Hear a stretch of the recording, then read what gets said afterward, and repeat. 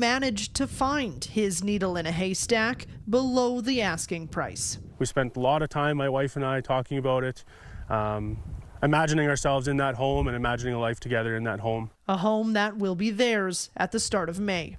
Allison Bamford, CTV News, Saskatoon. Well, coming up, anxiety over the Strait of Hormuz.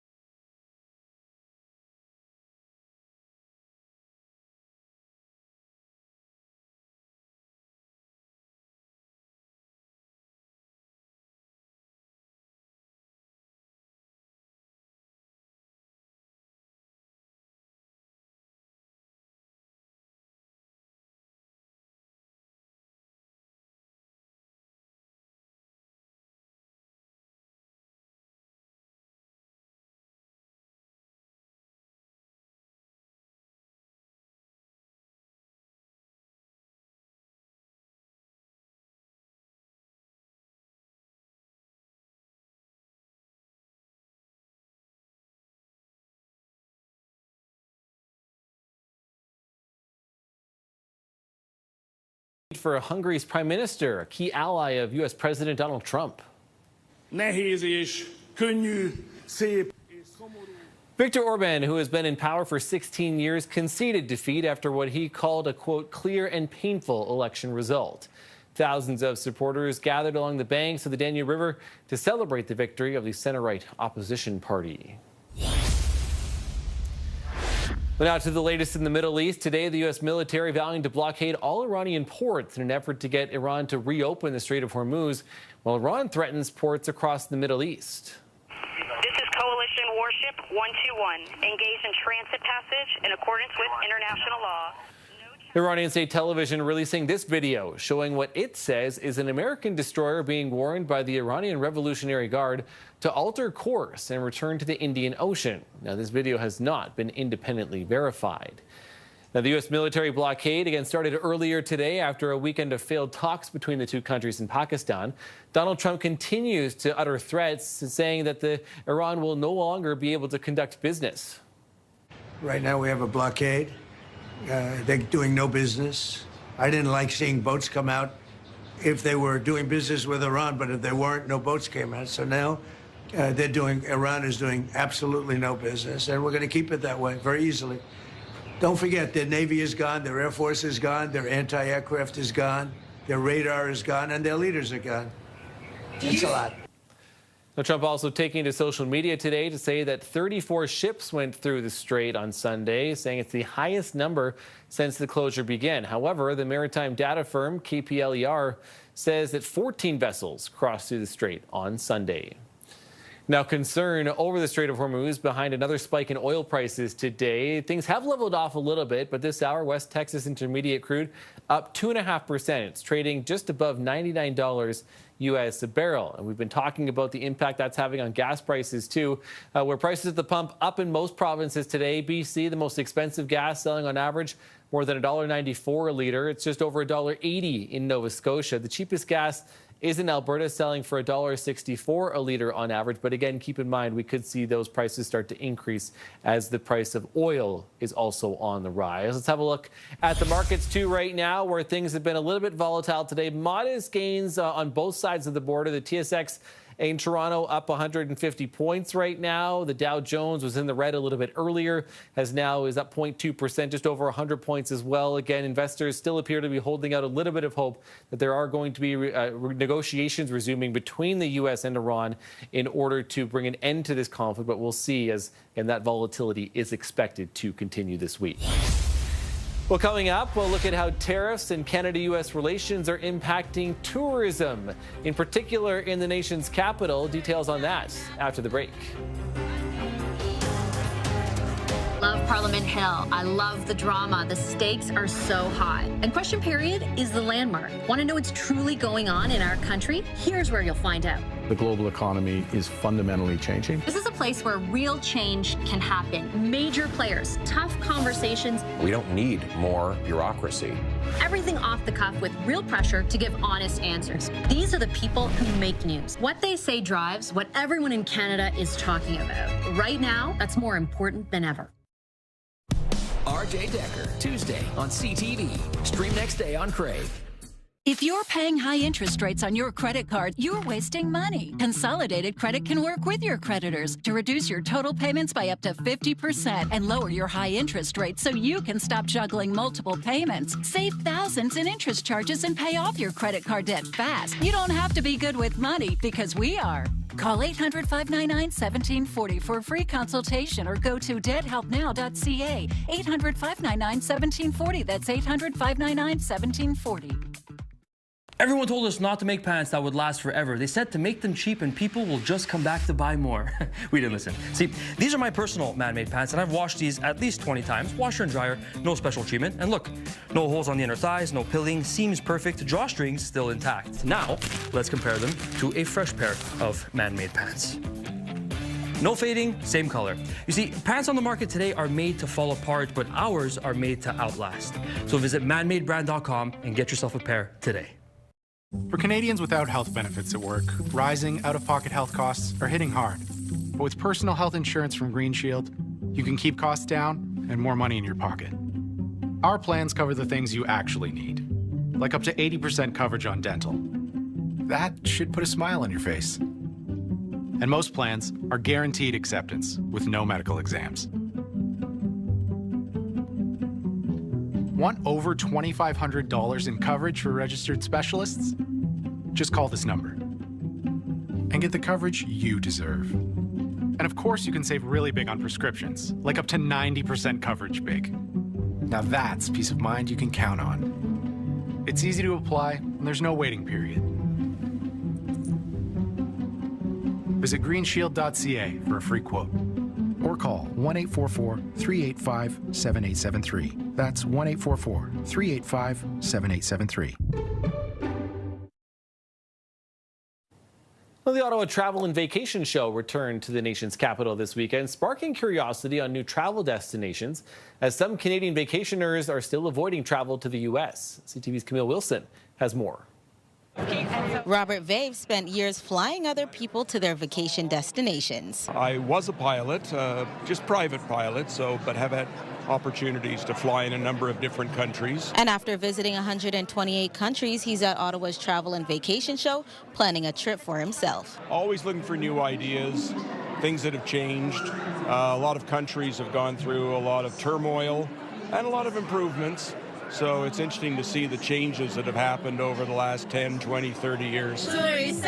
More than 190 travel exhibitors packed the Rogers Centre, Ottawa, representing hundreds of countries from the Caribbean to Africa and Europe to Asia, with many travel and adventure vacation destinations. I think one of the hot places will be Egypt. Asia, people are thinking of going to China, more than they ever have before.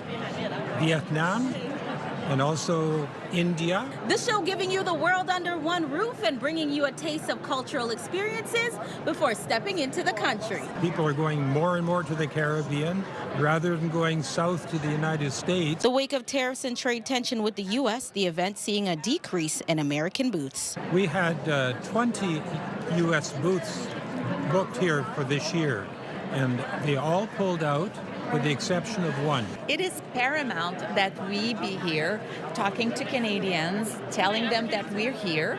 We know some of them have chosen to postpone their plans to visit the U.S. for now, and that is fine, but it's still important for us to be here and tell them that we value them, we love them, and we want them to come and visit us. But for Vave, he's got his sights set on a trip across Europe. We're planning a trip to Transylvania this fall, the Black Sea, starting in Bucharest and then heading to Budapest and then all the way to Amsterdam with Scenic on a couple of river cruises. CTV's Camille Wilson reporting in Ottawa. Well, coming up, again, voting underway today for 3 federal by-elections, 2 in Toronto, 1 in the Montreal area. We'll have more on what it could mean for the Liberals, along with your other top stories with Carolyn Jarvis after the break. We begin tonight with breaking news. Now more than ever, Canadians are choosing CTV News nationally. What is Canada's strategy moving forward? Locally. Now to a story you'll only see here. Online and on the go. Prime Minister, pleasure to host you today. Thanks for having me, Vassy. Whether you're watching, listening, or streaming, this is the place to be. Trust CTV News now more than ever.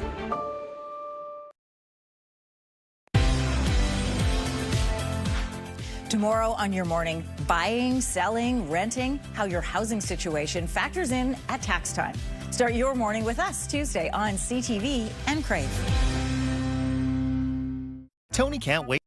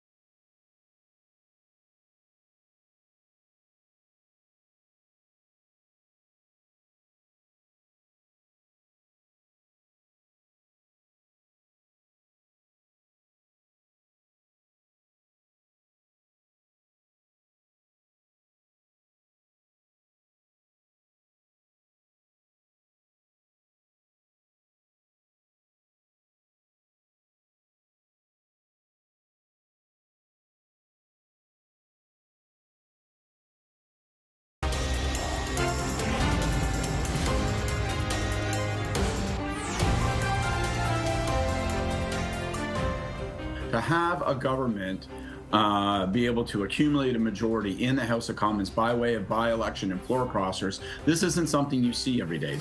And yet here we are, the Liberals 1 seat away from a majority government with Canadians in 3 ridings heading to the polls today in by-elections. Iran is wants to be a nuclear nation so they can exterminate the world. Not going to happen. President Trump threatens Iran as the U.S. blockade of Iranian ports comes into effect. This is such an important report because it really continues to highlight the tremendous impact that cancer has on people all across Canada. And a new study shows cancer rates and mortality are dropping, but it is still the #1 cause of death in our country. Hi there, and thanks for joining us on CTV News Channel. I'm Carolyn Jarvis.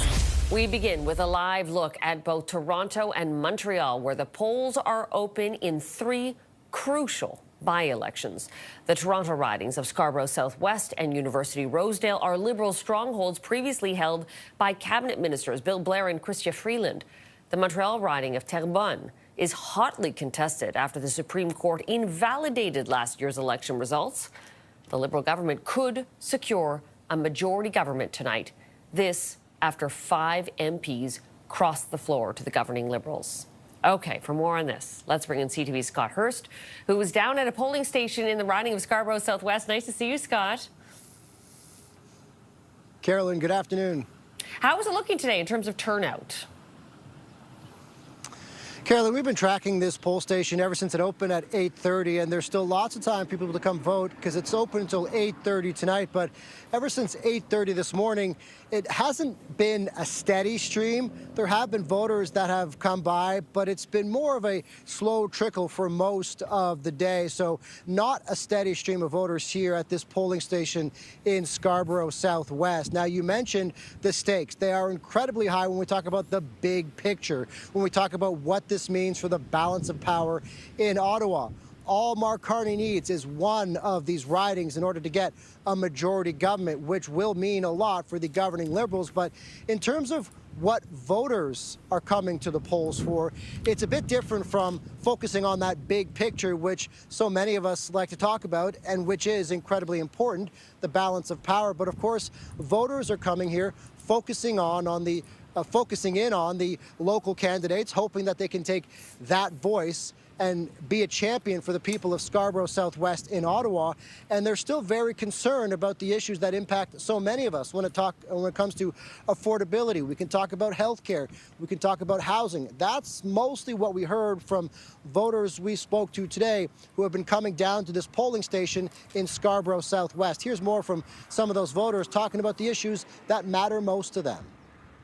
It's very important that we do vote as Canadian citizens. Doesn't matter whether it's provincial, federal, or, yeah. We have to have our say. It is important because they learn about us, what we need in that sense, right? So the things that they fight for is what they know we need, right, in that sense. So that's, to me, that's very important. A letter in my mailbox. Okay. That's asked me to support in the team. So I'm here to support the team. Carolyn, you mentioned the previous MP who held this riding, who held the seat in this riding, Bill Blair, a high-profile Liberal cabinet minister for quite some time. He has now moved on to become the High Commissioner of the United Kingdom. And we talk about this riding and the other riding that is west of us in University Rosedale, also held by Chrystia Freeland. We talk about those two ridings being Liberal strongholds. Of course, we'll have to wait and see what voters say today. But in terms of this riding, Bill Blair, Carolyn, won this riding by more than 60% of the vote in the last election. Scott, so interesting that you've been able to speak to local voters there this morning. I'm curious to know whether they are voting more so for Mark Carney or a Conservative leader or an NDP leader, or whether this is about voting for the local candidate that best reflects their needs. Well, Carolyn, at this point, the Liberals under Mark Carney have a one-year track record. So on one hand, people could come here and either vote for or against a majority government. People could come here and say, I don't like what I've seen over the past year, so I want to do what I can to to ensure that Carney does not get that majority government. There was, however, one voter who came here and we asked her, why specifically are you out here today? And she said, Mark Carney. other voters we talked to said they're more focused on the local candidates because some of them have actually met these local candidates, been to forums with these local candidates, worked with these local candidates in the community, and want to ensure that that voice then goes to Ottawa, Carolyn. And polls are open until 8:30 tonight. That's right, Scott? 8:30 tonight. That's correct. Open from 8:30 till 8:30, so there's still lots of time for people to come down here and vote, as you might expect. A lot more people might be coming down to these polling stations after work hours, and so it likely might get much busier from 5 o'clock onwards to 8:30. So there's still lots of time for people to come down here and cast their ballot, not just here in Scarborough Southwest, but the other ridings as well, Carolyn. Scott, appreciate these updates. Let us know whether it gets busier later today. That's CTV's Scott Hurst reporting from a polling station in Scarborough Southwest. NDP leader Avi Lewis was asked recently about the possibility of a majority Liberal government by the end of today. Lewis blasted the party for gaining seats from floor crossers, something he says has disturbed Canadians. People want to elect their representatives, and they're also voting for a party. That's why we're the party that has a policy against floor crossing, and we think the government could take action and ensure that a by-election is called if someone wants to cross the floor. They need a new mandate for the party that they're switching to, and I don't think that Canadians did not elect a majority government, and if they end up with one, largely through floor crossings, it just feels wrong. And I think Canadians are disturbed by this.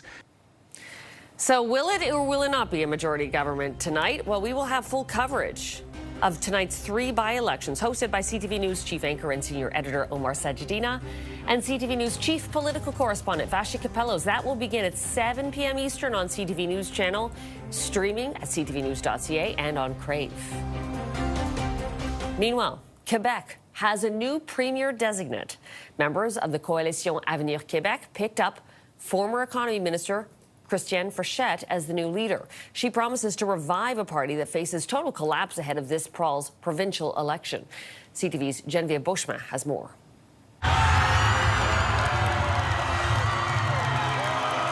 Premier designate Christine Frechette opened a new chapter in Quebec's history, vowing to keep the province from going backwards to constitutional divides.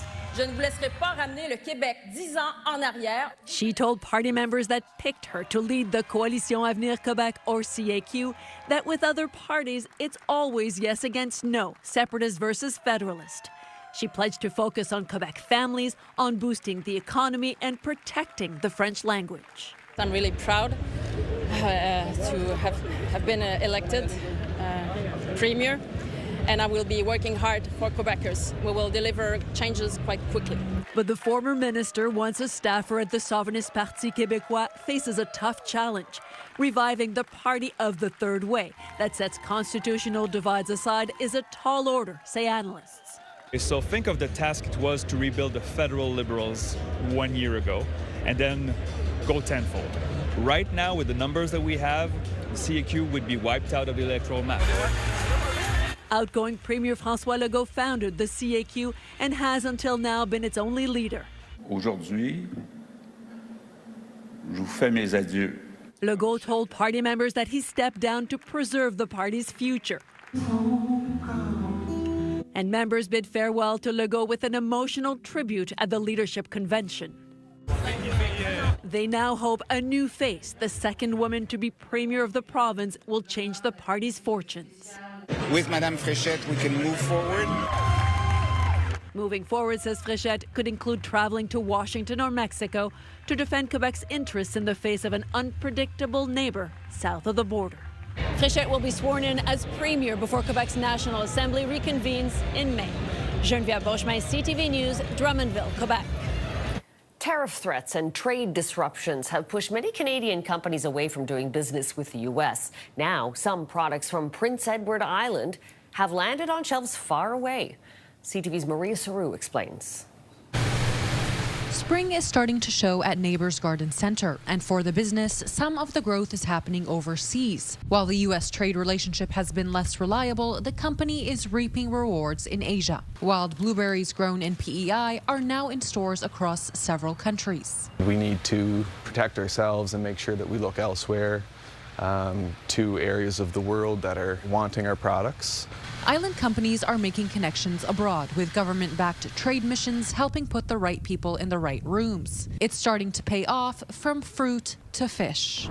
True North Seafood, which produces some products in Charlottetown, has its first couple orders moving into South Korea in the next few weeks. In parts of Asia, Canada's reputation opens doors, says Director of Global Supply, Brett Cook. Whether it's the cold climate, clear waters, the high quality standards we held ourselves to, but also third-party agencies or the government held you to. Back at the Garden Centre, co-owner Terry Neighbours says the bigger goal is to bring benefits home. If we're selling elsewhere, we're bringing in, economic activity to our local economy that didn't exist before.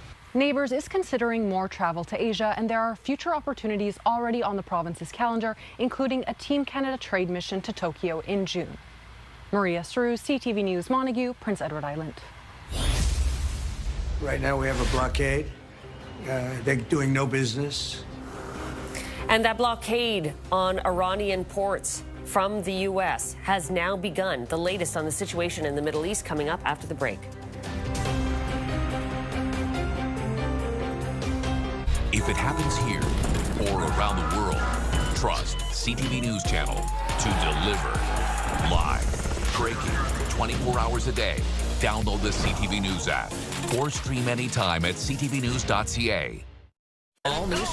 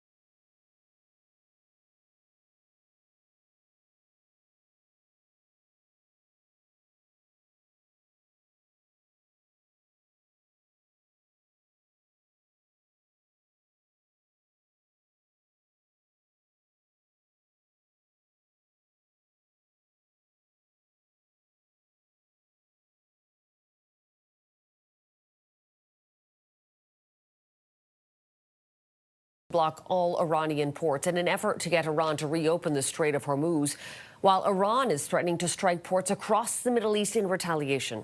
This is Coalition Warship 121, engaged in transit passage in accordance with international law. Iranian state television released this video showing what it says is an American destroyer being warned by the Iranian Revolutionary Guard to alter course and return to the Indian Ocean. This video has not been independently verified. Meantime, the U.S. military blockade, which started today at 10:30 a.m. Eastern, happened after a weekend of failed talks between the two countries in Pakistan. President Trump continues to threaten Iran and warns it will be unable to conduct business. Right now we have a blockade. They're doing no business. I didn't like seeing boats come out if they were doing business with Iran, but if they weren't, no boats came out. So now Iran is doing absolutely no business, and we're going to keep it that way very easily. Don't forget, their Navy is gone, their Air Force is gone, their anti-aircraft is gone, their radar is gone, and their leaders are gone. It's a lot. Trump also taking to social media today to say that 34 ships went through the Strait of Hormuz on Sunday, the highest number he claims since the closure began. However, the maritime data firm KPLER says 14 vessels crossed through the strait on Sunday. And today, UK Prime Minister Keir Starmer told Parliament that the United Kingdom does not support Trump's plan to block Iranian ports. We are focusing our efforts on opening in full the Strait of Hormuz because of the damage it's doing to economies around the world, including our own economy. That is why we've been working with other countries at various levels, and we'll bring them together in a summit later this week. And we, the UK, will not be joining the blockade that the President announced.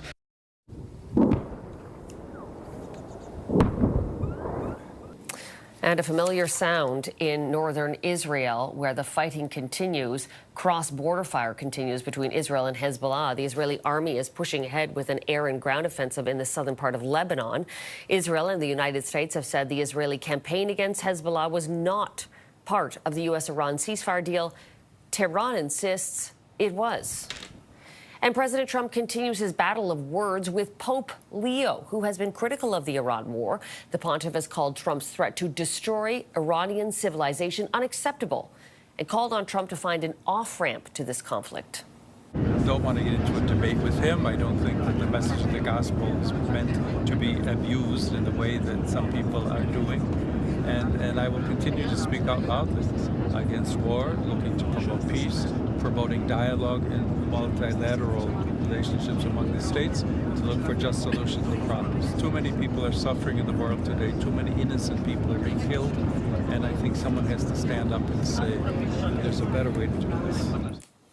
Trump lashing out at Pope Leo in response to those comments, saying he should get his act together, stop catering to what he calls the radical left, and focus on being a great pope, not a politician.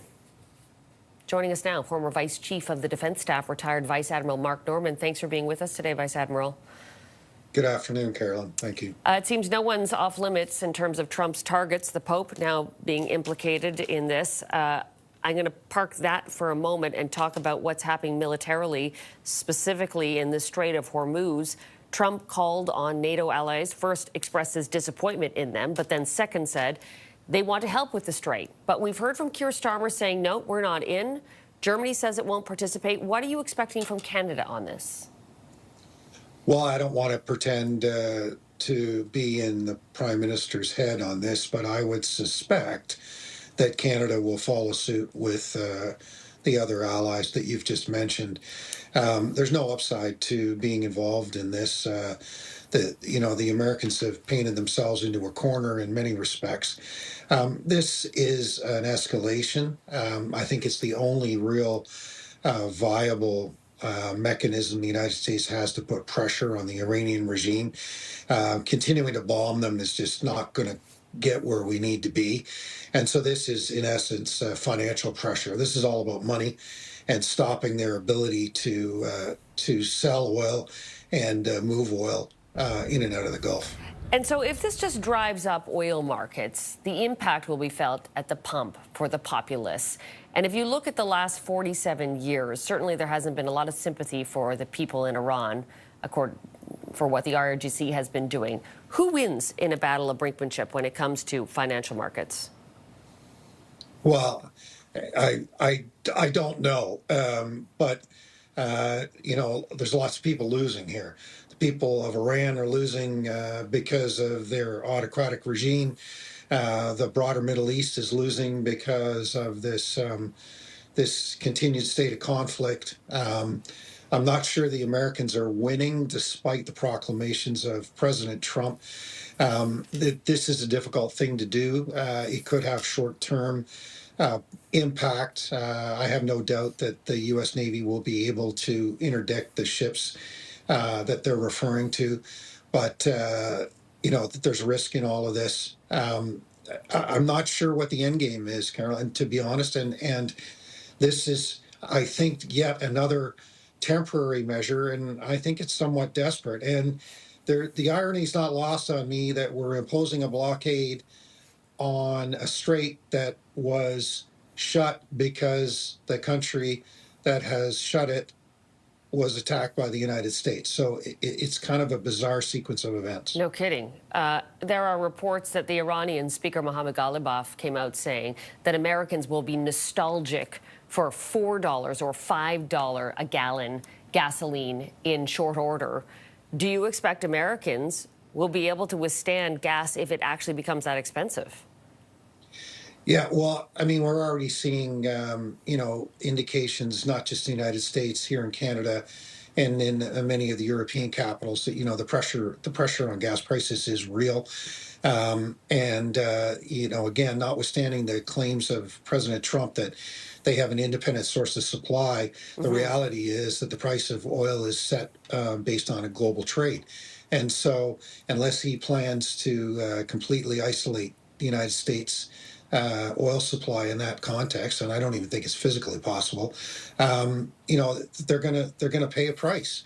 And in many respects, but not entirely, Iran continues to have a bit of an upper hand in this specific element of the conflict. Is there any chance negotiations could resume, that there is quiet diplomacy underway right now? Yeah, I'm optimistic. I think that is really the only viable solution here. There's a lot of brinkmanship on both sides, and that's not unusual in the early days of high stakes negotiations like this. I've said all along since this began, I don't believe that this is solvable through exclusively military means. So I'm encouraged to hear that there is continued dialogue. You're never really sure, especially with both sides of this conversation, who you can depend on. Both sides are equally unreliable in that respect. But I think ultimately that's where this needs to go. And I'm going to continue to be optimistic that we can get there. But I don't think it's going to happen quickly. This isn't just going to, by Friday, everybody's going to say, oh, okay, yeah, Uncle, you win. I don't see that happening. That would imply, though, if negotiations are successful, that somebody will have to compromise, either America or Iran, on what are right now very firm red lines on Iran's nuclear capabilities. Who do you expect to compromise on that? Well, I mean, the rhetoric out of Washington is pretty clear, and if they stick to whatever version of their narrative they've been using since this began, this is all about the Iranian nuclear program. There are other mechanisms to constrain their program. Sure, they may not have been as successful as others would like, but they have got us, to a certain degree, to the point that at least there was some awareness of what they were doing. I don't think either side is going to budge on that issue. You may see some sort of renegotiation of the inspection regime that we had in place for a couple of decades. That might be a viable compromise, and President Trump could claim that as his own, as he's done with other agreements, trade agreements and otherwise, that, well, his version of it is better than everybody else's, and therefore he could claim that as a win.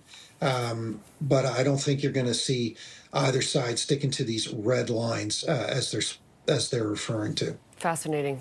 Former Vice Chief of Defense Staff, retired Vice Admiral Mark Norman, thank you for being with us today. Thanks a lot. Have a good afternoon. Same to you. Coming up, a new study from the University of British Columbia finds summer is starting sooner and lasting longer. So what does that mean for you? We'll explain after the break.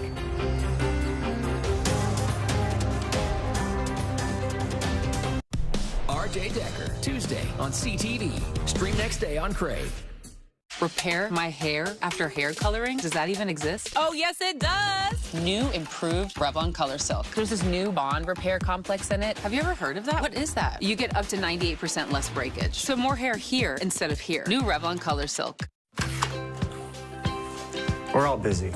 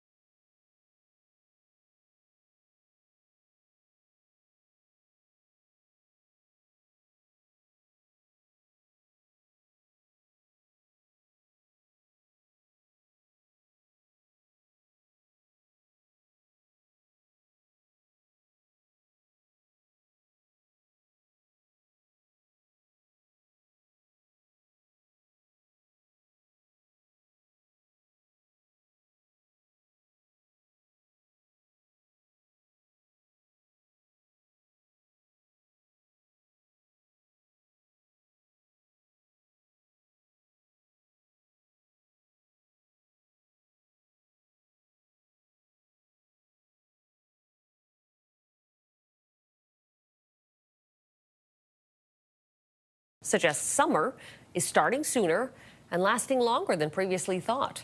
CTV's BC Bureau Chief, Andrew Johnson, has more. A lot of people look forward to summer when it starts to look like this. I do personally because I do like the warm weather. We know summers are getting hotter, but new research led by the University of British Columbia shows they're also starting sooner and ending later. I sort of began with the sense that, like, summers feel different than they did when I was a kid. This is my perception. Can we actually look at the data and see if this is true?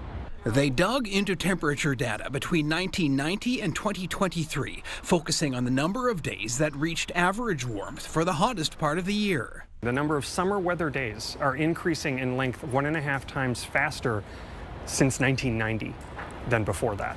The study finds summer weather is lengthening fastest in Sydney, Australia, adding 15 days per decade. Toronto summers are expanding by 8 days per decade. In Bellingham, Washington, just outside Vancouver, each decade summer is growing by 6 days. If you're someone who also has a sense that summer arrives more quickly, you're not wrong about that either. We found that, like, the shoulder seasons are shrinking. So the time from spring to summer and summer to fall is becoming much more abrupt, those transitions. He says that could throw off cyclical transitions, such as when flowers bloom and pollinators become active, the speed of snowmelt, and flood risk. More examples of a changing climate on the minds of many students on the UBC campus. I'm really concerned. It is a little bit worrying to see the kind of state that we're in if we don't take any action right now. Researchers say now is the time to adapt to the new patterns, which are contributing to everything from more wildfires to increased energy demand for cooling off. Andrew Johnson, CTV News, Vancouver. Coming up, voting is underway in 3 federal by-elections. That's happening in Toronto and Montreal. What it could mean for the Liberals. Next.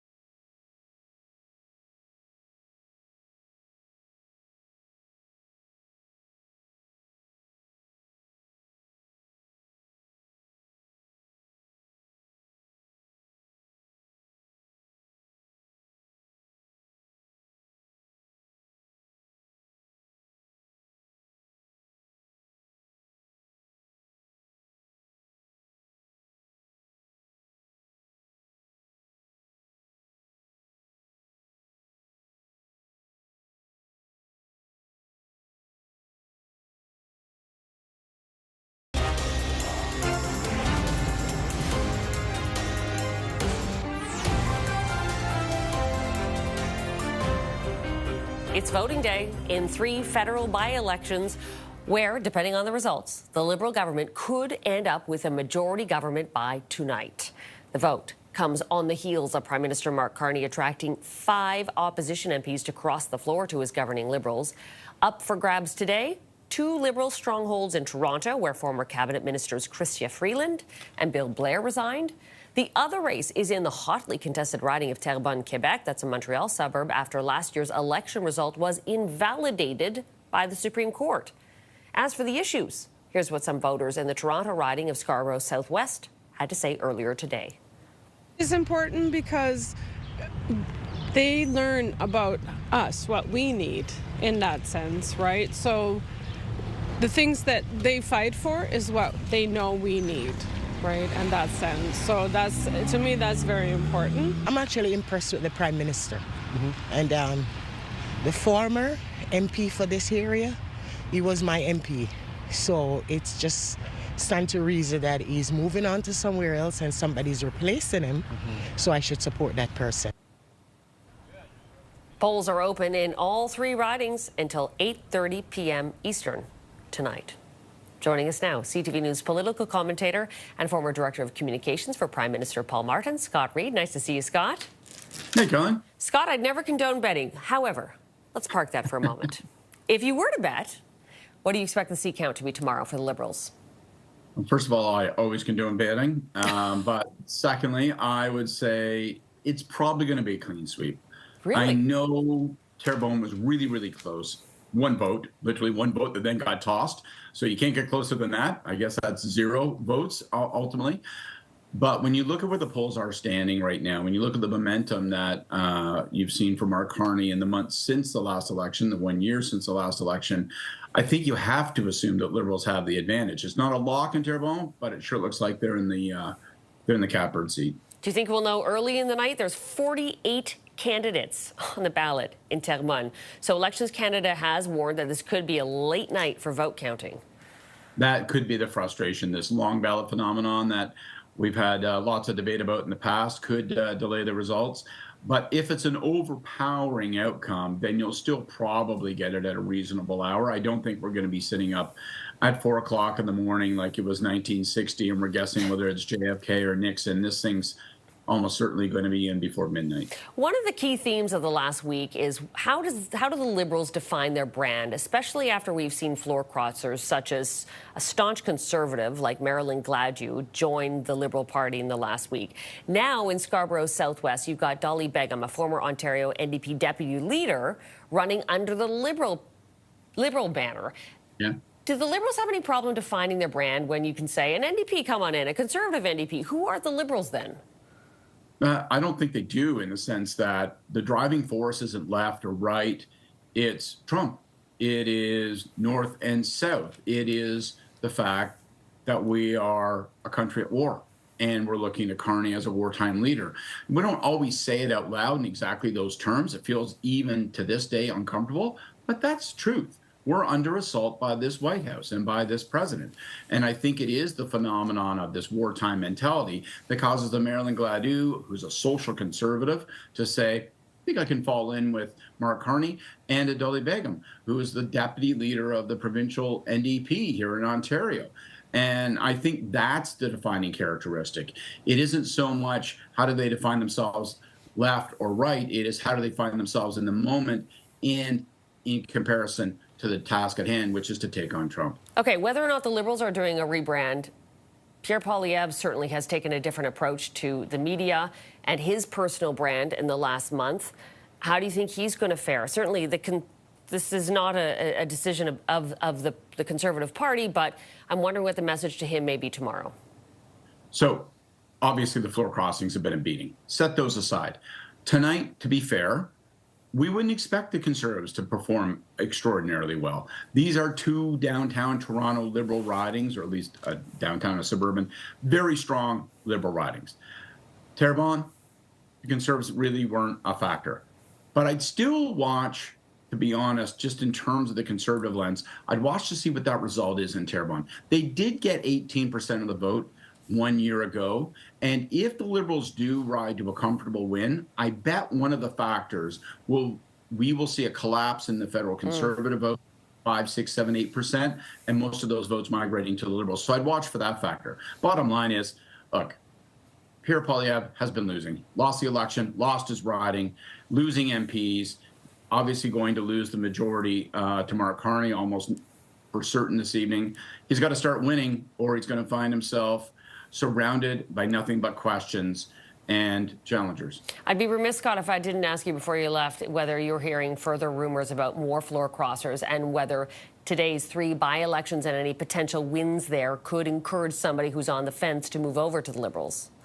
There's this big story that if the Liberals secure the majority tonight, that what you'll see is a group of Conservative MPs on the basis of that momentum that will move over 5, 6, 7, 8 Conservative MPs. That would certainly, you would think, be Pierre Poilievre's Waterloo. But I think that's all beer talk. I don't see any evidence of it. I haven't heard any credible suggestion as to who that is and how that's going to come together.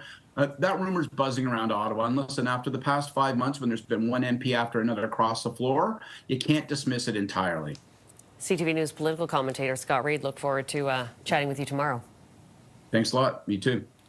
And CTV News will have full coverage of tonight's 3 by-elections, hosted by CTV News chief anchor and senior editor Omar Sachedina and CTV News chief political correspondent Vassy Kapelos, beginning at 7 p.m. Eastern on CTV News. And it will stream at ctvnews.ca and on Crave. The U.S. is vowing to block all Iranian ports in an effort to get Iran to reopen the Strait of Hormuz, while Iran is threatening to strike ports across the Middle East in retaliation. This is Coalition Warship 121. Engage in transit passage in accordance with international law. Iranian state television released this video showing what it says is an American destroyer being warned by the Iranian Revolutionary Guard to alter course and return to the Indian Ocean. The video has not been independently verified. The U.S. military blockade, which started at 10 a.m. Eastern today, happened after a weekend of failed talks between the two countries. That happened in Pakistan. And the threats from President Trump continued today. Right now we have a blockade. They're doing no business. I didn't like seeing boats come out if they were doing business with Iran, but if they weren't, no boats came out. So now Iran is doing absolutely no business, and we're going to keep it that way very easily.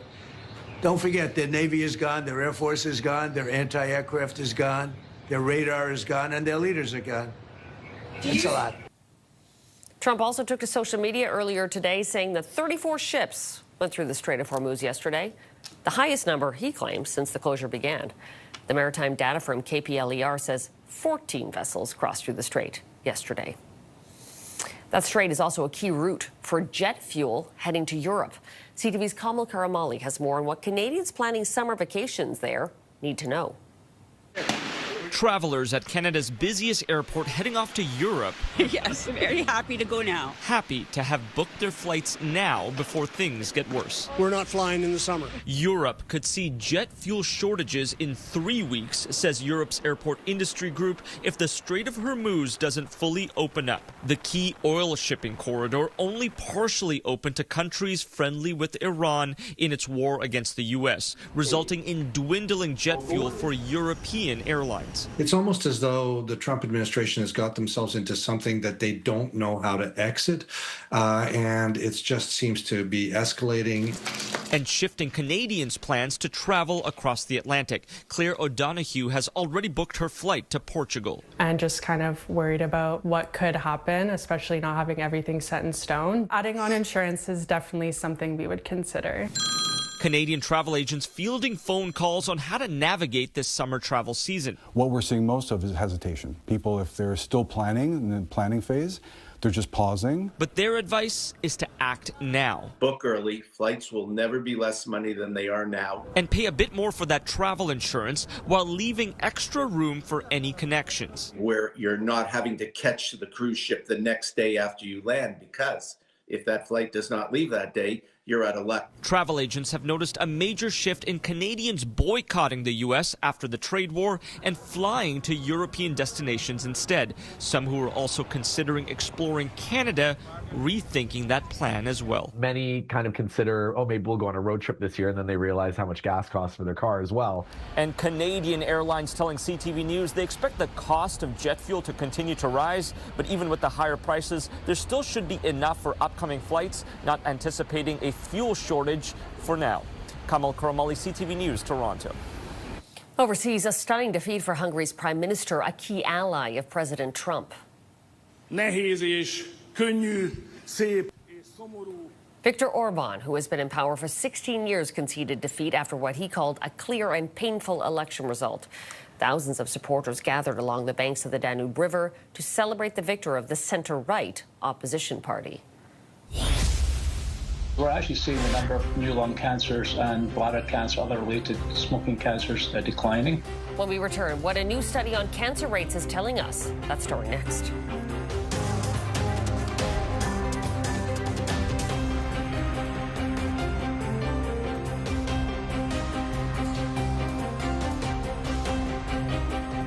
If it happens here or around the world, trust CTV News.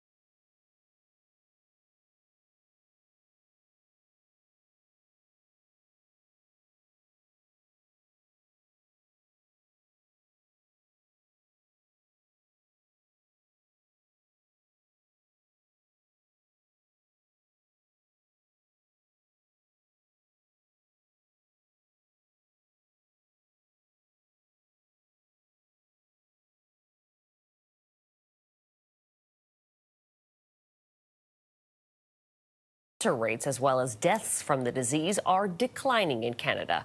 A new study finds incidence rates and mortality rates have been declining for 2/3 of cancer types, including colorectal cancer, bladder cancer, and leukemia. But according to research published by the Canadian Medical Journal Association Journal, more than 250,000 new cases and nearly 90,000 cancer-related deaths are expected in the country this year. Lung cancer remains the most common one, with nearly 33,000 new cases and over 19,000 deaths projected in 2026. But there is some positive news.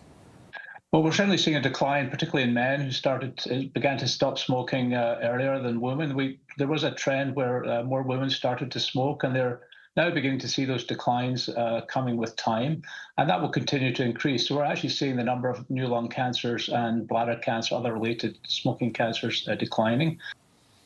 The study authors are calling on the healthcare system to adapt their screening programs to accommodate younger people due to the rise of early onset cancers, including colorectal and breast cancer. The battle over coal mining in Alberta's Rocky Mountains has resurfaced, with a citizen-led petition gaining momentum. CTV's Kathy Lee has more on what's at stake and the potential implications beyond the province.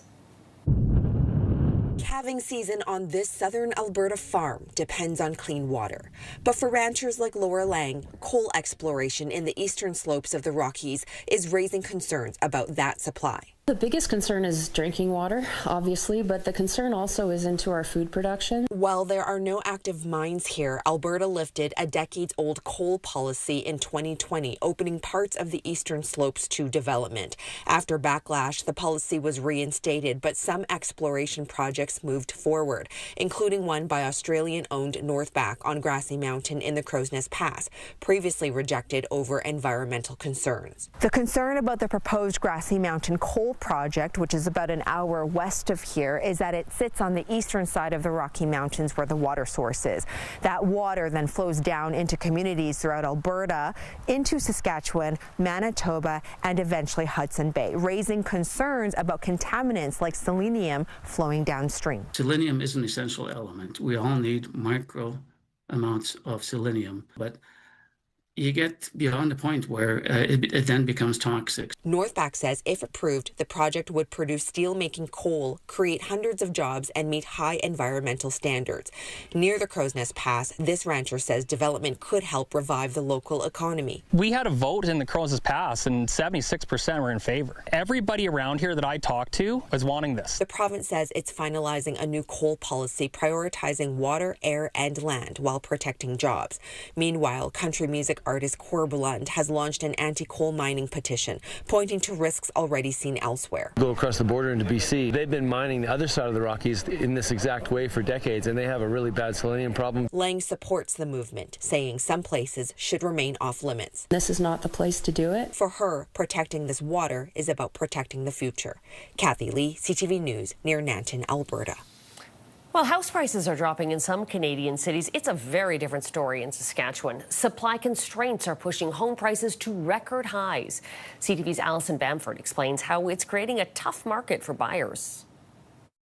Of course, we're looking into paint and buying a house for the first time. Patrick Arno was hoping for something that checked all his boxes. This is the biggest purchase in your life, so you want to be comfortable and confident with where you're going to be living. In search of a single-family home on the west side of Saskatoon, open concept garage with potential for a basement suite. Turns out his ideal house was hard to find. It was kind of like finding a needle in a haystack. There was really not a whole bunch of options with that. And you kind of had to really pick and choose, and you couldn't be too picky. Housing options in general are limited. It's an inventory shortage throughout the province. And it's driving up prices. Last month, Saskatchewan housing prices hit record highs. The benchmark price of a home in Saskatoon reached $435,000, a 5% increase from last year. We very much have to be focused on bringing more homes to market very fast. It's a unique problem in Saskatchewan compared to many other provinces in the country where prices and demand are going down while supply goes up. With very little inventory, it's definitely a little bit harder for buyers to get into. This house just sold. The buyer paid $30,000 over the asking price in cash, no conditions. Realtors say tactics like those aren't always necessary, but it is a good idea for potential buyers to do something to make their offer more attractive.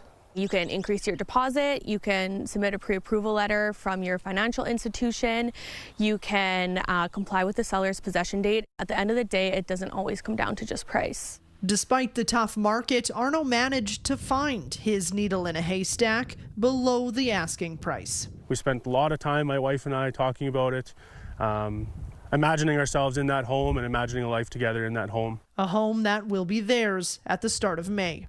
Alison Bamford, CTV News, Saskatoon. Problem are costs for harvesters. Coming up, why the increase in fuel prices is casting a dark cloud on Canada's fishing industry. That story after the break.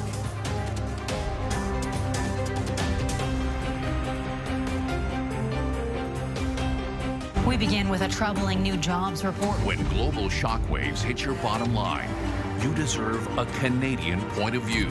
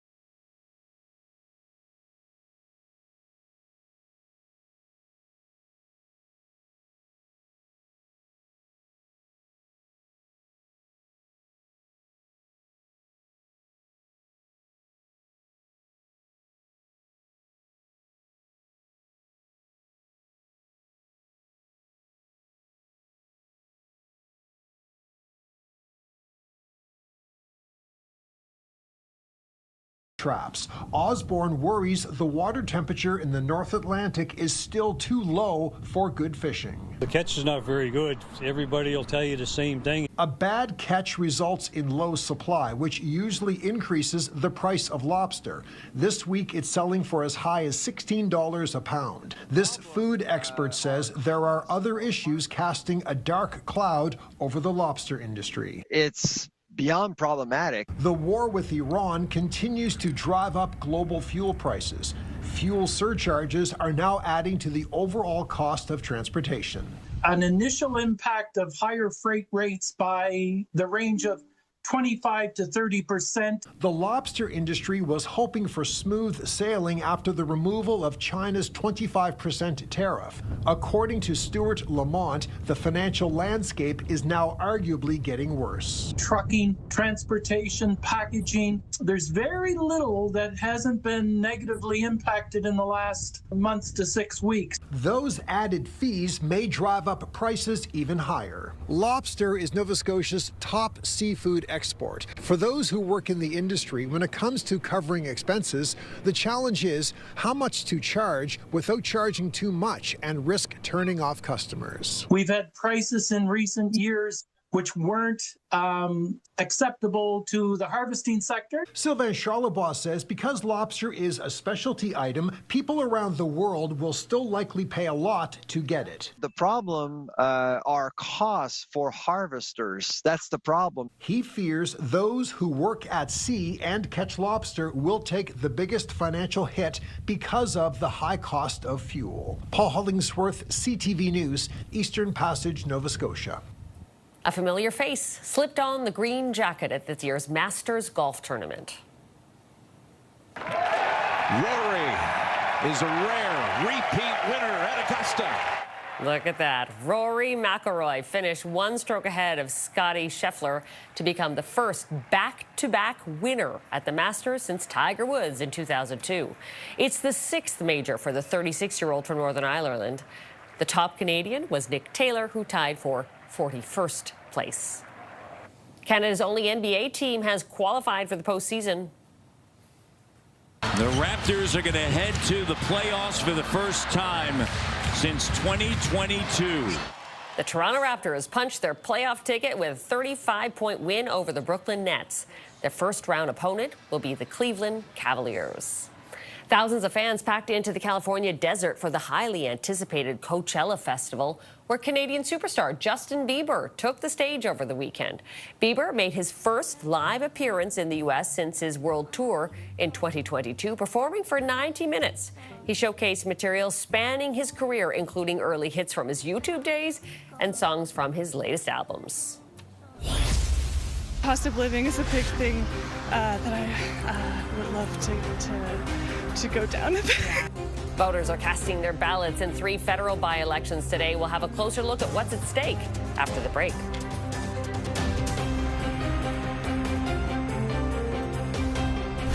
New tonight at 5:30. In an ever-changing world, CTV News keeps you in the know wherever you are. Welcome to CTV News Channel. Connect to CTV News, now more than ever. Tomorrow on Your Morning, buying, selling, renting, how your housing situation factors in at tax time. Start your morning with us Tuesday on CTV and Crave. Prescribed Ozempic? What kind of asker are you? However you ask for brand name Ozempic and show your Ozempic savings card to your pharmacist to get the brand you know. To get yours, simply go to Ozempic.ca. To prove these underwear don't ride up, they don't bunch, and they stay in place all day, we're putting them to the ultimate test.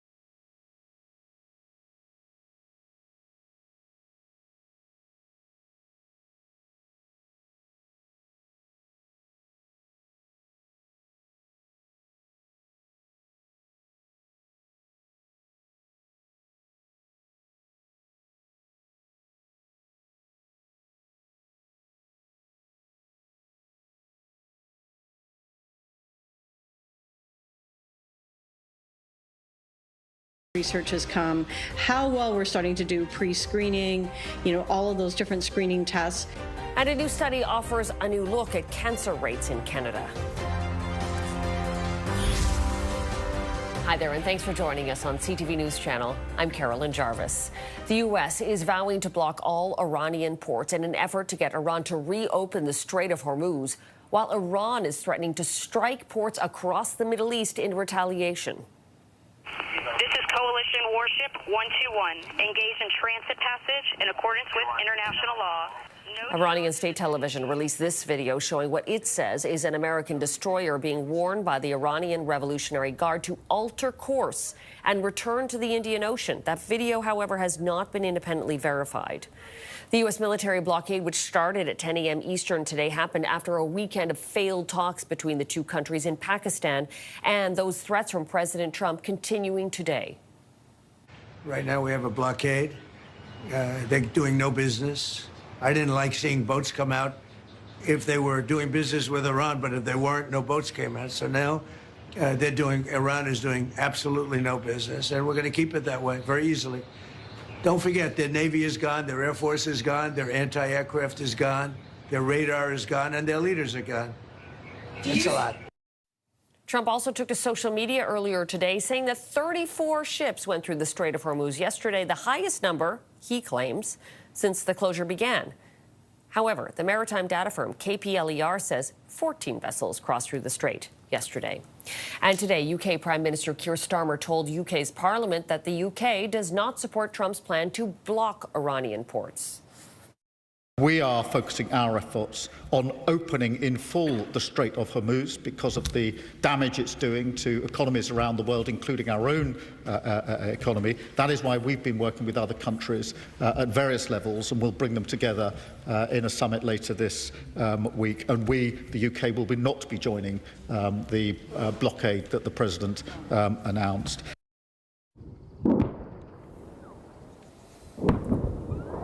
Meantime, in Israel, cross-border fire continued between Israel and Hezbollah. The Israeli army is pushing ahead with an air and ground offensive in the southern part of Lebanon. Israel and the United States have said the Israeli campaign against Hezbollah was not part of the U.S.-Iran ceasefire deal. However, Iran insists it was. And President Trump continues his battle of words with Pope Leo, who's been critical of the Iran war. The pontiff has called Trump's threats to destroy Iranian civilization unacceptable and called on Trump to find an off-ramp for the conflict. I don't want to get into a debate with him. I don't think that the message of the gospel is meant to be abused in the way that some people are doing. And I will continue to speak out loudly against war, looking to promote peace, promoting dialogue and multilateral relationships among the states to look for just solutions to problems. Too many people are suffering in the world today. Too many innocent people are being killed. And I think someone has to stand up and say, there's a better way to do this. And then Trump lashed out at Pope Leo in response to those comments, saying he should get his act together, stop catering to what he calls the radical left, and focus on being a great pope, not a politician, Trump said. Tariff threats and trade disruptions may have pushed many Canadian companies away from doing business with the U.S. Now, some products from Prince Edward Island have landed on shelves far away. CTV's Maria Saru explains. Spring is starting to show at Neighbors Garden Center, and for the business, some of the growth is happening overseas. While the U.S. trade relationship has been less reliable, the company is reaping rewards in Asia. Wild blueberries grown in PEI are now in stores across several countries. We need to protect ourselves and make sure that we look elsewhere to areas of the world that are wanting our products. Island companies are making connections abroad with government-backed trade missions helping put the right people in the right rooms. It's starting to pay off from fruit to fish. True North Seafood, which produces some products in Charlottetown, has its first couple orders moving into South Korea in the next few weeks. In parts of Asia, Canada's reputation opens doors, says Director of Global Supply, Brett Cook. Whether it's the cold climate, clear waters, the high quality standards we held ourselves to, but also third-party agencies or the government held you to. Back at the Garden Center, co-owner Terry Neighbors says the bigger goal is to bring benefits home. If we're selling elsewhere, we're bringing in you know, economic activity to our local economy that didn't exist before. Neighbours is considering more travel to Asia, and there are future opportunities already on the province's calendar, including a Team Canada trade mission to Tokyo in June. Maria Sru, CTV News, Montague, Prince Edward Island. It is voting day in 3 federal by-elections where, depending on the results, the Liberal government could end up with a majority government tonight. The vote comes on the heels of Prime Minister Mark Carney attracting 5 opposition MPs to cross the floor recently. Up for grabs today, 2 Liberal strongholds in the Toronto area and the hotly contested riding of Terrebonne, Quebec, just outside of Montreal, after last year's election result was invalidated by the Supreme Court. And we have reporters in all of those locations today. Joining us, Adrian Gobrel in Scarborough Southwest, Heather Wright at a polling station at University of Rosedale, and Genevieve Beauchemin at a polling station in Quebec's Terrebonne riding. Nice to see everyone there today. Jen, I'm going to start with you. By far the tightest race of all. Lots of stumping happening over the weekend by big-name Liberals, including the Prime Minister. What's the sense you're getting from voters today? Well, it's interesting what they're saying here. It has been an election that has been full of twists and turns, plot twists in this one all along since the federal election. Of course, it was invalidated because it was so close. It was 1 vote difference last time, and then there was some issues, and it was taken to the Supreme Court. And so now what voters are saying here today, they're saying, we just want a clear winner. We want to get this over with. We want it to be clear this time around. We want to put an end to this. And as you say, so many people have been focusing on this particular race from both the Liberals and also the Bloc Québécois. Both parties have been fighting it out. This riding has long been a Bloc stronghold, and the Liberals were able to flip it last time around. But this time, you know, it was just by 1 vote, and so it's still very much up for grabs. 25 ministers, MPs came during the race here to this particular riding. They visited. We did have the Prime Minister as well. It was really a hotly contested race. There's been a little bit of the gas off the pedal now that perhaps there have been the floor crossers, and it doesn't all depend on this riding in Terrebonne. That is, there's not as much focus on this riding, but certainly it is something that both the Liberals and the Bloc Québécois really want. And just before we let you go, it could be a late night for vote counters in that riding with 48 candidates on the ballot. Is that right? Absolutely. And you know, it's interesting because so many people have been coming in and out of the polling station, and they're saying it's so different because it is an adapted ballot, because there are 48 names on the ballot, people protesting against, you know, for electoral reform, and that's why so many names are on there. So now they have to write the actual name of the candidate that they want in, and so it will take some time to count all those ballots and also to have a result. And people who've waited so long for this are saying, oh, I guess we'll have to stay up all night, or perhaps we won't know for some time. So they're saying as long as we get a result and we don't have to go to the polling station again before, of course, the provincial election, which is in the fall. Okay, grab that coffee for tonight. Thanks, Jen. Meantime, Heather, you're in University Rosedale, where Chrystia Freeland won that riding with 64% of the vote last time. So it feels like a Liberal lock, but they still need to get the vote out. Are people coming to the polls today? Well, and that is what many of these by-elections are going to come down to. What we're being told by insiders is how well can the vote be mobilized. We are here at a polling station that is actually also at the University of Toronto. So we are seeing a mix of students going into the student building as well as voters coming here. But as you mentioned, this has been a Liberal seat since 2015. That is when Chrystia Freeland won that seat in this relatively new riding. That was the first election for this riding. It's made up of parts of Trinity Spadina, which has elected MPs from the NDP as well as the Liberals, as well as Toronto Centre. And that riding is about as ruby red as it gets. They have sent a Liberal MP to Ottawa every election since 1993. And so, again, it is going to come down to voter turnout. We've heard from Elections Canada that about 9,400 ballots were cast in pre-election early balloting. And so that represents about 10% of voter turnout. Of course, we're here outside this polling station. A trickle going in for now. Things likely to pick up as we get closer to the end of the business day, with this, of course, being one of the key ridings here in Toronto that the Liberals are hoping to hang on to. All right, thanks for that, Heather. And Adrian, you're in Scarborough Southwest, where a familiar face is on the ballot for the Liberals, But not a familiar Liberal. Dolly Begum is the former NDP deputy leader. We've been talking a lot in the last week or so about how big the Liberal tent is getting. I'm wondering if people are talking about that.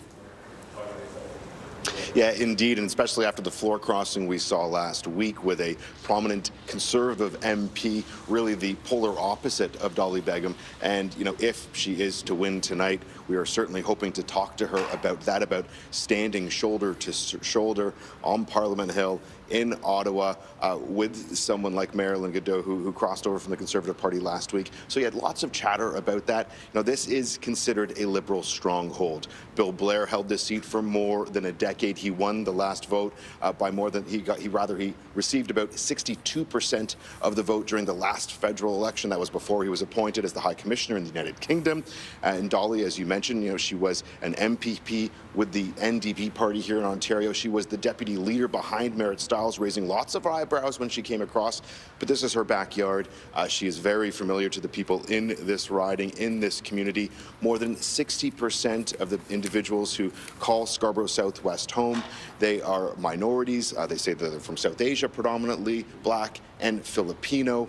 She is a really, really well known here in this area. Of course, we have Fatima Shaban from the NDP, who's trying to run. Diana Filipova from the Conservatives. Pooja Malhotra is running for the Green Party. But again, this is a Liberal stronghold, and many are expecting a celebration right here on the stage behind me tonight. Yeah, Bill Blair winning that with nearly 62% of the vote last time around and solid majorities in the two prior elections at that.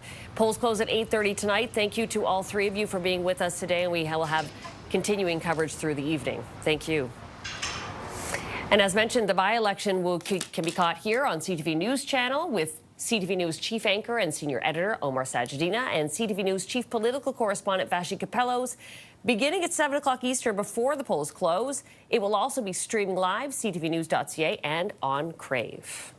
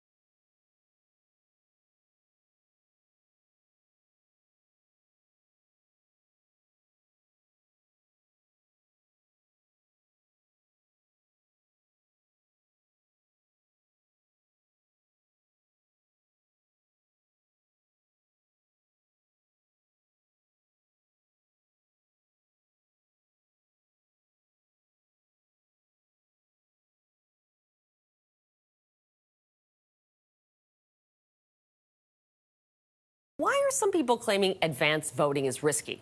Okay, joining us now to make sense of all of this, the head of digital investigations for North America with AFP News Agency, Marisha Goldhammer. Welcome, Marisha. Hi, great to be here. So some posts are telling voters to bring a pen, not a pencil. To kick this off, have a look. My friends, do me a huge favor. When you go in to vote, it doesn't matter where it is, bring a pen with you. Bring a pen with you. Do not allow anyone to take your ballot. You put it in the ballot box and take a pen, please. Okay, Marisha, over to you. Is this legit? Well, by law, Elections Canada is going to provide everyone a pencil. Now, you are more than welcome to bring a pen if that would make you feel more comfortable. There is nothing against you being able to vote in pen. But this implication or this perception that by voting with the pencil that has been provided, you've left your ballot vulnerable, that is not supported by evidence. I've spoken to many elections observers and officials who study elections, and they say Canada has a very strong chain of custody rule in place for their ballots, and you really don't need to be concerned about voting in the provided pen. So, Marisha, what are they implying here? That if you vote in a pencil, that it can be erased? Is that it? But once you've put that ballot into the box, it is not going to come out of the box until tonight when the polls have closed and they start to count ballots. And that is done in front of observers from all of the political parties. So really, your ballot is not alone. Poll workers work in pairs. Again, they have these very strict chain of custody rules in place. And the experts have told me that they have never seen widespread fraud as a result of Canada providing pencils for voting. Okay, so if you see any of the posts like we were just showing on the screen a moment ago, ignore is the message. I think so. I mean, again, you are welcome to bring a pen, but there is nothing nefarious going on because Canada is providing you a pencil to vote. Okay, number 2 on the misinformation line. We're also seeing posts pop up warning about the supposed risks of advance voting. To be clear, these have been debunked, but what are you seeing online here? Well, as advance voting has become increasingly popular, right? We saw a record number of people voting early in the 2025 federal election. We saw about 38,000 people cast ballots already before this election today. So whenever something like that becomes more popular, we're also going to see people questioning the security. But again, what we need to know is that Elections Canada says at the end of every day of advance voting, the ballot boxes are sealed. Those are signed by the poll workers and signed by observers from the political parties. If that ballot box for any reason needed to be transported from the location where advance voting took place to the location where the ballots are going to be counted, that's going to be put in another bag. And that's going to have another tamper-proof seal put on it that is signed. Really, anytime election materials are being moved or being handled, there's a chain of custody and there's also a record, right? So Elections Canada is keeping record of who has handled those materials and where they are going and why. Advance votes are going to start to be counted about 2 hours before polls close tonight. But again, that's going to be done in front of observers from political parties. Okay, Marisha, your team has written about this in prior elections where people have insinuated that advance voting ballots are stolen. You saw those posts on Twitter and X and the like suggesting that people take those boxes and they're stolen. Not true. There's just no evidence that this has led to any kind of fraud, right? There are instances where, as in this video that you're seeing here, poll workers need to move materials, either from a central location to set up the polling place, or again, because the place that was being used for advance voting perhaps is not a facility that Elections Canada controls, right? And so then those boxes need to go to where the ballots are going to be counted. But again, that is recorded. This person who is putting, this is actually an empty ballot box into their car in order to take it to set up the polling place that day. You know, that has been recorded. He's gone to the central office, he's checked out those materials, he's taking it to set up the polling place. Okay, something you've seen in elections past as well is people seizing on delays in ballot counting, suggesting the delay is because something nefarious at play. But to pre-bunk, you taught me that word today, thank you for that, you're flagging that it's possible that the ballot counting could be really late, especially in the riding of Terrebonne, Quebec, where there's 48 people on the ballot. Tell us about that. Yes. So because of this large number of candidates, right, we're seeing what they call the adapted ballot, or we might think of it as the all write-in ballot. And that may just take longer to count. What we need to know is that, you know, you're allowed to misspell the name. There's other ways that they're going to be trying to interpret your intent. And so when they're doing this vote and they're showing your ballot to all the scrutineers who are in the room, it may just take longer to determine what you wrote if you have, you know, doctor's handwriting, for say. Additionally, but it's exactly as you're seeing in this clip here. They're going to show the ballot to everyone. They're going to read the name. They're going to record. And this is all done in front of observers from the various political parties. Okay, so before you start seizing on tweets or posts online that say the delays are because something sinister is happening, no, it's just happening because there's 48 candidates on the ballot tonight. Marisha, we appreciate you as always. Thank you. Have a good one. Marisha Goldhammer from AFP for us. And you can learn more about our contributors and watch our Deception Decoded segments at ctvnews.ca/decode. Time for a short break. We'll be right back. RJ Decker, Tuesday on CTV. Stream next day on Crave.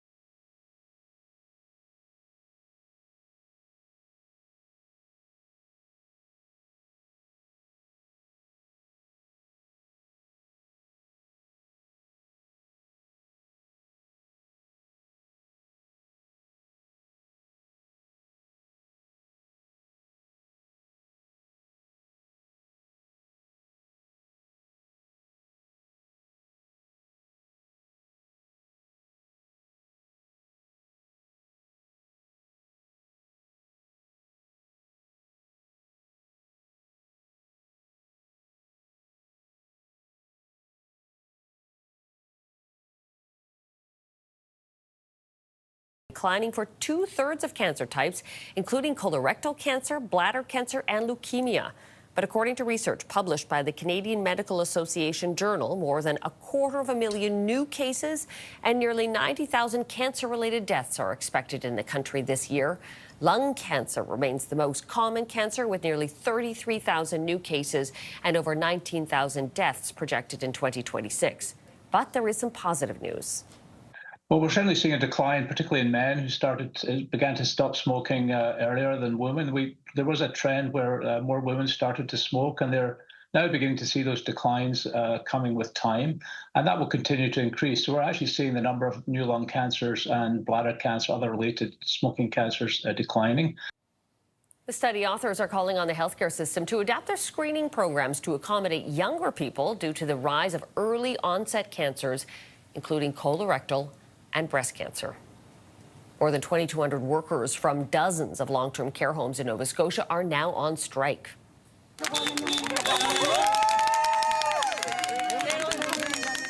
The Canadian Union of Public Employees submitted a 48-hour strike notice on Friday, and this morning at 7 o'clock local time, workers from 24 facilities across the province hit the picket lines. The president of CUPE Nova Scotia says workers are struggling with wages and the high cost of living.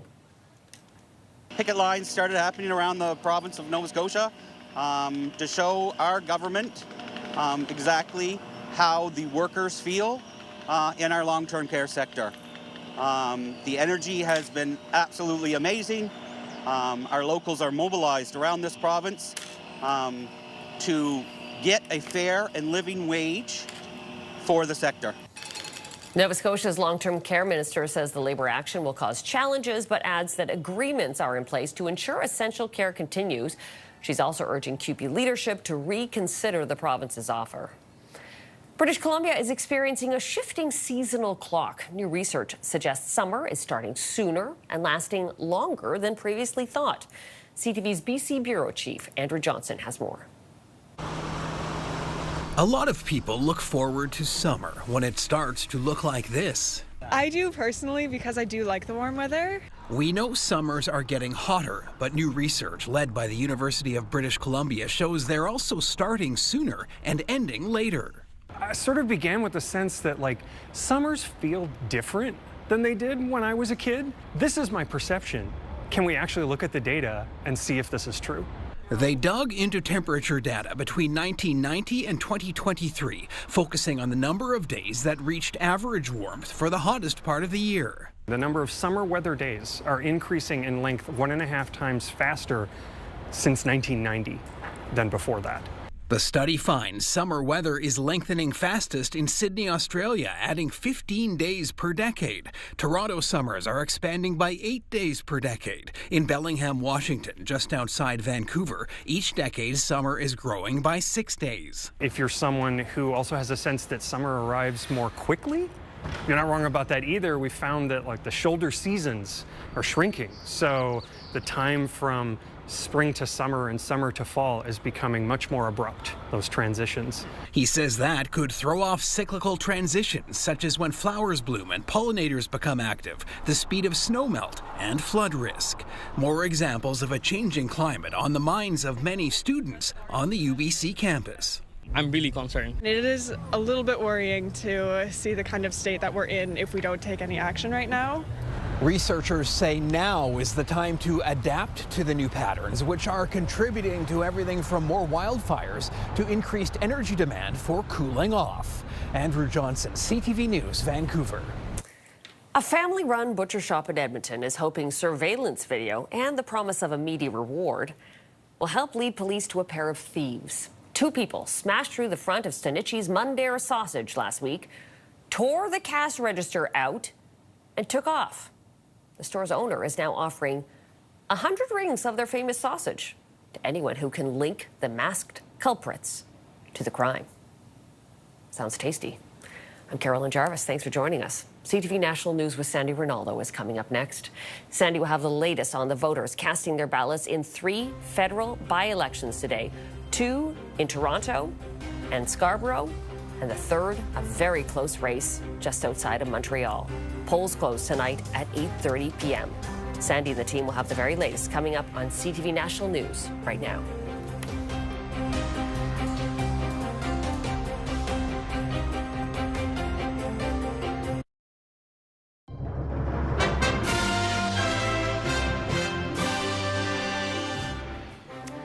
Everyone, glad you can join us. Here's what we have for you this Monday, chasing a majority rule. Cost of living is a big one for sure. I'm not sure folks have had enough time to think about this one.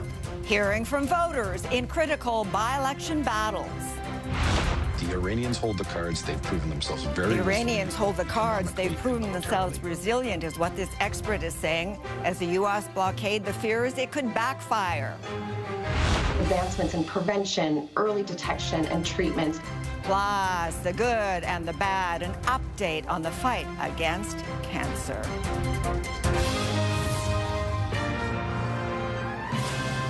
CTV CTV National News with Sandy Ronaldo.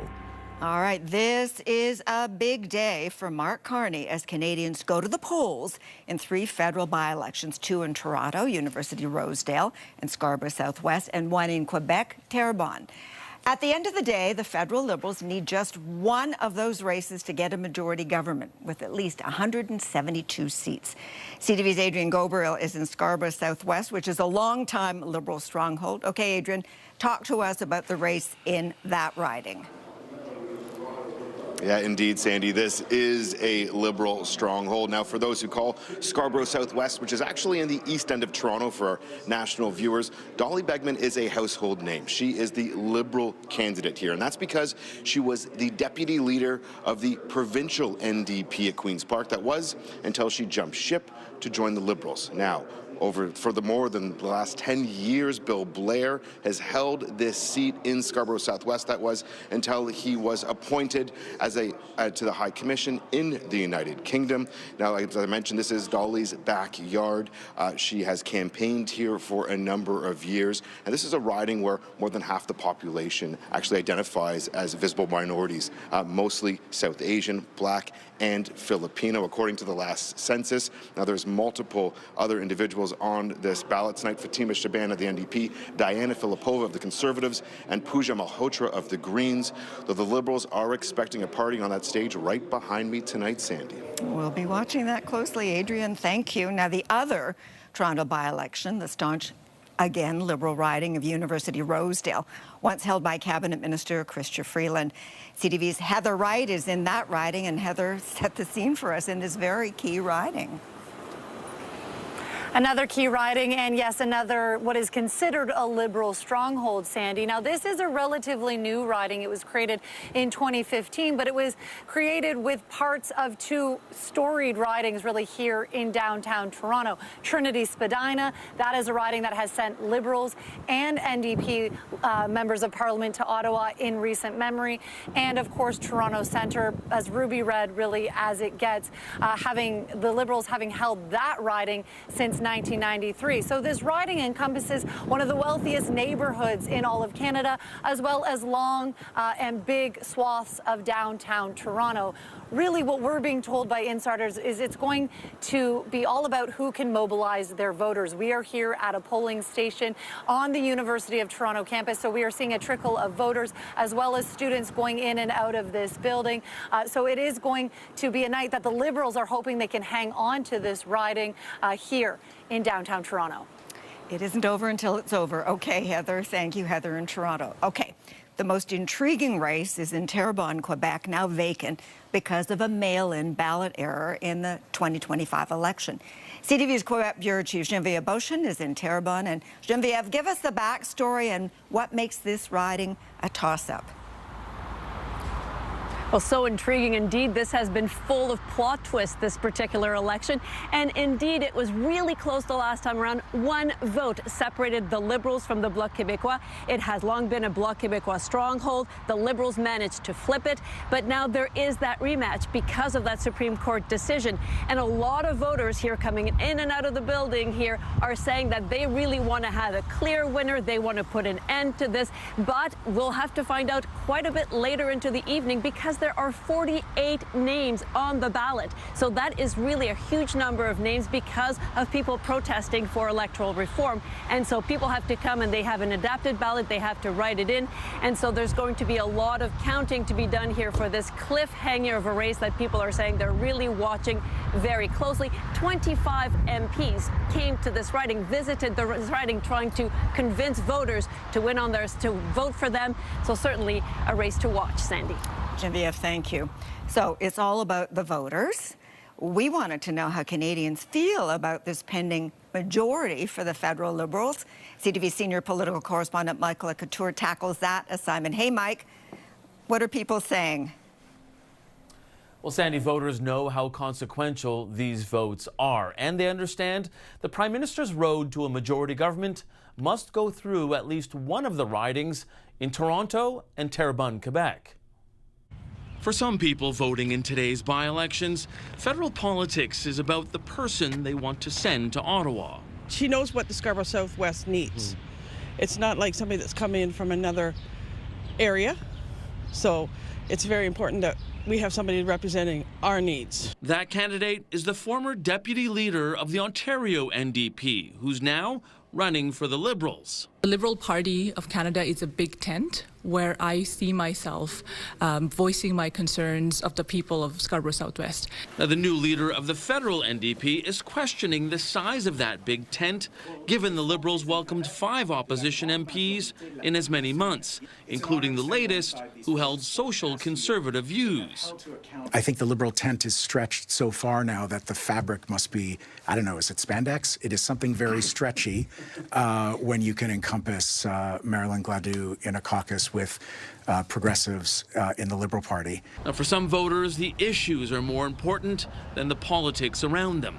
Affordability, social issues, things that include everybody, cost of living. Key issues for all parties, but on Parliament Hill, the Conservatives were criticizing how the Liberals set themselves up to secure a majority.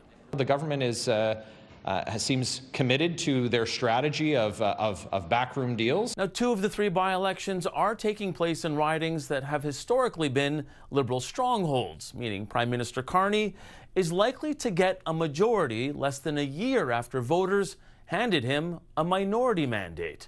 Sandy? All right, Mike, thank you so much. Now, CTV's chief political correspondent, Vassy Kapelos, is with us in studio. It's a rare sighting to have you with us today, but Vassy's preparing for a special later this evening with Omar Sachedina. So let's pick up on what Mike was saying about this majority. Whether it's 172, 173, if he gets Terrebonne, 174, and then there's all those potential crossovers, floor crossers later on down the game. What does a majority mean?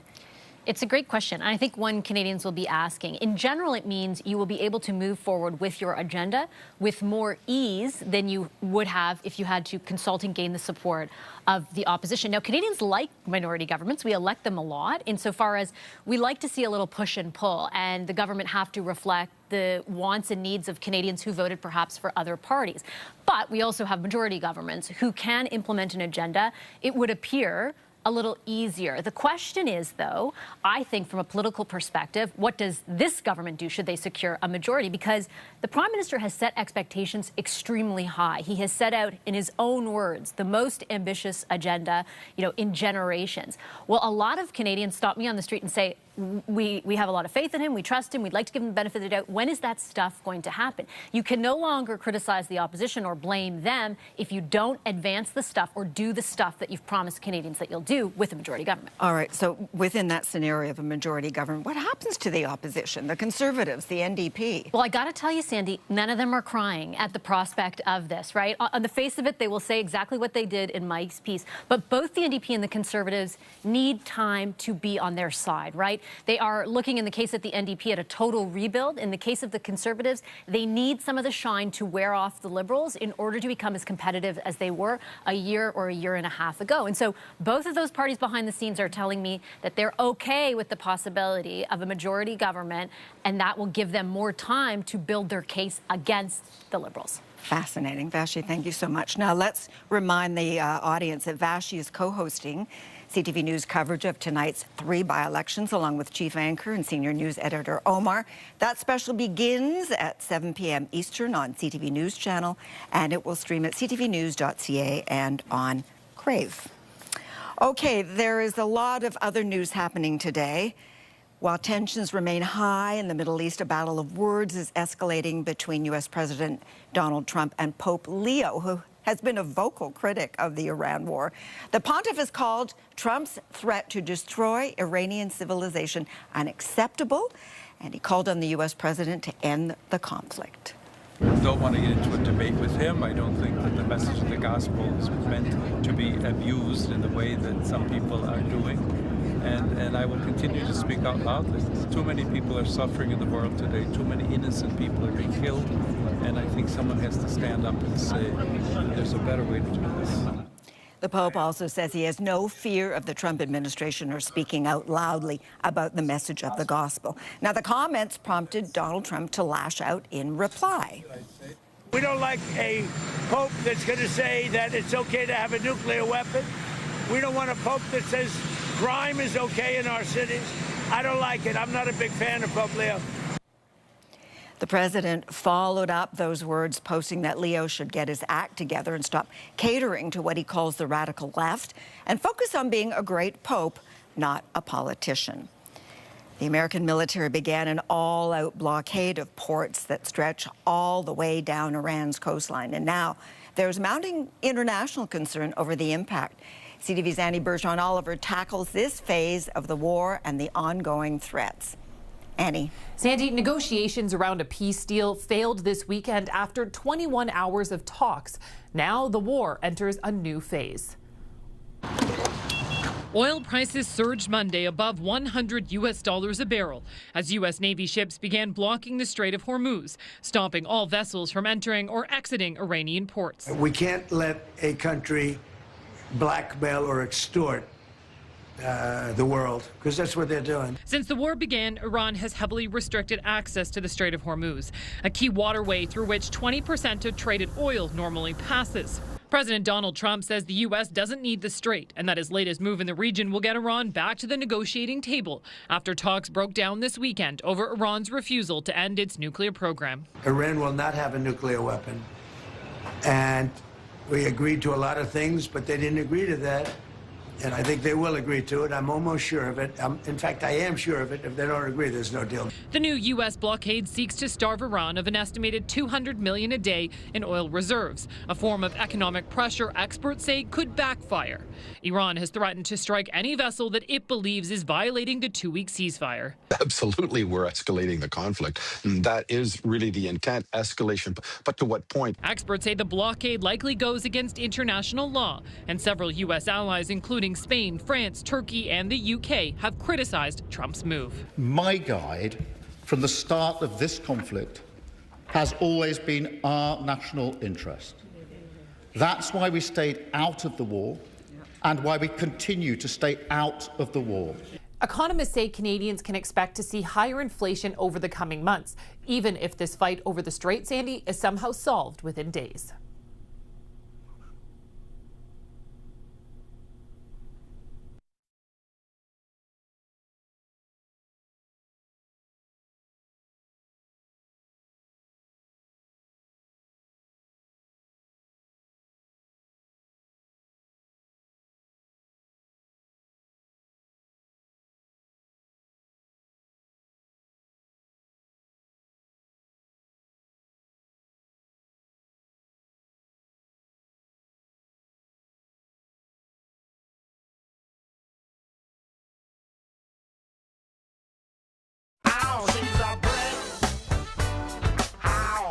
This weekend at the Brick, for 4 days, save over $1,100 on this modular 5-piece chenille sectional.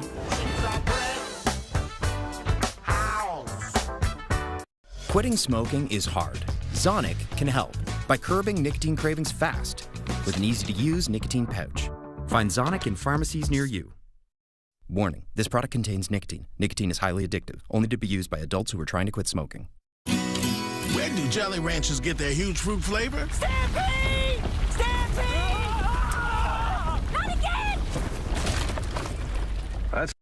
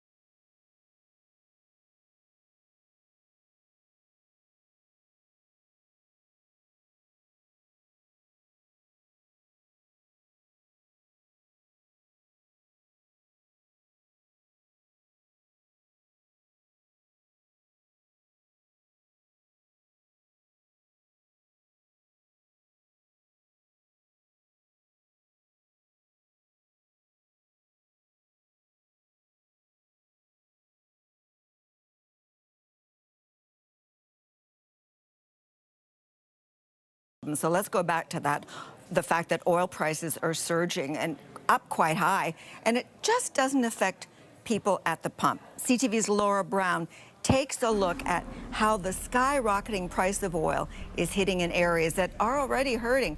Okay, Laura, share. Sandy, people were lining up outside this food bank before it even opened this morning. Fuel prices driving more and more people to have to access this type of help, but it's also having a massive impact on the food bank itself.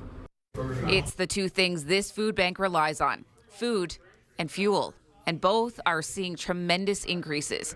Alex Boyd says it feels like being hit from all sides. Not only did the price per unit go up when the fuel costs increase, but the number of clients go up. So it's like a double whammy. This was the price of gas in New Brunswick before Christmas. On April 9th, a liter was over 50 cents more. The cost of living, housing, food, and grocery prices, and now this comes, and it's self-inflicted. This was completely unnecessary. Feed NB's executive director is not holding back. The organization trucks food across the province, and having to spend more on fuel means less on food. If some families were coming twice a month, in some areas now it's only once a month that they can get food assistance. They stopped buying beef. It became just too expensive. Grains like cereal could be next.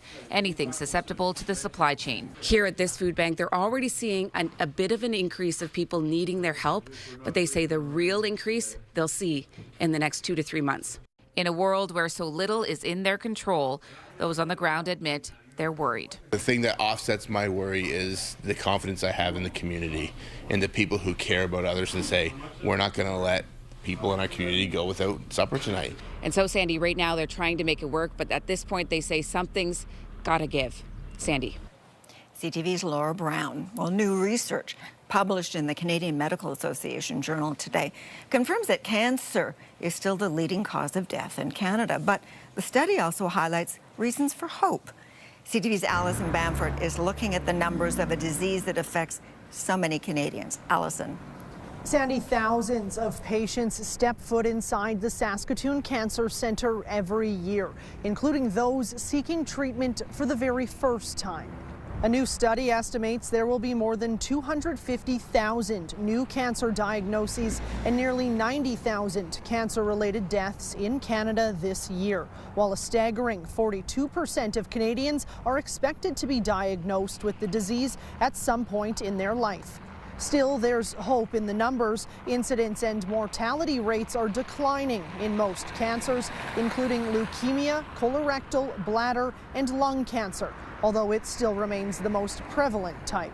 We're seeing, the advancements in prevention, early detection, and treatments really having an impact for people across Canada.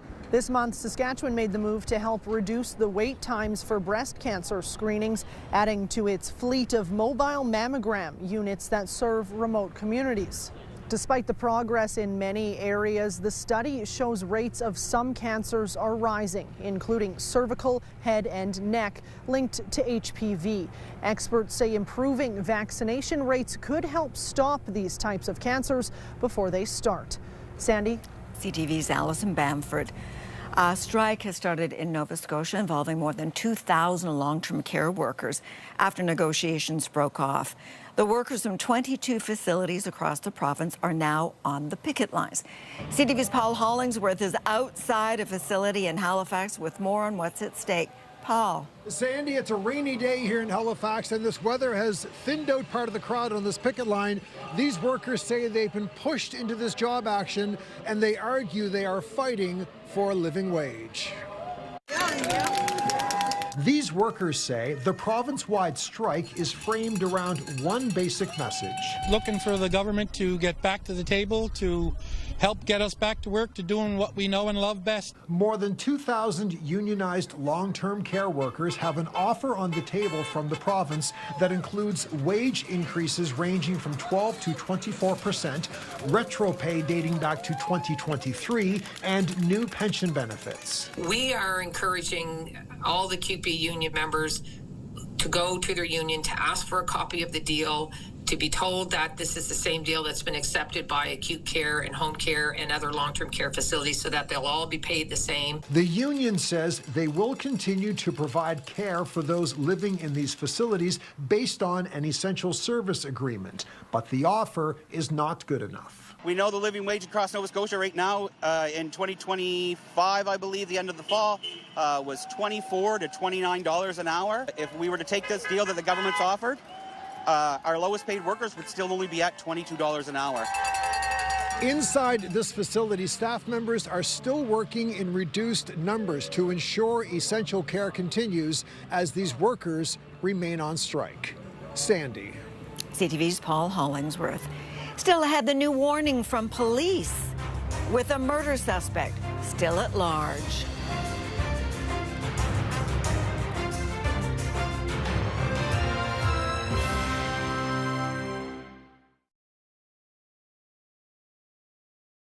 I can't even. When your result really matters, choose Clear Blue Digital Ultra Early with SmartGuard technology, an exclusive combination of features, and over 99% accurate. Clear Blue for clear digital results. Now I'm in my 50s, I'm all about making the right choices, like eating right and staying healthy. And another thing I can choose is how to look after my family if anything ever happened to me. Welcome to Senior's Choice, the #1 direct choice for Canadians over 50. How can I help? Hi, I'd like a quick quote for Canadian Seniors Life Insurance, please. If you're a Canadian resident, age 40 to 80, you can choose the right amount of coverage for you and your family, up to $250,000. That kind of money would help a lot. You can choose to apply over the phone now in just minutes.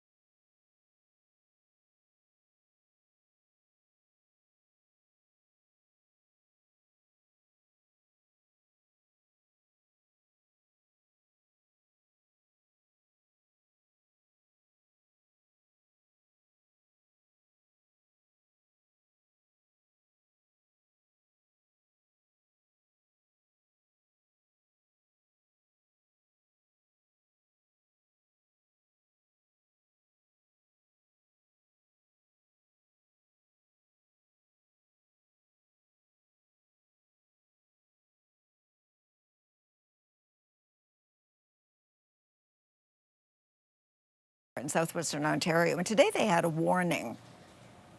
To Mr. Doe directly, I say that every time you go to sleep, know that there is a real possibility of being awakened to the light of a tactical team.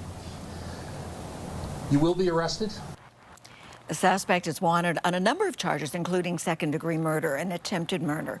Sarnia police, they found a gun over the weekend believed to have been used in the murder that killed a 20-year-old at a student-run event. Now, a family-run butcher shop in Edmonton is hoping surveillance video and the promise of a meaty reward will help lead police to a pair of thieves. Two people smashed through the front of this iconic business last week, tore out the cash register, and took off. The store's owner is now offering 100 rings of their famous sausage as a reward. And Britney Spears has entered rehab a month after she was arrested, suspected of driving under the influence of drugs or alcohol. According to a representative, the singer voluntarily checked into a treatment facility. The 44-year-old is expected to appear in court to face the DUI charge in 3 weeks. After the break, SNL is on the move. And live from New York, it's Saturday Night gets a new home in Canada.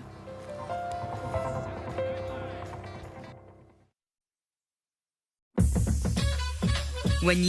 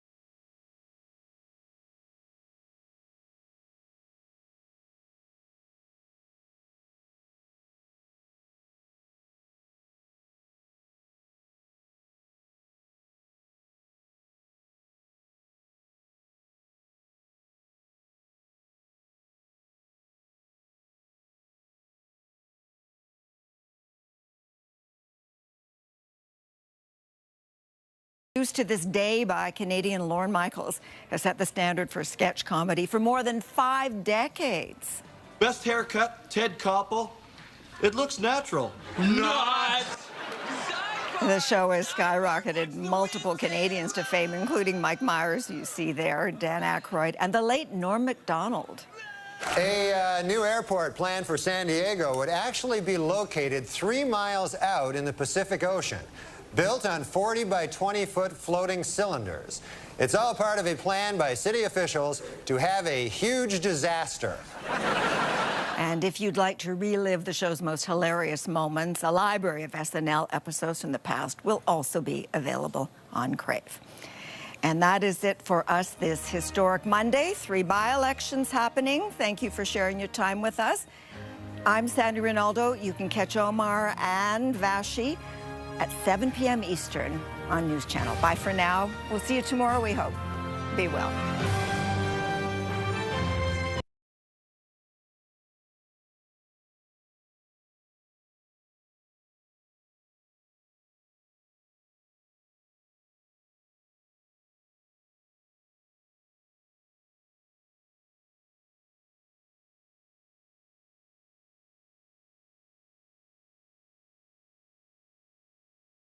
Seems committed to their strategy of backroom deals. Regardless of the outcome of the elections today, it'll be important that we work together. 3 consequential by-elections are taking place today, including 2 right here in Toronto that could leave Liberals with a majority government. We're going to have special coverage for you throughout the next hour with reporters on the ground in each riding. Plus, pollster Nick Nanos will be here to break down how tonight's contests are expected to shake up Canada's electoral landscape. Then, we'll bring in a special strategy session to unpack this consequential political moment. Scott Reed, James Moore, and Kathleen Monk will all be here. And our front bench panel with Marco Mendicino, Lisa Ray, Tom Mulcair, and Rob Benzie are also standing by. Plus, A U.S. naval blockade begins. Right now, there's no fighting. Right now, we have a blockade. They're doing no business. The U.S. military blockade of ships entering and leaving Iranian ports in the Strait of Hormuz has begun, with President Trump warning Iranian ships will be, quote, immediately eliminated if they approach. All of that coming as Trump slams Pope Leo following his criticism of the war in the Middle East. Our Eric Ham will be here to break down those developments coming up a little bit later on in the show. First, though. It's very important that we do vote as Canadian citizens. Doesn't matter whether it's provincial, federal, or, yeah. We have to have our say. But I think the majority is likely, and I'm pretty okay with that, honestly. I think it's a decent direction for the country at this moment in time. I think it will make a difference because they'll be able to pass a lot more decisions quickly. It's just a question now if they're going to make the right decisions. A majority, great, but I mean, if you're not making the right decisions for your country, then you're not in the right job. We are going to start our program tonight in Ontario and Quebec, where Canadians in 3 crucial ridings are in the midst of casting their ballots. How they choose to vote in these by-elections will determine if the Liberals clinch a majority government by the end of the night. I'm here in Toronto, where the nearby ridings of University Rosedale and Scarborough Southwest are up for grabs this evening. Those ridings are considered Liberal strongholds, held by former senior cabinet ministers Chrystia Freeland and Bill Blair before they resigned. Meanwhile, the third hotly contested Quebec riding of Terrebonne saw the Liberal candidate win by just 1 vote in the federal election back in 2025, before that outcome was invalidated just a few months ago by the Supreme Court of Canada. If the Liberals win just one of the by-elections, they're going to reach a technical majority of 172 seats in the House of Commons. But if they win 2 or sweep all 3, they'll get full control of the House of Commons, allowing them to pass legislation without the support of other parties. For some more perspective on each of these races, we're joined live by reporters who are on the ground in all the ridings. CTV's Heather Wright is in the riding of University Rosedale. Adrian Gabriel is standing by in Scarborough Southwest, and Quebec Bureau Chief Geneviève Beauchemin is in Terrebonne. Heather, we'll start with you in University Rosedale, I think it was. Tell us a bit about what's going on there and what you're hearing from people on the ground who are casting their ballots. Well, we're here at a polling station at the University of Toronto, so we are seeing a lot of students going into this building as well as people who are casting their ballots. As you mentioned, this is a riding that was held by Chrystia Freeland since it was created in 2015. In the last general election, she won this riding with 64% of the vote. So it is certainly considered a Liberal stronghold. A lot of what is going to happen tonight does, though, depend on who can get their votes out. As we mentioned, it has been a little bit slow here, and according to Elections Canada, about 9,400 ballots were cast in advance polls. That's about 10% voter turnout. Certainly a lot of people waiting to cast their ballots here on Election Day. And some of the people we've been talking with say, you know, they're here to vote because they don't want to be a bystander. They want to have their vote said, even though we do see in by-elections, typically there are a lower turnout. Now, as for this riding, it was created in 2015, is considered a Liberal stronghold, and it was carved out with basically parts of other strongholds for the Liberal Party, one of those being Toronto Centre. That has been held by the Liberals since 1993, and the former riding of Trinity Spadina, which has been held by both members of the NDP and the Liberals as well in recent memory. So voters starting to pick up a little bit now as the end of the workday has happened. So we're going to be standing by here talking to people as they come and go, casting their ballots in this by-election. All right, thanks so much. That's our Heather Wright standing by in the riding of University Rosedale. We'll head east towards Scarborough Southwest, to be specific, where Adrian Gabriel is reporting for us tonight. You're already set up there in headquarters. A very unique candidate for the Liberals here was previously, just until a number of weeks ago, the deputy leader of the provincial New Democratic Party. Right, Adrian? Yeah, that is right. Dolly Begman is well known here in this riding. As you mentioned, she was an MPP here in Ontario and was the deputy leader for the NDP party at Queen's Park in Ontario. That is before she jumped ship here to run as a Liberal in this riding. She is well known. Now, Bill Blair, as you'd mentioned, has held this riding for more than a decade. That was until he accepted a post at the High Commission in the United Kingdom. And so Dolly is now well positioned to take this riding. They believe there will be a celebration on the stage here behind me tonight. Now, Begman really, has done a lot of work in this riding for a number of years. As an MPP, she was the first Bangladeshi Canadian to ever be elected to office. And in this riding, well, about 64% say that they are minorities from South Asia, predominantly Black, as well as Filipino, as the top 3 minority groups here in this riding. And so she is expected to take this riding quite easily tonight, though. We're going to wait and see. Democratic process is still getting underway. The polling station is just about across the street from where I am. It's been pretty quiet here today, though. The second most amount of people came out to do advanced ballots here in this riding in the days previous. Fatima Shaban is the NDP candidate here, Diana Filipova for the Conservative, Pooja Malhotra for the Greens, and so we will see how it all shakes down here tonight. We sure will. Thanks a lot, Adrian. That's our Adrian Gabriel reporting from the riding of Scarborough Southwest. And now we will head a province over to Quebec, where our bureau chief, Geneviève Beauchemin, is standing by in the I think it's fair to say, much more competitive riding of Terrebonne. Yeah, lots of twists and turns in this one. This has been full of plot twists all along. It was one, of course, during the last election by the Liberals. They had flipped this riding. This is a Bloc Québécois stronghold. It has been for many years. The population here is nearly 90% Francophone, and so it has been holding on to this party. The Liberals managed to flip it, but just one vote. And, of course, there was that legal wranglings that went to the Supreme Court. So there is this vote here. And people coming in and out of the polling station are saying that they just really want a clear winner to end all of this, and it's a cliffhanger, really, and they're a bit confused about all that's going on because there are 48 names on the ballot because of the protests for the longest ballot protesting electoral reform, for electoral reform, and so they have to have an adapted ballot. They have to write in the name of the candidate for which they're voting for, so it's a bit of a different process. So they think it might be longer to get the results, and so they're very anxious to get that result going out. This has been a very hotly contested riding. 25 MPs or more have come to this riding trying to convince voters, really saying that this is a very consequential election. Of course, it was more so before there were the floor crossings. It was more so about a week and a half, 2 weeks ago, but certainly they're still saying that this means a lot. The Bloc Québécois really wants to hold on to this riding. They have a Nathalie Sinclair-Desgagnés, who is having her rematch against Tatiana Auguste of the Liberals, who is also very popular in this riding. And so it'll be interesting to see how this all shakes out. And as I say, voters here coming in and out saying, let's get this over with so we don't have to go to the polls again. Of course, there's a provincial election coming in just a few months, so they'll have to do that again not all that long from now here. Okay, thank you, Geneviève. Appreciate your reporting there. Geneviève Beauchemin, our Quebec bureau chief, in the riding of Terrebonne. Today's by-elections follow 5 defections to the Liberals in as many months, including the most recent floor crossing of Ontario MP Marilyn Gladue from the Conservatives just last week. To note, there have been more than 300 instances of floor crossings in Parliament since Confederation, but none of them have ever moved a government from a minority to a majority. Here's how politicians in Ottawa are reacting.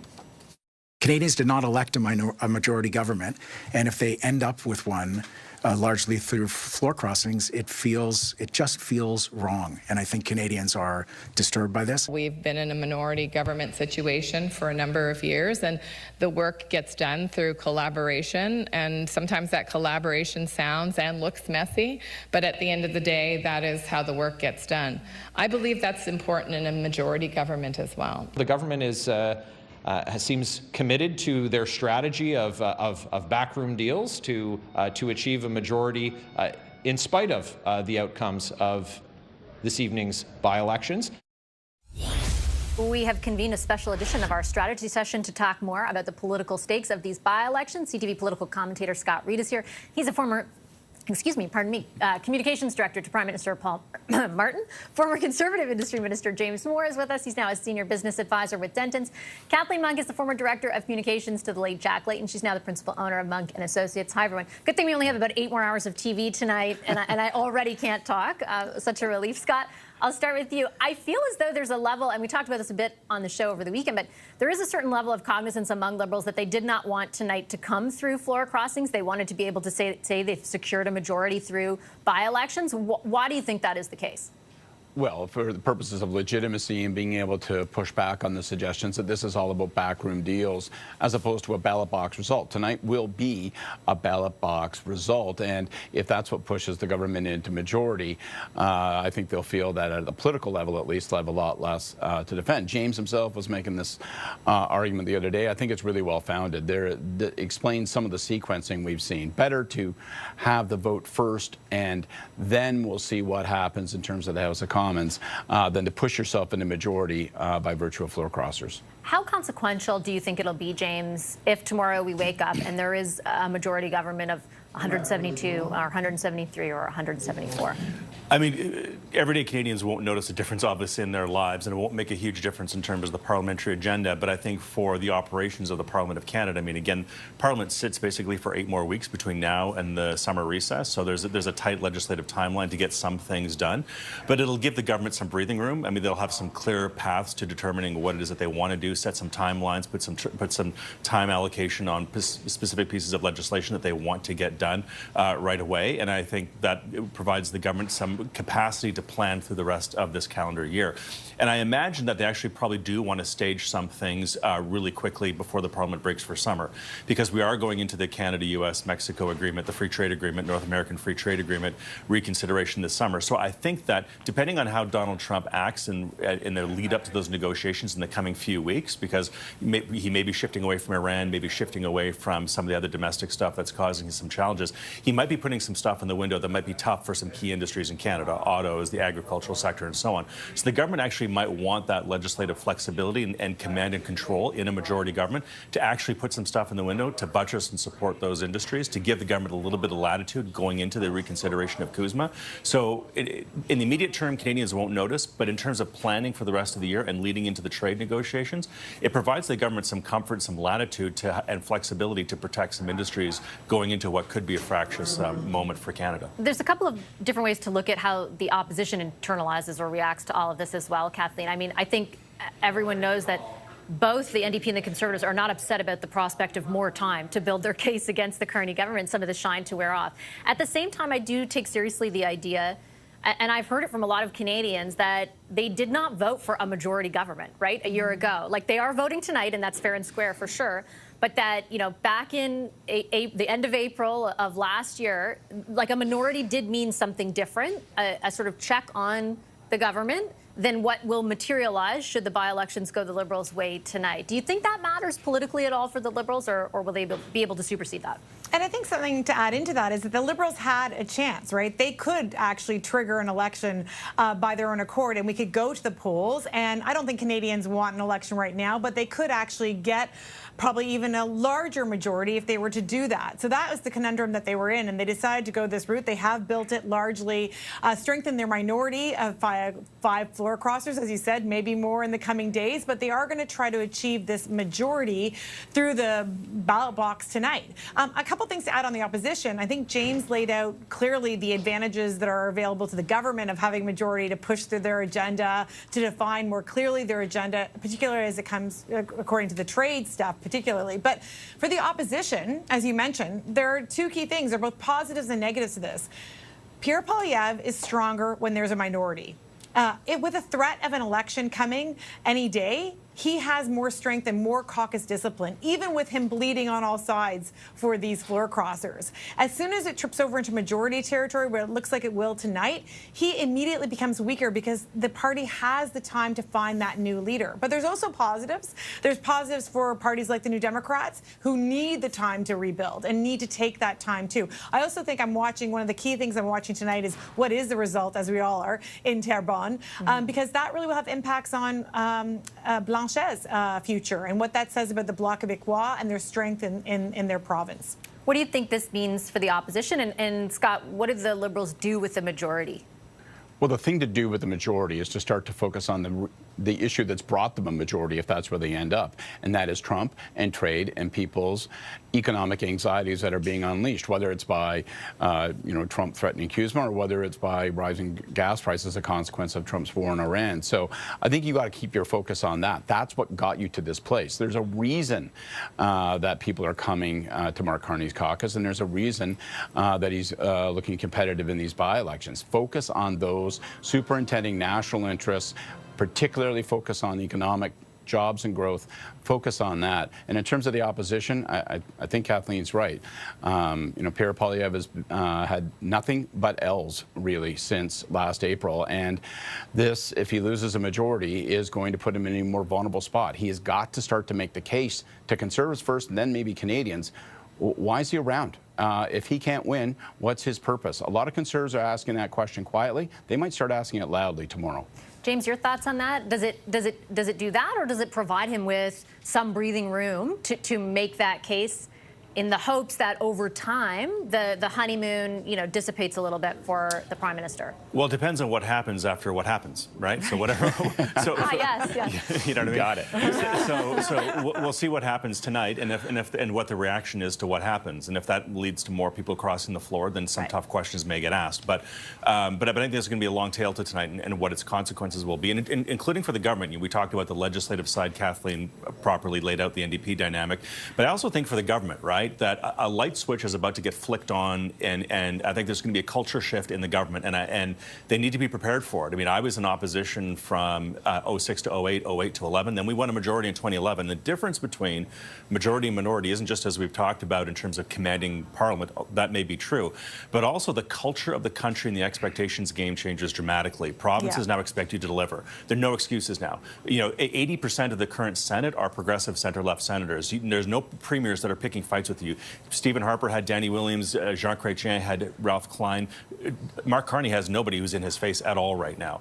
Big city mayors, NGOs, bureaucrats who may disagree with the government's agenda and are sort of slow-walking certain bits of legislation or regulation. Like when you have a majority government, the opposition gets more difficult, but everything else gets animated in terms of the media gets their fangs out a little bit and they get a little bit more aggressive. Everything gets a little bit tougher in a different way, not in Parliament, but in other ways. And if the government isn't aware and awake to that, because 6 out of the last 8 elections have given us minority parliaments. Now we've got minority parliament brain. Shifting to majority government brain creates a whole different dynamic in how you govern and how you build coalitions and advance things, build public consensus, and meet that expectations game of having a majority.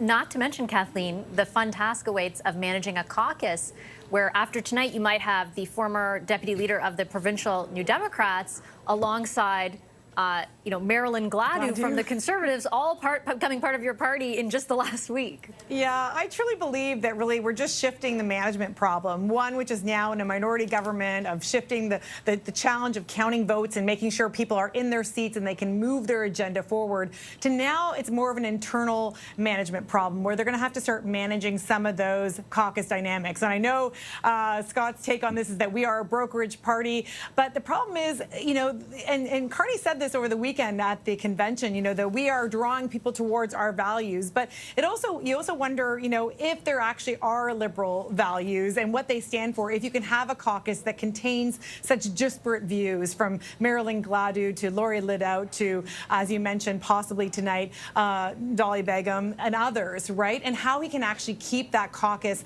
pulling in the same direction. Because to build on James's point, I really believe that the clock starts now. If they have a majority, or tomorrow, if they get a majority, and people will start timing this government in terms of what they can achieve and what they can deliver and how quickly they can deliver on these things. So Carney's always said, build, build, build. He wants to move fast and build things. Well, people will actually start asking to see those results. Scott, I will save your response for our special coverage later tonight. Thanks, everybody. Scott Reed, James Moore, and Kathleen Monk. There is a lot to analyze, as you can hear there, so we have more excellent panelists coming up a bit later to help us do just that. Our front bench, Marco Mendicino, Lisa Raitt, Tom Mulcair, and Rob Benzie will all join me just ahead. First, though, we're going to turn to some other political news. U.S. President Donald Trump says the U.S. is blockading all Iranian ships into or out of the Strait of Hormuz, while also bashing Pope Leo for catering to the, quote, radical left with his criticism of the U.S. war. Plus, in the Middle East, I should say. Plus, that's Quebec's new premier. We're going to talk about her and what's going on in the U.S. after a short break. Stay right there.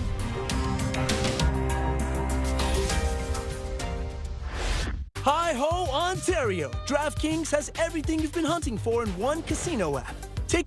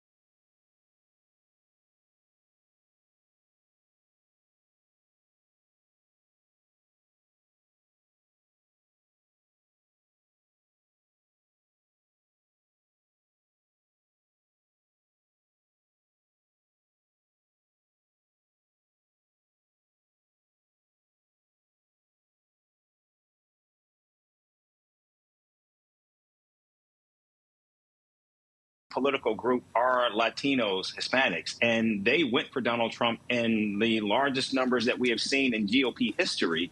And now the president is going to war with the Pope, who, of course, is seen as a representative of more than 1 billion people in the world. And so clearly it was not enough for the United States to involve itself in a war in the Middle East. The president has now isolated NATO allies, most countries in the Western Hemisphere, and now he's going in a tit for tat with the Pope.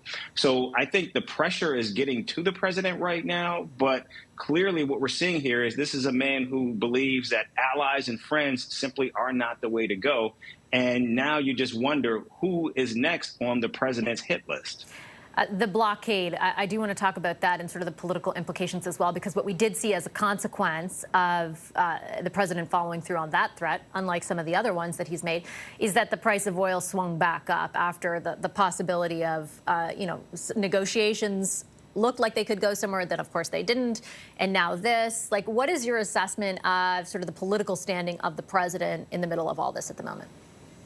Well, the president is struggling right now. In fact, here in the United States, the Cook Political Report, which actually looks at where the nation stands as it looks ahead to the midterm elections, they've already now moved 4 Senate seats in the Democratic category, believing that if Democrats actually swing 4 seats, that they will be the majority in the Senate. Already the House looks like it's also gone. And the reason for all of this is because President Donald Trump's approval ratings are continuing to fall. And more importantly, he's losing with many of those young voters who swung to Donald Trump in the 2024 election. So we are already seeing that now he's launched this fight with the Pope. That will certainly turn off a lot of Latinos. Young men are leaving, and of course, his MAGA base is also beginning to crack as well. What are you looking for over the next few days on this? Well, I think over the next few days, the question will be, can the United States and Iran somehow find their way back to the negotiating table? This ceasefire, as fragile as it is, still is in place for 14 days. And while there certainly was not a deal in Islamabad over the weekend, that does not mean that there still is not time for something to get done. In fact, sources are saying that they were very close, even on uranium enrichment. So the hope is somehow they can actually get back to the table and find a way to for the president to at least move away from what is looking more and more like potential escalation. All right, thanks so much, Eric. Appreciate your analysis as always. Our U.S. political analyst, Eric Ham. We want to turn now to some other political news, this time much closer to home. Quebec has a new premier. Really proud to have been elected premier, and I will be working hard for Quebecers. We will deliver changes quite quickly. That is Christine Fréchette, the former Coalition Avenir Quebec economy minister. She'll take over the reins of the party and the province after winning the vote to replace François Legault. Legault announced in January he'd be stepping down after months of turbulence within his own party. Fréchette, who won with nearly 58% of the vote, will become the 33rd premier in the province and will be the second woman to hold the post. With me now to talk more about that is CTV Montreal's Caroline Menvlardeten. Good to see you, Caroline. Thank you very much for making the time. Let's talk a bit about who Christine Fréchette is, for people who are living outside of Quebec perhaps at this moment and aren't as familiar with her. She is 56 years old, Vassy, and she's been politically active for a lot of her adult life. She started as a student politician, actually. Then she got into the Parti Québécois. She worked with Jean-François Lisée in international affairs. And, she started moving up the ranks that way. But in 2020, she had a breakup with the PQ over the Charter of Values. She wasn't happy with the Charter of Values, and she moved over to the CAQ under Legault and François Legault's invitation. And she's been doing quite well with the CAQ as well. And then when François Legault decided to step down, because they've had very dismal polls for many, many months now, over a year actually, she decided to throw her hat in the leadership ring. She was against Bernard Drainville, who also came from the PQ and ironically was the one who presented the Charter of Values that she was opposed to back then.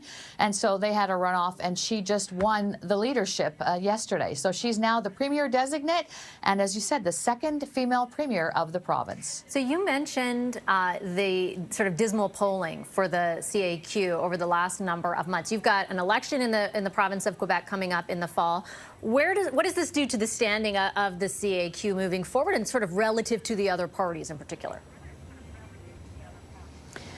Well, it'll be very interesting to see, Vassy, what happens now that she has been named the new premier. She is seen as much more moderate, a more moderate voice than Bernard Drinville, who had some more nationalist supporters behind him on his campaign to be the leader. Her background is all business. She basically has held portfolios to support business interests in the province and abroad. And so she really comes at a time when she talks about wanting to help families with the cost of living, wanting to help them with housing, wanting to help them with the bread and butter issues that a lot of Quebecers have felt have been largely ignored for other issues like, you know, proposing our own constitution or our own version of a secularism law that's taken a lot of attention. So there's been a lot of anti-immigration rhetoric through the CAQ that she has not really been a part of. And she also supports more immigration in the province. So it'll be very interesting to see what she does, but she doesn't have a lot of time to do it right now. The CAQ is fourth in the polls. They're polling at only 12% support. And so she's got literally 6 months to get this ship righted again and perhaps cross the finish line. It's a huge, huge job. And she says she's up for the challenge. She knows it's there, and she will give it her best. She says 6 months in politics is a long time, so you never know. But she definitely has a monumental task ahead of her. Yeah, what a challenge. Thanks so much, Caroline. Appreciate it. Thank you. That's Caroline Van Lardingen. We're going to take a quick break here on Power Play, but when we return, back to our top story, those 3 crucial by-elections being held right now, which could give the Liberals a majority government. Our front bench is standing by to talk about that. Marco Mendicino, Lisa Raitt, Tom Mulcair, and Rob Benzie are all with me in just 2 minutes.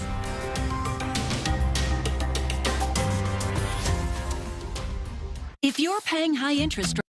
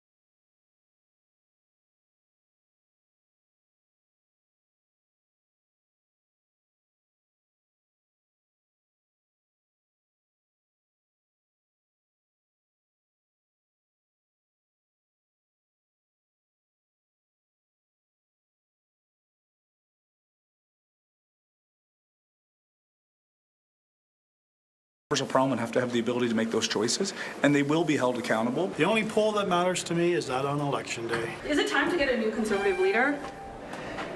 Because the by-election, we might not win a by-election that we're not supposed to win. I am optimistic that the government, that the Liberal Party will prevail in all three.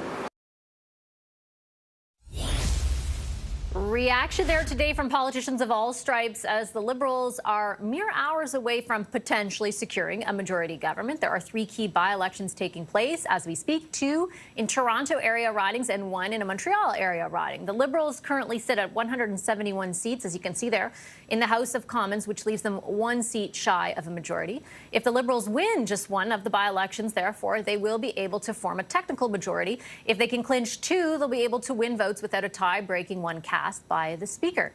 And it all comes following 5 floor crossings since November. Over 300 MPs have crossed the floor since Confederation, but they have not moved a minority government to a majority, and tonight that could all change. Let's bring in our front bench. With me this evening, Marco Mendicino is former Chief of Staff to Prime Minister Mark Carney and former Liberal Cabinet Minister. He's now a Senior Counsel and Strategic Advisor for Castles.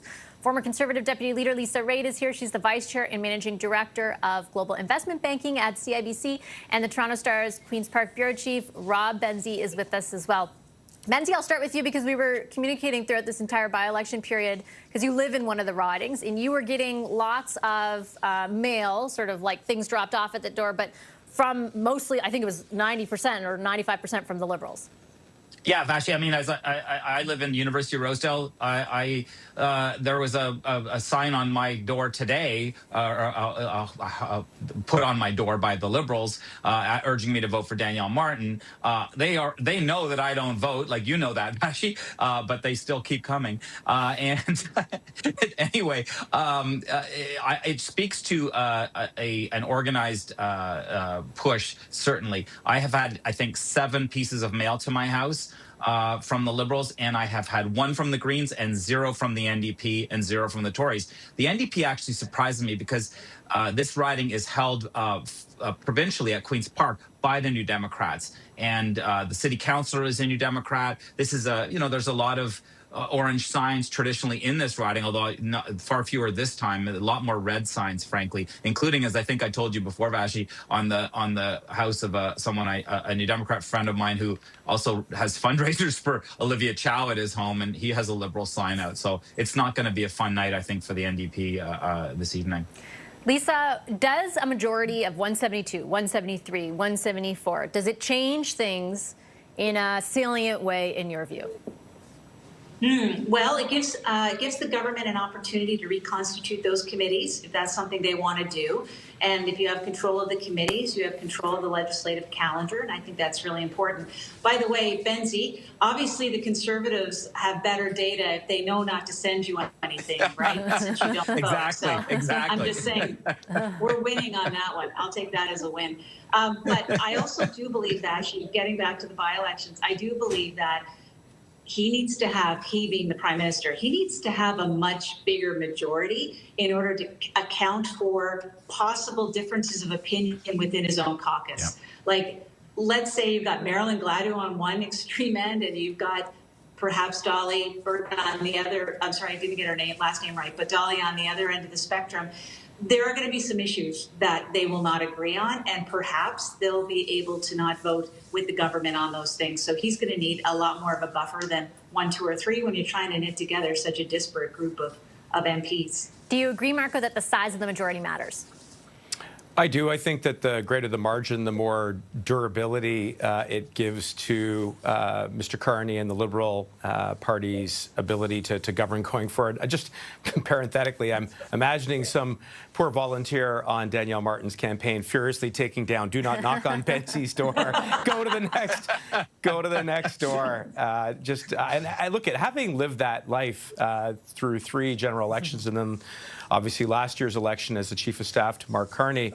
I will tell you that all the campaigns are extremely focused on getting out the vote. So you do have a real laser-like discipline on capturing the data, making sure that everybody and those volunteers are out there pulling vote, because you don't want to take it for granted. I think the 2 seats in Toronto, University of Rosedale and Scarborough Southwest, I think the party's very confident and very focused on pulling vote there. The one to watch will be at Terrebonne and in Quebec. And I would say that will be a real proof point to see how the national polling and Mr. Carney's personal numbers stacks up against our ground game. But I will tell you, the party takes nothing for granted and is very much focused on GOTV. It's a little bit of a litmus test, and I always hesitate, in the same way I know everyone else does on this panel, to read everything into by-elections. But in this case, that the riding of Terrebonne will be interesting to see to what degree the national polling does translate. And in particular, for example, Nick Nanos was telling me earlier, and we'll have more on this later, like a lot of the bump that the Prime Minister got following Davos was particularly pronounced in Quebec. So does that translate? Is it a litmus test even for Mr. Poilievre, whose candidate was able to capture 18% of the vote in the last federal election in that riding? Does that change at all, given what's going on at a national or even provincial level? It will be interesting. Like, this is the real competitive race to watch. Yeah, is that one for me, Vassy? Oh, sorry, it's for Vassy, yeah. Oh, for Benzie. Yeah. Well, I won't be as smart as Marco on this one, Vassy, but I would say, yeah, I think I'm going to be looking at those numbers. I actually think because of the floor crossing, it might be easier for the Liberals to win Terrebonne, because the Terrebonne doesn't have as much clout as it might have done. If it was the seat that was putting them over the top, then there would be much more pressure there. But I think if there are probably residents of that riding who think, well, maybe we want to go with the party that's going to have a majority and for the next few years, and it doesn't hurt either that the Liberals had their convention, an hour drive away from that riding on the weekend. So there were a lot of volunteers going in canvassing, and dozens of cabinet ministers hitting the doorsteps. So I think I'm going to be interested to see what the polls are like for all three parties. I mean, the NDP has a new leader. Avi Lewis is high profile. Do they get some kind of a bump in particularly in the Toronto ridings? And what do Pierre Poilievre's numbers look like in this riding in University of Rosedale? The Tories finished second last time with 23% of the vote behind Chrystia Freeland's 64%. I'm going to be interested to see if that number is higher or lower. I mean, their candidate has been invisible throughout this the RIP period, and so I'll be interested to see if they still finish a strong, a relatively respectable second. Lisa, more generally, I know the Conservatives obviously are not thrilled at all these floor crossers. They've expressed opposition to the idea that the floor crossers help form a majority. Is there anything to the idea, though, that a majority government will give the party more time to, recapture some of what they have lost over the last number of months in terms of popular support? Well, they would be foolish if they didn't think about it that way, Vassy. I mean, with every downside, there has to be an upside, and the upside is that seize the moment and make sure that you're doing whatever you can to get the caucus rowing in the same direction, feeling good about what they're doing, and figuring out how we're going to make sure that the Conservatives look different from the Liberals in the next election. By the way, I'm very suspicious that Tom Mulcair is not on the panel tonight, and I'm convinced he's in Terrebonne right now. Until I see any other evidence to the contrary, that's where I think that he is at the moment. But, the write-in candidate. On top of it, I'm also very curious on the Terrebonne issue, Vassy. I think I saw some movement on social media about whether or not there is going to be strategic voting, that if you were considering voting for Conservative, maybe you want to hold your nose and vote for the Bloc. And we'll see whether or not any of that transpired. I find it hard to find it. I don't know how many Conservatives are going to vote for the Bloc. I mean, we both wear blue, but it's a very different shade. Tom is away tonight, and we just didn't know it. So there's nothing suspicious, I promise, I promise. Marco, last word goes to you. And I'm curious, as someone who was involved so closely to the operation of government, a number of months ago, if they were to ask you what your best advice is for what to do with this majority, if they should secure it tonight, tomorrow, do you change your posture? Do you change the way you present things? Does anything tangibly change from where you sit? Well, I think it's the right question, which is what happens if Mr. Carney secures a majority, and how does he build on the momentum that he has been building on since he first won a minority parliament last general election. I think there are a few things to take into consideration. One are the floor crossers, and really the gravitational force towards Mr. Carney's leadership, which is built on trust and candor and obviously a real focus on the economy, those are good principles to drive the agenda forward. I think the key thing now is going to be to execute, especially with the state of affairs in the Middle East and with energy, being in a real crisis moment. It's crucial that we make progress on major projects. We get energy to market more quickly. It's crucial that we see things like the defense industrial strategy come to fruition. There are big decisions with regards to fighter jets and submarines, but there's also the next generation of the defense industry and what that will mean for many workers who've been impacted by the tariffs. And then there's the housing file. So I think, once the majority hopefully will be secured tonight, it will then be up to Mr. Carney and his team and a very big and growing tent of MPs from both sides of the political continuum to then focus on delivering on the results and the platform commitments that were made last year. Okay, I'm going to leave it there. Thanks, everyone. Appreciate the discussion. Our front bench, Mark Mendicino, Lisa Wright, and Rob Benzie. Coming up tonight, how exactly can this evening's by-elections reshape Canada's political landscape? Pollster Nick Nanos, as promised, will be here in minutes to break down his latest numbers and what might happen next. Stay right there. Are you looking for a walk-in tub for you or someone you love? Then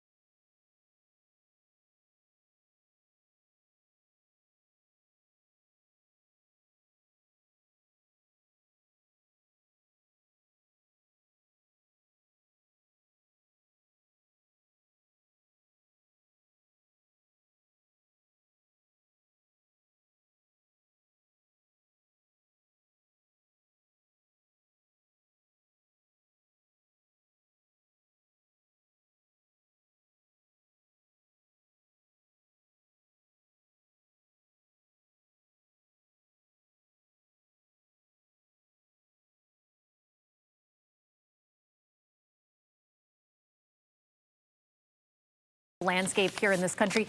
Nobody knows that political landscape and where we sit right now better than our next guest. Nick Nanos is, of course, CTV's pollster of record, and he's with me now. Nick, good to see you, as always. Let's talk a little bit about these by-elections, and we've got to start with Terrebonne because it's the most competitive one. Oh, absolutely. And, you know, the thing is this is the riding that was just won by one vote in the last federal election. The stakes are very high for both of the parties, the Bloc Québécois and the Liberals, and they're going to be fighting it to the very end in order to grab this seat. And what do you see when it comes to Quebec more largely? Because Quebec is a unique province often that really reflects momentum, political momentum, in a way that some other provinces don't always. Well, in the province of Quebec, we've seen numbers improve for the Liberals over the last few weeks, and it's going to be interesting to see whether that converts into a good night for the Liberals in Terrebonne. It's still too early to tell for that. Yeah, very much so. Okay, what about the two Toronto area ridings, starting off with the one in the Greater Toronto area, Scarborough? Well, you can see, Vassy, from the big map at least, you know, Greater Toronto area generally very good for the Liberals. And, you know, when we look at Scarborough Southwest, it's probably going to favor the Liberals in this particular case. But, you know, the thing is, it's still going to come down to the ground game. But it'd be a big surprise if the Liberals don't do well in this riding. And the candidate there, Dolly Begum, of course, stolen from the provincial NDP, the deputy leader of that party. So interesting to see if she does win, what a caucus with her and Marilyn Gladue and some of the others will entail. Certainly a political story to look ahead to. The other Toronto area, this one more centrally located in Toronto. Yeah, absolutely. This is Chrystia Freeland's riding. And, you know, the thing is, she has big coattails nationally, big coattails in the riding. And for the Liberals, it's going to be interesting to see, can they maintain the same level of support that they did under Chrystia Freeland? How important was their personal brand to their electoral success? It's still too early to tell. We won't know until the election results come in as to what's the case is. And you've certainly seen in all three of these ridings a ton of Liberal cabinet ministers making themselves, you know, known in the riding, doing a lot of the campaigning. It's obviously important to the party. Let's talk about where these parties all sit. Also, from a national perspective, headline numbers heading into these by-elections. Yeah, you know, the thing is remember in the last election, it was actually a pretty tight race between the Liberals and the Conservatives, only a little bit more than 2 percentage points between the two. But when we look at the trajectory of public opinion, we see some really interesting things. And, you know, the thing is that close race widened by June. And, you know, the Liberals have basically been in the driver's seat for most of the last year. And when we look at where they are in the last Nanos tracking that was just done just before the closing weekend, you can see the Liberals having a 13-point advantage, double digits right now. And when you look at this graph, like, what are some of the key, and we're going to delve into this even further when we look at the preferred prime minister numbers, but what are some of the key moments that you think provided impetus for the momentum? Well, a lot of those key moments have to do with meetings with President Donald Trump. Other ones, especially for the Conservatives, have to do with defections from the caucus. And when we roll all those things up, we can see what was a tight race back in April 28th, 2015, is now a significant double-digit advantage for the Liberals. Yes, such a tight race by election day a year ago, less 2 weeks ago, and a different story today for sure. Let's look at how this translates to preferred prime minister, because that's been another big story since the last election. Let's go through as we see the various inflection points that you just referenced and what they mean for how Canadians are viewing the leadership of these parties, and in particular the top two, right? Prime Minister Mark Carney and Pierre Poilievre. Yeah, 100%. You know, Vassy, you know, when we look at the numbers, the ballot numbers, the Liberals only had so much of an advantage, but when we look at the trajectory when it comes to leadership, that advantage for all intents and purposes almost doubles, and you can see kind of, you know, a significant improvement in Liberal fortunes coming into the first part of their mandate, and, you know, largely as a result coming off of the meeting with Donald Trump and how Canadians perceived how he managed that meeting with the President of the United States. I thought something that was also interesting as let's keep moving through the trajectory, but just the relationship with the United States and its impact on domestic politics. Right now, your numbers are showing actually Canadians are less worried about Trump than they are about jobs and inflation. Yeah, I think a lot of that has to do is, you know, they're worried about everything, Vassy, but, you know, when they think about the price of gas and stuff like that, that's like today, and Donald Trump hasn't been in the news in terms of Canada very much. But, you know, the interesting thing is that when we look at the numbers, and, you know, this is Mark Carney coming out of the World Economic Forum, you see a bit of an uptick. That is mostly in the province of Quebec. It looks like that resonated quite well with Quebecers on that front. Yeah, just finally, let's look at where things do go after Davos, because in recent weeks we've seen Pierre Poilievre also make some international speeches, as well as a number of high-profile podcast appearances. But like this is pretty clear. Yeah, the Liberals going up, or Mark Carney going up, and you can see the trajectory for Pierre Poilievre going down. A little bit of an uptick at his convention where he had his leadership vote, but coming out of that, the defections have dogged him, have basically undermined his ability in order to connect with Canadians and get his message out. Okay, I'm going to leave it on that note. Nick, thanks so much. Look forward to your analysis tonight on our special coverage. We will be back here on Power Play after a very short commercial break. Stay tuned. Tony can't wait for a real camping trip, but for now, he needs to financially protect his family if anything happens to him.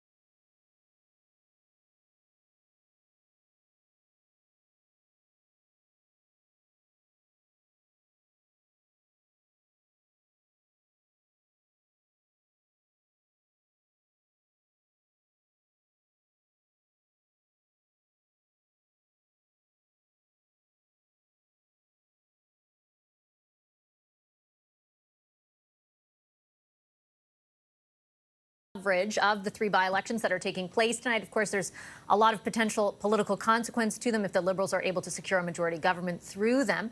We're going to be hosting, alongside CTV News chief anchor and senior editor Omar Sachedina, a special this evening that gets started right here on CTV News Channel at 7 o'clock Eastern. It will also stream live at ctvnews.ca and, of course, on Crave. So I hope you can join us then. There is a lot to discuss, like I said, including the possibility, as of tonight, of a majority government and what difference that will make to you. We're going to do all of that throughout our special coverage. I will leave you tonight on a live shot of Terrebonne, basically the most competitive of all three of the by-elections. As voters get ready to cast a ballot there, we're going to have your results coming up throughout the evening. Stay tuned and have a wonderful rest of your night.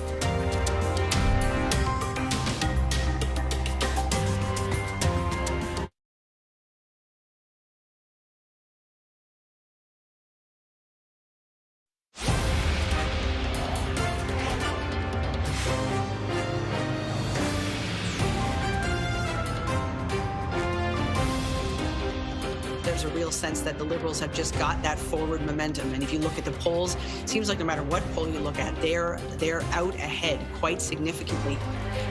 3 by-elections, 1 big question. Will the Liberals have a majority government by the end of the night? We'll have the latest from all 3 federal ridings. We can't let a country blackmail or extort the world, because that's what they're doing. U.S. President Donald Trump threatens Iran as a U.S. military blockade of Iranian ports comes into effect. A combination of how far the research has come, how well we're starting to do pre-screening, all of those different screening tests. And a silver lining in a new study looking at cancer rates in Canada.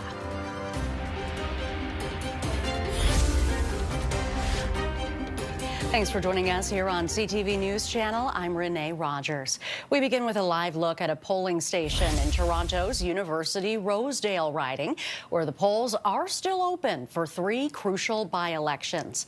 The Toronto ridings of Scarborough Southwest and University Rosedale are Liberal strongholds, previously held by cabinet ministers Bill Blair and Chrystia Freeland. The Montreal riding of Terrebonne is hotly contested. The Liberals won the riding by just 1 vote in the general election before the Supreme Court invalidated the result. The Liberal government could secure a majority tonight after 5 MPs crossed the floor. We begin in Terrebonne, where we find CTV's Quebec Bureau Chief Geneviève Beauchemin. Geneviève, Terrebonne is the tightest race tonight. What have you been hearing from voters? Well, the Bloc Québécois slogan for this particular by-election is un vote qui compte, a vote that counts, and that certainly describes the situation on the ground here. People have been coming to the polling station here. There has been a steady trickle from very early this afternoon, and it is continuing into the evening. Many people voted by anticipation. There were more than 18,000 people who came to the advanced polls, and they're continuing to do that because, indeed, this has been a hotly contested riding. Won by the Liberals by 1 single vote last time, and then there was that challenge that went to the Supreme Court because there was a clerical error on the mail-in ballot voting. So certainly it has been a lot of plots, twists in this particular story. And many people in the riding have been paying close attention to this race, especially since there have been a lot of visitors to this area over the past few weeks. More than 25 MPs came. There were people from the Liberal Party. There's also Bloc Québécois MPs that came, and other parties as well, because they believe that this is going to be a tight one. The rematch between the Liberal candidate, Tatiana Auguste, and the Bloc Québécois candidate, Nathalie Sinclair-Degagné, is expected to be tight, and it may take some time before we have the results because there's so many names on the ballot. There are more 48 names on the ballot because of that protest that has people signing up to protest for electoral reform. And so it is an adapted ballot. People actually have to write out the name of the candidate they choose. And so that has to be counted slightly differently. It could take longer, but many people here in this riding say they'll be glued to the results because they want to see a clear winner emerge from this one. Geneviève, the 2 Toronto area ridings are seen as safe seats for the Liberals, but really the big question mark is over the riding of Terrebonne, which way it's going to go. Were you able to get any sort of sense from voters coming in or leaving about who they are casting their vote for? Yeah, that's really the intrigue of this race, because of course we know this has been Bloc Québécois' stronghold for many years. I mean, there were redesigns of the riding that changed things a little bit. It was once the NDP during the Orange Wave here in this area, but mostly it's been held by the Bloc Québécois. It's a very francophone population. This is outside the island of Montreal. It's a suburb of Montreal, and it has been in the past really held by the Bloc Québécois. When I talked to people here on the ground, many of them didn't really want to say exactly who they were voting for, but they were giving hints, and people talking about the fact that some people saying that they believe that it will be a good thing that there's going to be a majority government if indeed people vote not just in this riding, in other ridings as well. It doesn't hinge just on this riding, of course, but for the Liberals. There are other people who are talking about the fact that they want to have a strong voice for Quebec in Ottawa, and they believe that the Bloc Québécois could be that particular voice. Now, there are all sorts of issues that people are looking at, a lot of them on the federal level, but also they're looking at the high-speed train issue here. There are a lot of people, though, talking about the economy, and they say they really want a steady hand on the economy, and so they're looking to see exactly who that will be. And this is what they're saying they're looking most closely at when they look at all the candidates here. Thanks for this, Geneviève. That is CTV's Quebec Bureau Chief Geneviève Beauchemin for us in Terrebonne. Let's turn now to the riding of University Rosedale, where we find CTV's Heather Wright. Heather, the riding was last won by Chrystia Freeland with 64% of the vote. So many people looking at this as a pretty safe Liberal riding. What are you hearing today? Yeah, certainly this riding has been held by Chrystia Freeland in every election since it was created in 2015. Most recently, as you mentioned, Renee, winning 64% of the vote in the last federal election. We've been here outside of this polling station at the University of Toronto for several hours now. We've had an opportunity to speak with a number of people coming and going after casting their ballots. You know, not a lot of people sharing who they are voting for, but as Geneviève mentioned, you do get the sense of some hints being dropped. We've heard from people who are voting because they're worried about the cost of living. We've heard people voting because of the trade war, voting based on, you know, Canada's stance in the world. And so a lot of different drivers behind the votes that are being cast here tonight. But certainly there has been a steadier stream of people starting to arrive. Keep in mind, though, in advance polling, about 9,400 people cast their ballots in advance polls. That's according to Elections Canada. That's about 10% of registered voters. Certainly a lot of people waiting perhaps to today to cast those ballots, but that is a low number when it comes to advance polls. But as we see in most by-elections, typically voter turnout is a little bit lower. And what we're hearing from experts is a lot of tonight is going to determine, or is going to be based on, who and what party is able to get their voters out. And that's happening here at this polling station here at the University of Toronto. And Heather, what are the biggest issues facing voters in the riding of University Rosedale? Well, this is an interesting riding in that it was carved out in 2015 from other existing ridings, one of them being Toronto Centre, another being Trinity Spadina. Now, these are ridings that have typically voted either for the Liberals or for the NDP going back to sort of the 90s. So voters that we've been talking to, you know, I mentioned some of the issues that are on their minds, but when it comes to the demographic makeup of this riding, you have the neighborhood of Rosedale. This is one of the most affluent neighborhoods in the entire country. And then you have a large swath of downtown Toronto. These are professionals, these are workers, young professionals, and also according to population demographics, about 40% of the people who live in this riding are immigrants. And so that gives you a sense of the people who are going to be voting. Based on the people we've spoken here tonight, they have a range of issues that are driving their decision that they're making at the ballot box. Among them, cost of living, among them, the trade war, the war in Iran, the war in Gaza, the war in Ukraine. So there are certainly domestic issues that are propelling these voters, but also international ones as well. Certainly a mix of demographics here in this riding, but as we mentioned before, about 64% voted for Chrystia Freeland in the last general election. And so the thinking is that this is a reasonably safe Liberal seat, but of course, anything can happen on an election, and so we are waiting for these polls to close in about 2.5 hours. It is very true. Anything can happen. Heather, thank you for this. That is CTV's Heather Wright reporting for us in the University Rosedale riding. And finally, let's go to Scarborough Southwest, where we find CTV's Adrian Gabriel. And Adrian, former Ontario Deputy NDP leader Dolly Begum is running for the Liberals in a riding that's been a stronghold previously held by Bill Blair. What's the feeling there in that riding today? Yeah, the feeling really is that this is a Liberal stronghold, as you just mentioned there. Begum is well known here in this riding. She held it as an MPP for nearly 8 years, most recently as the deputy leader of the provincial NDP party here in Ontario. Now, we've been speaking with some voters as they're slowly making their way in here today. Speaking with some seniors earlier, they telling me that, yes, they came out to vote, but that generally speaking, they're happy with how things have been going in their riding over the last number of years. For more than a decade, this federal riding was held by Bill Blair. He won with about 62% of the vote. The Conservatives had just over 30% of the vote during the last federal election. Bill Blair, of course, has now departed, accepting a role as a High Commissioner in the UK. Now, I've been speaking with some individuals who've been working at this polling station today. You can have a little bit of a peek inside. They've been telling me that it's been somewhat quiet here. Now, advanced polls had this location, Scarborough Southwest, had the second largest turnout for advanced voting. That took place on Easter Monday. Staff here tell me that it was actually busier on Easter Monday than it's been so far here today. Though again, work is just wrapping up for lots of people. They're just starting to show up. This is really a working class neighborhood, a blue collar neighborhood. It's also an area that has a very very large population of immigrants. About 64% registered as minorities. The majority of them South Asian, Black, and Filipino.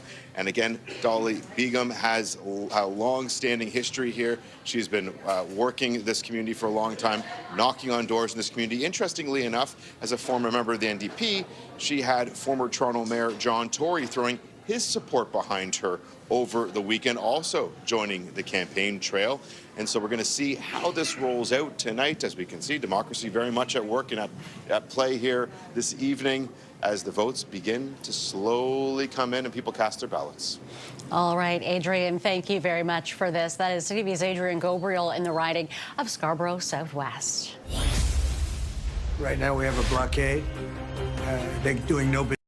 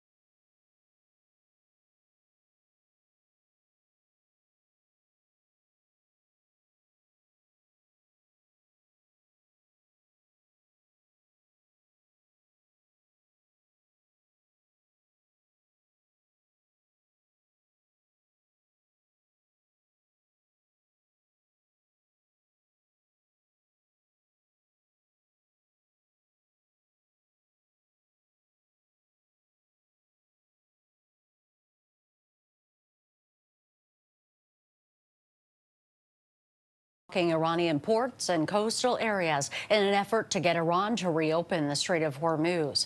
In response, Iran is threatening to retaliate by striking ports across the Middle East.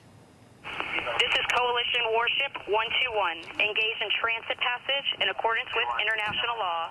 No challenges. Meantime, Iranian state television released this video showing what it says is an American destroyer being warned by the Iranian Revolutionary Guard Corps to alter course and return to the Indian Ocean. The video has not been independently verified. Now, all this as a U.S. military blockade of the Strait of Hormuz was scheduled to start today at 10 a.m. Eastern after a weekend of failed talks between the two countries in Pakistan. Right now we have a blockade. They're doing no business. I didn't like seeing boats come out if they were doing business with Iran, but if they weren't, no boats came out. So now Iran is doing absolutely no business, and we're going to keep it that way very easily. Don't forget, their Navy is gone, their Air Force is gone, their anti-aircraft is gone, their radar is gone, and their leaders are gone. That's a lot. Trump also taking to social media today, saying 34 ships went through the Strait of Hormuz on Sunday, the highest number, he claims, since the closure began. But maritime data firm KPLER says 14 vessels crossed through the strait on Sunday. President Trump continues his battle of words with Pope Leo, who has been critical of the Iran war. The pontiff has called Trump's threat to destroy Iranian civilization unacceptable and called on Trump to find an off-ramp to the conflict. I don't want to get into a debate with him. I don't think that the message of the gospel is meant to be abused in the way that some people are doing. And I will continue to speak out loudly against war, looking to promote peace, promoting dialogue in multilateral relationships among the states, to look for just solutions to problems. Too many people are suffering in the world today. Too many innocent people are being killed. And I think someone has to stand up and say, there's a better way to do this. Trump lashing out at Pope Leo in response to those comments, saying he should get his act together, stop catering to what he calls the radical left, and focus on being a great pope, not a politician. We don't like a pope that's going to say that it's okay to have a nuclear weapon. We don't want a pope that says crime is okay in our cities. I don't like it. I'm not a big fan of Pope Leo.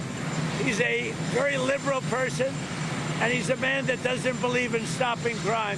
He's a man that doesn't think that we should be toying with a country that wants a nuclear weapon so they can blow up the world. I'm not a fan of Pope Leo. Joining me now is retired Army aviator and international military strategist, Lieutenant Colonel Darren Gobb. Colonel, welcome and thank you for being here. What does a U.S. naval blockade of Iranian ports mean in military terms? Well, in military terms, this is actually a strategy and a tactic that the Navy is fully trained and capable of doing. It's not something we've never done before. It's just been a long time since we've done it. History takes us back to like the 1812 war, the Civil War. But ultimately, it does mean that they are able to interdict any kind of ship that attempts to transit the strait who is trying to do business with Iran in general. And if they seek to try to break the blockade, then they will respond accordingly. And if Iran threatens our ships that are enforcing the blockade, of course, they will respond against whatever threat may arise against them as well, whether it be fast boats from Iran or even surface-based fires that may be left over still, like some drones and some missiles from shore-based fires.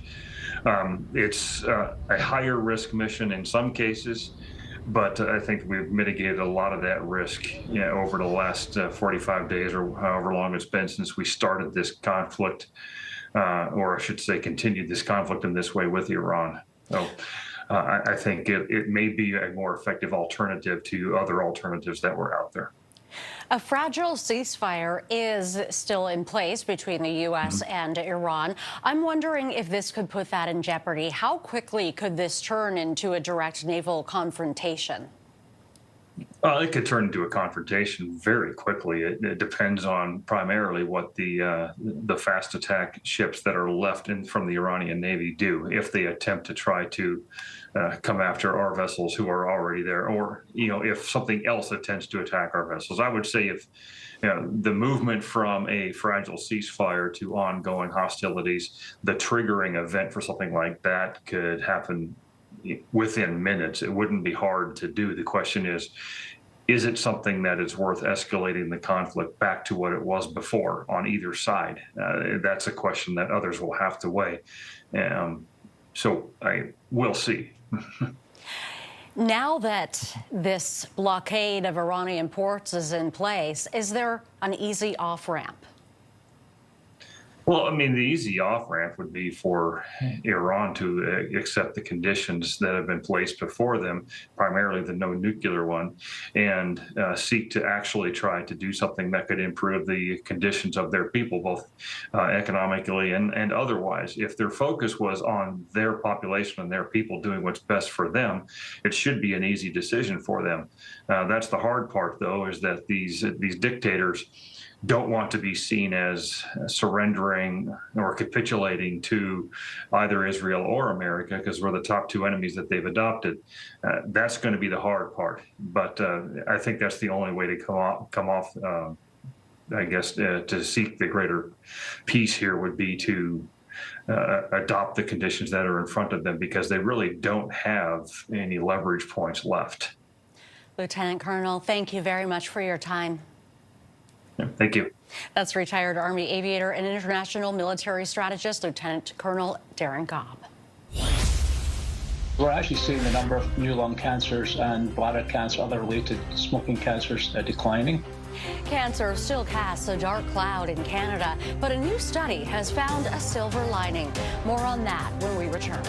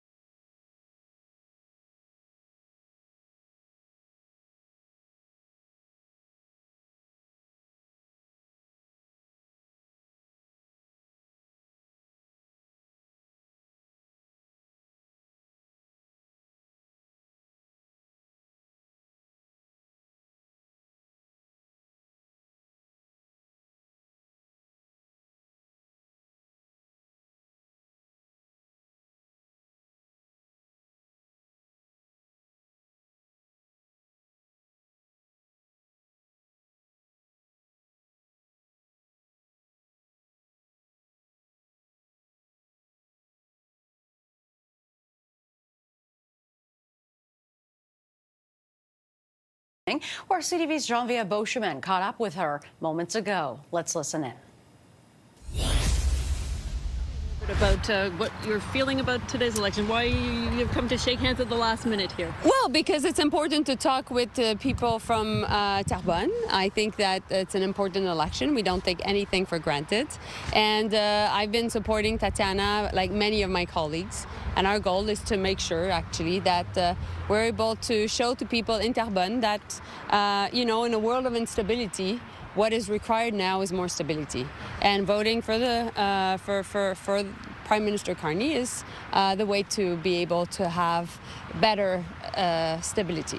What are you telling the people here talking about the fact that, you know, I was talking to voters earlier saying, well, do you want this to be a majority with the, you know, tonight will change everything perhaps in terms of who has a majority or minority. What do you tell voters about what that may change and why that's important? Well, I think that voters in Terrebonne are following very closely what's going on. I think that we've canvassed a lot the riding, and I think that we have a great candidate. I think also Terrebonne has changed over the years. I think that it's in line with the population of Quebec changing. But at the same time, we don't take anything for granted. The Supreme Court took their decision at the time to, you know, relaunch an election, and we're following the rules. Because it was just one vote last time, but it's still a highly francophone riding. What would be the message if the Liberals were to win tonight? Well, it's because in the world of that is way more chaotic, in a world that is way more divided, Quebecers and Canadians are seeking the fact that they can have a Prime Minister that is reassuring, that is able to show that we can be in control of things at home, and at the same time that we're able to have access to a form of stability in a world of instability. So that's the ballot question. That being said, we also know that this is a historically very bloc riding and very at a time where there's a lot more, how can I say, tensions right now, and that the national unity issue is a real one. And so that's why you will be seeing that tonight, and we will see what is the result. Juste une question en français. Oui. In French. Why is it important for the people of Terrebonne to vote Liberal? Well, I think Quebecers and Canadians, the people of Terrebonne, are looking for stability in an unstable world. That's the question. Who is the candidate, the party, the Prime Minister who can give us that? Everybody is following what's happening south of the border. People are feeling more national, and in these circumstances, for us to offer a government that's focused on protecting jobs, creating jobs, taking care of our economy is an argument. That's a major argument. I would add, too, that Terrebonne is a riding that is just outside Montreal, but it's very important. It's industrial. There's a lot of steel processing here and highly affected by the tariffs. So the message is resonating because hundreds, even thousands of families here, workers that are affected. A little bit about why it's important for you to be at a polling station today, and what a bit of the difficulty is. The riding of Terrebonne, Quebec, on the day of a very key by-election happening in that riding. She was there to give a little bit of extra support to the Liberal candidate there. You heard her say it is historically a riding that votes for the Bloc. And in fact, in the last federal election, the Liberals only won in that riding by one vote. So it is an extremely close race in the riding of Terrebonne tonight. We will find out the results there. And in the other two Toronto area ridings for tonight, the results of these three key by-elections could be very significant for the Liberals because it could mean majority for the Liberal government. We're going to take a quick break. Stay with us. We'll be right back. Hi-ho, Ontario! DraftKings has everything you've been hunting for in one casino app. Take your pick from thousands of games. Play casino classics or find new favorites. Get the app and get in on the fun with DraftKings Casino. The crown is yours. Most men will develop symptoms of BPH. To reduce these symptoms, try Super Beta Prostate. Finally, less urges to urinate. Super Beta Prostate. Find it at these fine retailers.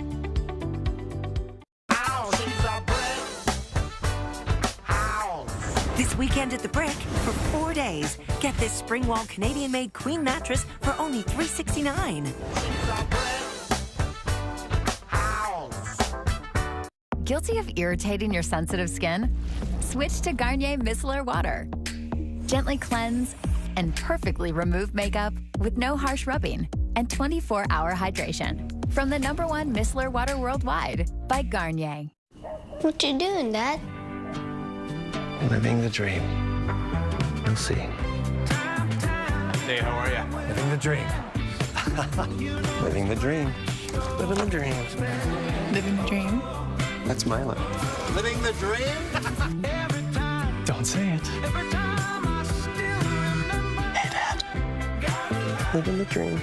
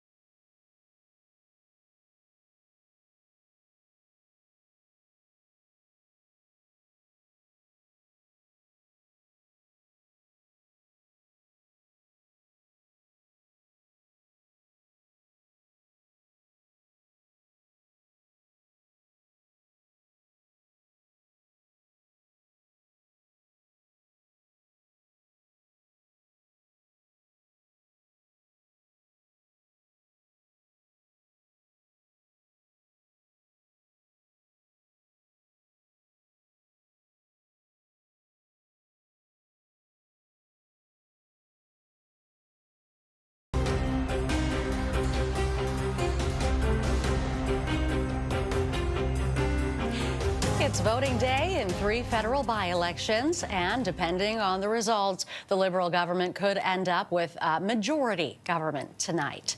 The vote comes on the heels of Prime Minister Mark Carney attracting 5 opposition MPs to cross the floor. Up for grabs today are 2 Liberal strongholds in Toronto and the hotly contested riding of Terrebonne, Quebec, after last year's election result was invalidated by the Supreme Court. And we have our reporters on location in each of those ridings today. Let's bring them in now. CTV's Geneviève Beauchemin in Quebec's Terrebonne riding, Adrian Gabriel in Scarborough Southwest, and Heather Wright is in University Rosedale. We'll begin in Terrebonne with Geneviève. Now, Geneviève, Terrebonne is the tightest race. What have you been hearing from voters today?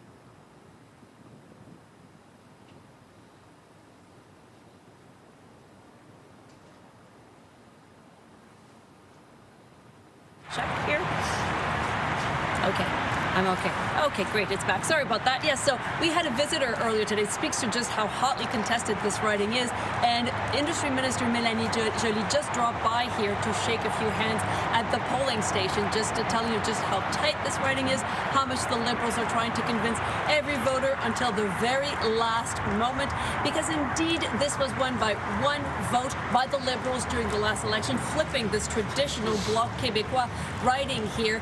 And then, of course, it was invalidated, went to the Supreme Court, and the Bloc Québécois candidate, they're both the same candidates, the Liberal and the Bloc Québécois, and the Bloc Québécois candidate's slogan is chaque vote compte, un vote qui compte, a vote that counts. So telling people exactly the story of what is happening here in this riding. It is a close one. People are expected to be up late tonight, that it is possible that there could be a very long counting, because indeed, as of this evening, there are 48 people on the ballot. So that will mean there is a protest here going on for the longest ballot vote to protest again for electoral reform. So many people have added their name to that ballot, and so it will take some time to count all this late into the night, or perhaps even until tomorrow morning. All right, thank you for this, Genevieve. CTV's Genevieve Boschman. Let's now go to Adrian Gabriel in Scarborough Southwest for us. Adrian, have you had a chance to talk to many voters there? I have spoken to a few. I'll be honest with you, it's been quite quiet here so far this evening here at this polling station at a community center in Scarborough Southwest, which is actually in the east end of Toronto for our national viewers. Speaking with some senior citizens who tell us that they're generally happy with how things have been going, how this riding has been governed over the last number of years. This is a Liberal stronghold.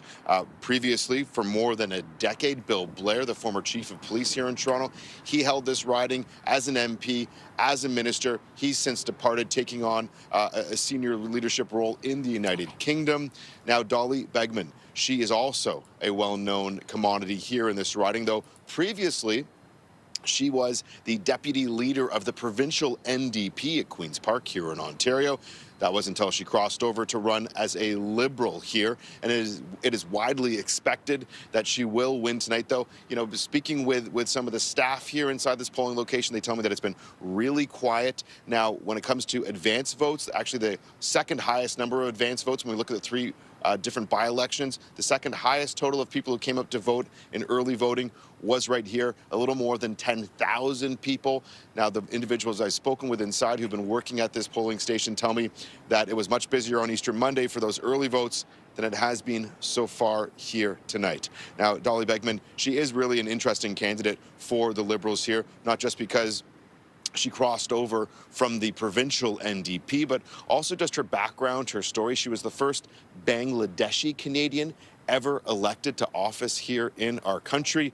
And here in this riding, there are lots of minorities. About 64% are registered as visible minorities, mainly South Asian, Black, Filipino. Now, just across the road from where we are standing here tonight is a center where Dolly Begman's party is expected to be celebrating tonight. The stage is set over there, though we're going to have to wait and see. The democratic process is taking place this evening. All right, thanks, Adrian. Now let's go to the other Toronto area riding in this race, also seen as a Liberal stronghold, and that's where we find CTV's Heather Wright. And Heather, Adrian says that the voter turnout hasn't been as high as perhaps it has been at other points. What is the turnout like there where you are?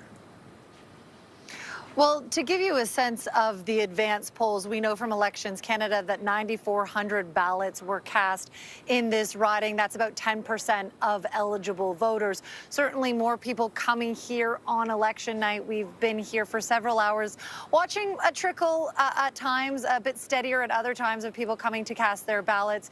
But as we know, by-elections typically don't have a very strong voter turnout.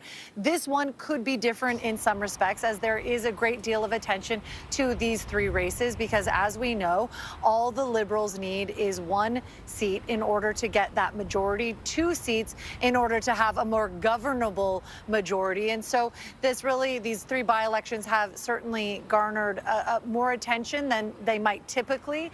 And we've been speaking with voters here who, you know, they understand that by-elections don't always bring out, you know, people voting in droves, but the people that we've spoken to have said that this is very important to them. This is part of the democratic process, and it's vital, they say, to have their voices heard. As one man told me earlier, he doesn't want to be a bystander. All right, Heather, thank you for this. That is CTV's Genevieve Boschman, CTV's Adrian Gabriel, and CTV's Heather Wright, all reporting for us on this day of what could be a very significant by-election in 3 different ridings in Canada. Thank you once again. Well, in other news, we're following mounting international concern over the impact of the American military blockade of the Strait of Hormuz. It took effect today and stretches all the way down Iran's coastline, with access in and out of Iranian ports restricted. CTV's Annie Bergeron-Oliver with the ongoing threats and the new phase of the war. Oil prices surged Monday above $100 a barrel as U.S. Navy ships began blocking the Strait of Hormuz, stopping all vessels from entering or exiting Iranian ports. We can't let a country blackmail or extort the world, because that's what they're doing. Since the war began, Iran has heavily restricted access to the Strait of Hormuz, a key waterway through which 20% of traded oil normally passes. President Donald Trump says the U.S. doesn't need the strait and that his latest move in the region will get Iran back to the negotiating table after talks broke down this weekend over Iran's refusal to end its nuclear program. Iran will not have a nuclear weapon. And we agreed to a lot of things, but they didn't agree to that. And I think they will agree to it. I'm almost sure of it. In fact, I am sure of it. If they don't agree, there's no deal. The new U.S. blockade seeks to starve Iran of an estimated $200 million a day in oil reserves, a form of economic pressure experts say could backfire. Iran has threatened to strike any vessel that it believes is violating the two-week ceasefire. Absolutely, we're escalating the conflict. And that is really the intent, escalation. But to what point? Experts say the blockade likely goes against international law, and several U.S. allies, including Spain, France, Turkey, and the UK, have criticized Trump's move. My guide from the start of this conflict has always been our national interest. That's why we stayed out of the war and why we continue to stay out of the war. Economists say Canadians can expect to see higher inflation over the coming months, even if this fight over the strait is somehow solved within days. Annie Bergeron-Oliver, CTV News, Ottawa. And following failed peace talks, Mark Carney spoke with the Prime Minister of Pakistan today. Carney's office says the two leaders discussed the war in the Middle East, emphasizing the importance of de-escalation and a sustained ceasefire. Carney thanked Pakistan's leader for the role he played in facilitating the first round of discussions between the U.S. and Iran, while emphasizing that the ceasefire should include Lebanon. The leaders also discussed the importance of free and secure access through the Strait of Hormuz and the need to protect civilian infrastructure in the region. A family in Windsor, Ontario is sharing their grief after they say a local loved one who was visiting Lebanon was killed by Israeli airstrikes. CTV's Robert Lovian has more. Siblings of Windsor's Hassan Haider remember their brother as a devoted father of 5 and a lover of his horses. He had a dream of having the biggest horse farm in Lebanon. He risked his life to care for his animals that he loved and not leave them behind. Haider, a Lebanese Canadian, was killed last Thursday by what his family says was part of an Israeli strike. Caring for his land, they say he heard the cries of an injured person and ran to help. They say that's when he was shot by a drone. They found him shot in the head with so many other injuries, immediately dead. Still at his own property. Moving to Canada in his teens, Haider came to run an auto shop in Windsor, often returning to his home in Lebanon to take care of his wife and 5 children. His goal and his dream was to retire at the age of 40. He died at the age of 38. He didn't even get to see that day. Israel has launched massive attacks on parts of Lebanon in an ongoing conflict with Hezbollah militants. Whether Lebanon was included in a fragile ceasefire between the U.S. and Iran has been heavily disputed. Maybe did not start with my brother, and I'm sure it's not going to end with my brother unless we put an end to this. The Haider family is now calling for the Canadian government to play a larger role in facilitating peace and standing up for citizens whose families still live in the war-torn Middle East. Which government do you want to be? A government that I look up to and always talk about it in good pride? Or a government that I'm going to keep stabbing me in the back thinking that I'm going to just take it for it? We need all Canadians to stand up and say, enough is enough. We can't just watch our citizens being assassinated by other countries and do nothing. For now, Haider's siblings say they hope to continue to share his legacy and cherish their memories. We were split souls. We never separated, you know? So my memories is all around him. Like, he was the closest to me in my family. Like I told you, we were like twins, basically. Robert Lothian, CTV News. We're actually seeing the number of new lung cancers and bladder cancer, other related smoking cancers declining. Cancer still casts a dark cloud in Canada, but a new study has found a silver lining. More on that when we return.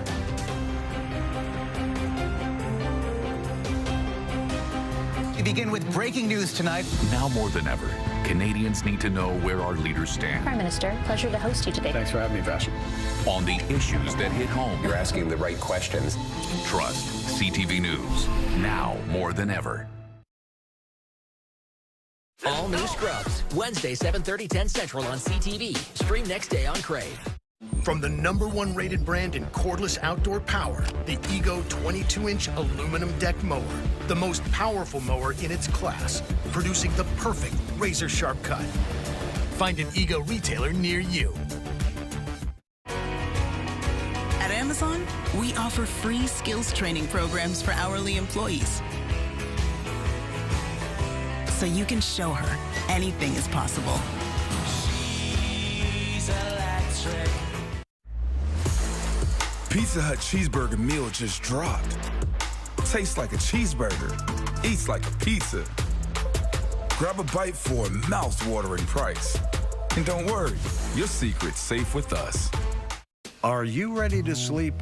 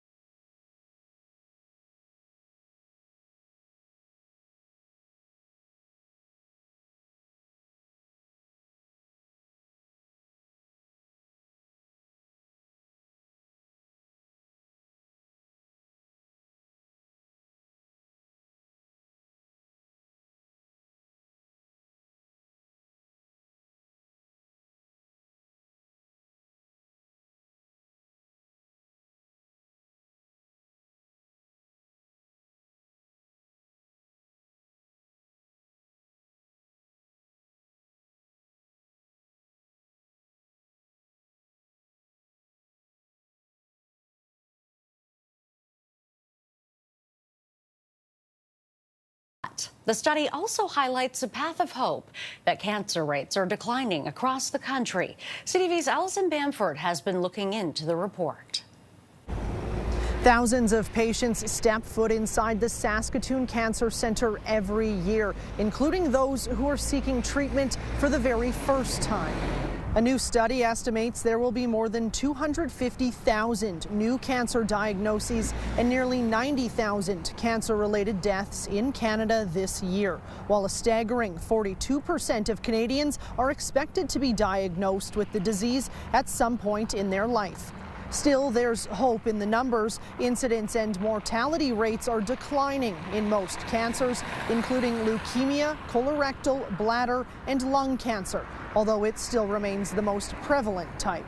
We're seeing, the advancements in prevention, early detection, and treatments really having an impact for people across Canada. This month, Saskatchewan made the move to help reduce the wait times for breast cancer screenings, adding to its fleet of mobile mammogram units that serve remote communities. Despite the progress in many areas, the study shows rates of some cancers are rising, including cervical, head, and neck, linked to HPV. Experts say improving vaccination rates could help stop these types of cancers before they start. Allison Bamford, CTV News, Saskatoon. For tens of thousands of Prince Edward Islanders on a waiting list for a primary care provider, relief can feel a long way off. The province is hoping a new class of nurse practitioners can help address some of that pressure. CTV's Maria Saru reports. 3, 2, 1. New nurse practitioners, all smiles for the camera, but the work ahead is serious.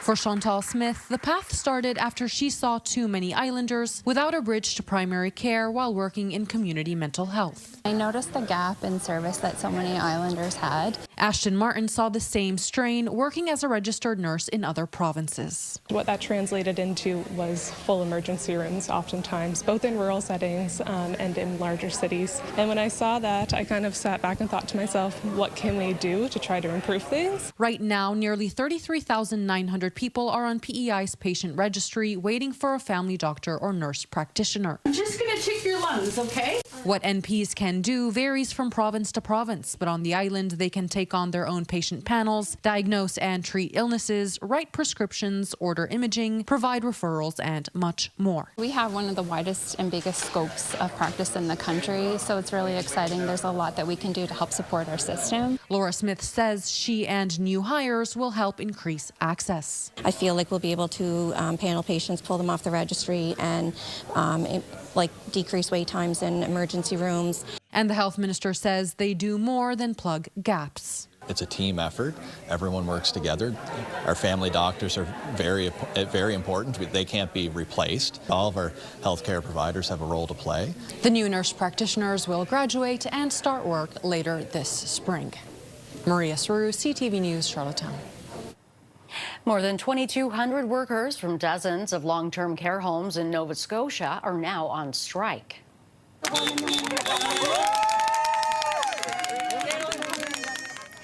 The Canadian Union of Public Employees submitted 48-hour strike notice on Friday, and this morning at 7 o'clock local time, workers from 24 facilities across the province hit the picket lines. The president of CUPE Nova Scotia says workers are struggling with wages and the high cost of living. Picket lines started happening around the province of Nova Scotia to show our government exactly how the workers feel in our long-term care sector. The energy has been absolutely amazing. Our locals are mobilized around this province to get a fair and living wage for the sector. Nova Scotia's long-term care minister, Barbara Adams, says the labor action will cause challenges, but adds that agreements are in place to ensure essential care continues. She's also urging CUPE leadership to reconsider the province's offer. I don't believe that number's me. I just can't believe it. I don't feel 90. Coming up, a 90-year-old woman is inspiring people at the gym as she continues to get her workouts in. Stay with us. Love Parliament Hill. I love the drama. The stakes are so high. And Question Period is the landmark. Want to know what's truly going on in our country? Here's where you'll find out. The global economy is fundamentally changing. This is a place where real change can happen. Major players, tough conversations. We don't need more bureaucracy. Everything off the cuff with real pressure to give honest answers. These are the people who make news. What they say drives what everyone in Canada is talking about. Right now, that's more important than ever. RJ Decker, Tuesday on CTV. Stream next day on Crave. Now I'm in my 50s, I'm all about making the right choices, like eating right and staying healthy. And another thing I can choose is how to look after my family if anything ever happened to me. Welcome to Senior's Choice, the #1 direct choice for Canadians over 50. How can I help? Hi, I'd like a quick quote for Canadian Seniors Life Insurance, please. If you're a Canadian resident, age 40 to 80, you can choose the right amount of coverage for you and your family, up to $250,000. That kind of money would help a lot. You can choose to apply over the phone now in just minutes, with no medicals or blood tests. Just a few health and lifestyle questions. Wow, that easy. Depending on the coverage you choose, it could be as little as $14.88 a month. That's just 49 cents a day. That's less than I thought. And that money could help my family cover my funeral costs, support my husband's retirement planning, or even pay off loans. I'll do it. To get a free, no-obligation quote, call one of our trusted insurance advisors today at 1-844-820-8006 or visit seniorschoice.ca. Manufacturers of asbestos products were sued for hiding the dangers of asbestos cancers. Trust funds were set up to compensate people with mesothelioma. Niskin Law helps Canadians access these funds. And we're committed to getting justice for victims of mesothelioma. What do you get when you combine classic muscle with modern engineering? A winner. Assembled by Canadians, recognized everywhere. The 2026 Dodge Charger is the 2026 North American Car of the Year. Balderson aged cheddar's unforgettable taste and sharp flavor takes time. Some call it art. We agree. It's a true masterpiece of patience and the finest craftsmanship. Balderson, great things take time. Canada's only NBA team has qualified for the postseason. The Raptors are going to head to the playoffs for the first time since 2022. The Toronto Raptors punched their playoff ticket with a 35-point win over the Brooklyn Nets. Their first-round opponent will be the Cleveland Cavaliers. Game 1 is Saturday afternoon in Cleveland. We all know those fitness buffs who get all the attention at the gym. Rock-hard muscles, lifting heavy weights. We'll meet one CrossFit expert, envied by colleagues who want to be just like her when they grow up. CTV's Camille Wilson reports. In a CrossFit center full of super fit people, it's not the strongest or fastest, even the youngest who stands out. Avril's an inspiration to every single person that walks into the gym, myself included. All the buzz at this place is about Avril Legault, 90 years old and working out with the best of them. I don't believe that number's me. I just can't believe it. I don't feel 90. And that's because of CrossFit. Legault's husband passed away 9 years ago. After being married for 60 years, I didn't know what to do with myself. So this is a friend of my daughter's. She got me into CrossFit, and that was the beginning. It's too wimpy. Her goals were modest: how to get up if she falls down. I remember when she first joined the gym, she walked up those stairs with a walker. And after coming to the gym for about 3 weeks, she sold her walker because she didn't need it anymore. It's a reminder that we can all move our bodies at any age. Legault's daughter says CrossFit is her mom's lifeline. I'm super proud of her. I have so much respect. Like, so many people just can't get out the door. She's really proud of herself, and we're happy for her. She's still living on her own, and she is stubborn. She's going to make it to 100 for sure. Class members say it's about always thinking, what would Avril do? She's not afraid of anything, and it's such an inspiration. I hope that I can be even like half of her when I'm her age. My song. Proud to be the oldest in her class, her favorite song, fittingly, is Staying Alive. All you have to do is get off the couch and join CrossFit, and you'll feel a lot better. Oh, and this is her birthday, and this is how she is celebrating age 90. And she has no intention of stopping anytime soon. I'm just going to continue coming to CrossFit till I'm 100. For her 90th birthday, the gym owner is giving her a free membership for life. Camille Wilson, CTV News.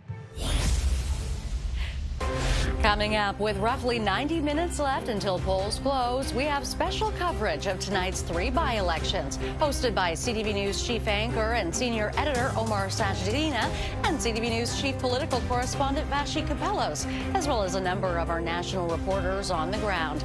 That's at the top of the hour right here on CTV News Channel. Stay with us. This is the top secret project you've been working on? Oh no, Linda.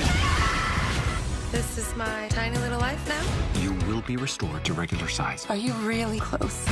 Trust me.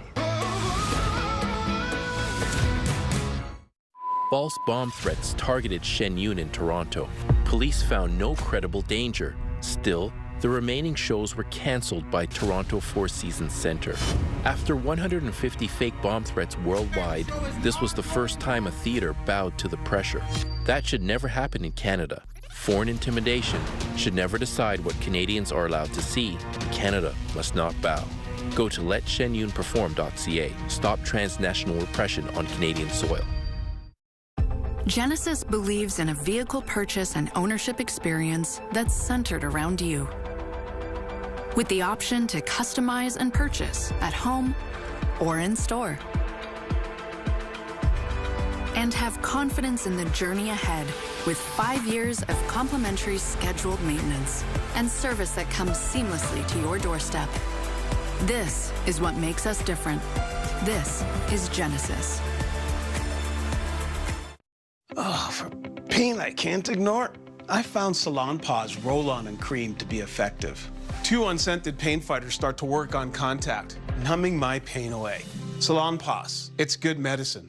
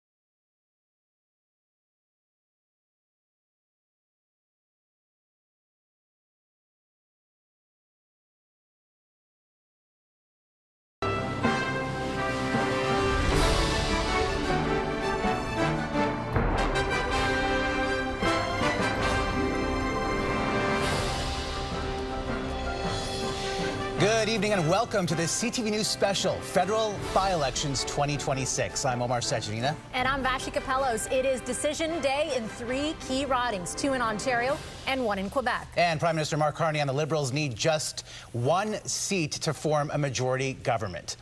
Voters in 2 Toronto ridings and the Montreal area riding of Terrebonne have just under 90 minutes to cast their ballots before polls close. And our reporters have got you covered tonight. CTV's Heather Wright and Adrian Gabriel are in the Toronto ridings of University Rosedale and Scarborough Southwest. And CTV's Quebec Bureau Chief Geneviève Beauchemin is in Terrebonne. From the field to the studio, we have comprehensive coverage as the night unfolds. And CTV national news anchor Heather Butts and pollster Nick Nanos are here to break down the numbers and to provide you with the context. And our Ottawa Bureau Chief Graham Richardson will help make sense of it all and talk about what tonight means for the country. CTV national news anchor Sandy Ronaldo leads our political panel. That includes former Liberal MP and Chief of Staff to the Prime Minister Marco Mendicino, former Conservative Cabinet Minister and CTV News political analyst James Moore, and former NDP MP and Provincial Minister Nathan Cullen. We have also convened a special edition of our strategy panel with former Liberal senior advisor and CTV political analyst Scott Reed, Conservative strategist Shakira Chambers, and Monk & Associates Kathleen Monk, who served as communications director for the late NDP leader Jack Layton. We're going to bring everyone into the conversation in just a moment. First, though, let's take a look at exactly how we got here. Just shy, if you can believe it, of a year ago, the Liberals won the general election and formed a minority government with 169 seats. That's 3 shy of a majority. The Conservatives landed at 144 seats, the Bloc at 22, the NDP at 7, and the Greens at 1. But a whole lot has happened since then, and those numbers have changed, with 5 MPs crossing the floor to join the Liberals in the same number of months since November. Among them, 4 Conservatives, including Marilyn Gladue just last week, and 1 NDP MP. It certainly has been a very active year and an active few weeks, actually. That should have been enough to push them over the edge, but there have been 3 Liberal vacancies as well, triggering tonight's by-elections. Longtime Liberal Cabinet Minister and former Deputy PM Chrystia Freeland resigned in University Rosedale. Former Cabinet Minister Bill Blair stepped down in the riding of Scarborough Southwest to become Canada's High Commissioner to the UK. And in Quebec, Liberal Tatiana Auguste won the riding of Terrebonne in last year's federal election by just 1 vote over her Bloc Québécois opponent. But the country's top court later nullified the result. So here's where things therefore stand. Going into these by-elections tonight, Prime Minister Mark Carney's Liberals are sitting at 171 seats, just 1 seat away from that magic number of 172 needed to form a majority government. The Conservatives are sitting at 140 seats, the Bloc at 22, the NDP at 6, and the Greens at 1. We're going to bring you our countdown clock now, and we are just over an hour and a half until polls close. You can see that clock to the bottom right of your screen, and that's the current seats standings per party right now. Let's head out to the polling stations where voting is underway, starting with the downtown Toronto riding of University Rosedale, where we find CTV's Heather Wright. Heather, describe the atmosphere for us. Well, Omar, we're here at a polling station at the University of Toronto. We've been here for several hours now, sort of seeing some peaks and valleys when it comes to turnout. We are seeing a lot of students coming in and also people, obviously, who live nearby. And those that we've spoken with, you know, they say the important part about coming out to vote in a by-election is having their voices heard. The issues that are important to them really vary depending on who we are talking to. Cost of living is up there, Canada's position in the world, and of course the trade war with the United States. Now, as you mentioned in the intro, this is a riding that is considered to be a Liberal stronghold. This riding has been held by Chrystia Freeland since 2015, the year it was created, and it was created by hiving off parts of other ridings that have typically gone Liberal in the last several years. That would be Toronto Centre and Trinity Spadina, which was, though, however, held by current Toronto Mayor Olivia Chow for the NDP for a number of years. So this is a riding that includes one of the wealthiest neighbourhoods, Rosedale, in the entire country, along with large swaths of downtown Toronto. People coming out to the polls, casting their ballots, hoping to have their voices heard. One man telling us that he did not want to be a bystander in this election. All right, Heather, we'll check in with you throughout the evening. And now another riding that's considered a Liberal stronghold is the riding of Scarborough Southwest, and that is where we find CTV's Adrian Gabriel. Adrian, what can you tell us? Omar, the Liberal candidate here in Scarborough Southwest, well, she's a well-known commodity in this neighborhood, though before this, she was an MPP and the deputy leader of the provincial NDP party here in Ontario. Dolly Begum, of course, is who we're speaking about. And interestingly enough, she jumped ship, joining the Liberals as a candidate. She is expecting to win here tonight. Now, here at this polling station, it's been a little bit quiet today. We've seen this evening as a few more people starting to come in, speaking with some voters who are saying that they're here tonight. They want to support Mark Carney. Others saying they want to come out here and exercise their democratic right. Though speaking with some of the staff inside, they say it's been a little quieter today at this polling station than it was when people came on Easter Monday for early voting. About 10,000 people, a little more than 10,000 people came out at that time to cast their ballots. Now, this is an interesting riding for multiple reasons. It's also one of the most multicultural in the city of Toronto. About 64% have registered as visible minorities, South Asian, Black, Filipino being the top three. And Dolly Begum, the Liberal candidate, also interestingly enough, was the first ever Bangladeshi Canadian to ever be elected to office in Canadian history. She's well placed here tonight. There is a banquet hall across the street from where we are tonight where she hopes to celebrate a little later on, though we're going to have to wait and see. All right, Adrian, thank you. And again, bottom right of your screen, polls closing in about an hour and 20 minutes. Let's head over to CTV's Quebec Bureau Chief Geneviève Beauchemin in the Montreal area riding of Terrebonne. And this is where, Geneviève, all the political drama seems to be centered tonight. Certainly appears to be a motivated electorate. We know that about 18,200 people have cast their ballots in advance voting, which represents about 20% of that voter pool. So people certainly appears that they want to be made heard tonight. Oh, absolutely, Omar. It hasn't been really entirely busy. There haven't been lineups here, but it has been a steady trickle of people coming in and out of the polling station wanting to make their voices heard. Many of them telling me they want a clear winner tonight. The Bloc Québécois slogan for this by-election is un vote qui compte, a vote that counts. And that is certainly something that people are taking to heart here. They know that this riding was won by just one vote last time around, and so they certainly believe that what they're putting in the polling station today is going to matter at the end when the votes are counted. There's also the fact, of course, that this is one of the ridings that has been hotly contested for so long. There's been a dozen or so, more than 24 MPs that have come to this riding, knocking on doors, trying to convince voters to support their party. We even saw just a few minutes ago, Industry Minister Mélanie Joly was here. She was here shaking some hands. We talked to her about the situation here, and she says that she wants to make sure that people vote, they make their voices heard in this very consequential race here tonight. It's unclear. It is a cliffhanger. Talking to people, it doesn't seem as though many people have changed their minds as to who they voted for. Same people they voted before all those months ago. Many of them have been telling me that they want to vote for the same person, that not much has changed in their mind, but we'll have to see how that actually plays out when those votes are counted. It could take some time, though, because there are 48 names on the ballot, and so this is going to be a long night. There is a protest, of course, for people saying that they want to make this an election. They're against for electoral reform, and so certainly a lot of those names. So there's an adapted ballot. People have to actually write the name of the candidates there. So it could take some time, but people are going to be glued to the results tonight, Omar. Yeah, very much so. I'll pick this one up from Omar. Thanks, Geneviève Beauchemin, for us in Terrebonne. It is a long ballot, a lot of names on that ballot, and likely a late night over there in Terrebonne. Let's get some more perspective on what those three ridings, where those by-elections are being held, look like at the federal election and what they look like right now. Heather Butts and Nick Nanos are our dynamic duo to help us do exactly that. Thank you so much, Vassy. Yes, we're taking a look at now and then, Nick, and I think we'll start with Quebec, as we just left off there with Geneviève. We'll take a look at the riding of Terrebonne. Nick, an interesting riding here because we have a lot of repeats. We'll take a look at our riding list here.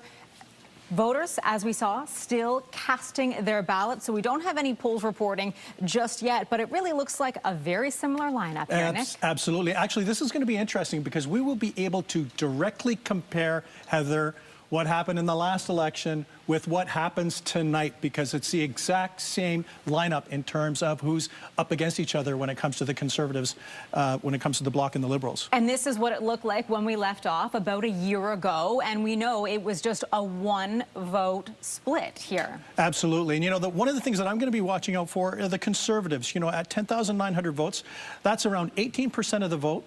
The big question is We know that the Liberals are highly motivated. We know that the Bloc are highly motivated. What will happen to Conservative support? Will it stay home? Could it potentially vote for the Bloc? Could Pierre Poilievre's party be a spoiler for the Liberals tonight? We don't know that. Okay, certainly riding. We're going to keep a very close eye on tonight and see who really gets the vote out, who is on the ground working to get people to the ballot box. We're taking a look into Ontario now, one of the Toronto ridings, Scarborough Southwest. Some new faces here now, Nick. Yeah, absolutely, and I think that's what an interesting, an all-women lineup. So it's going to be a really interesting race tonight between the Liberals and the Conservatives and the New Democrats.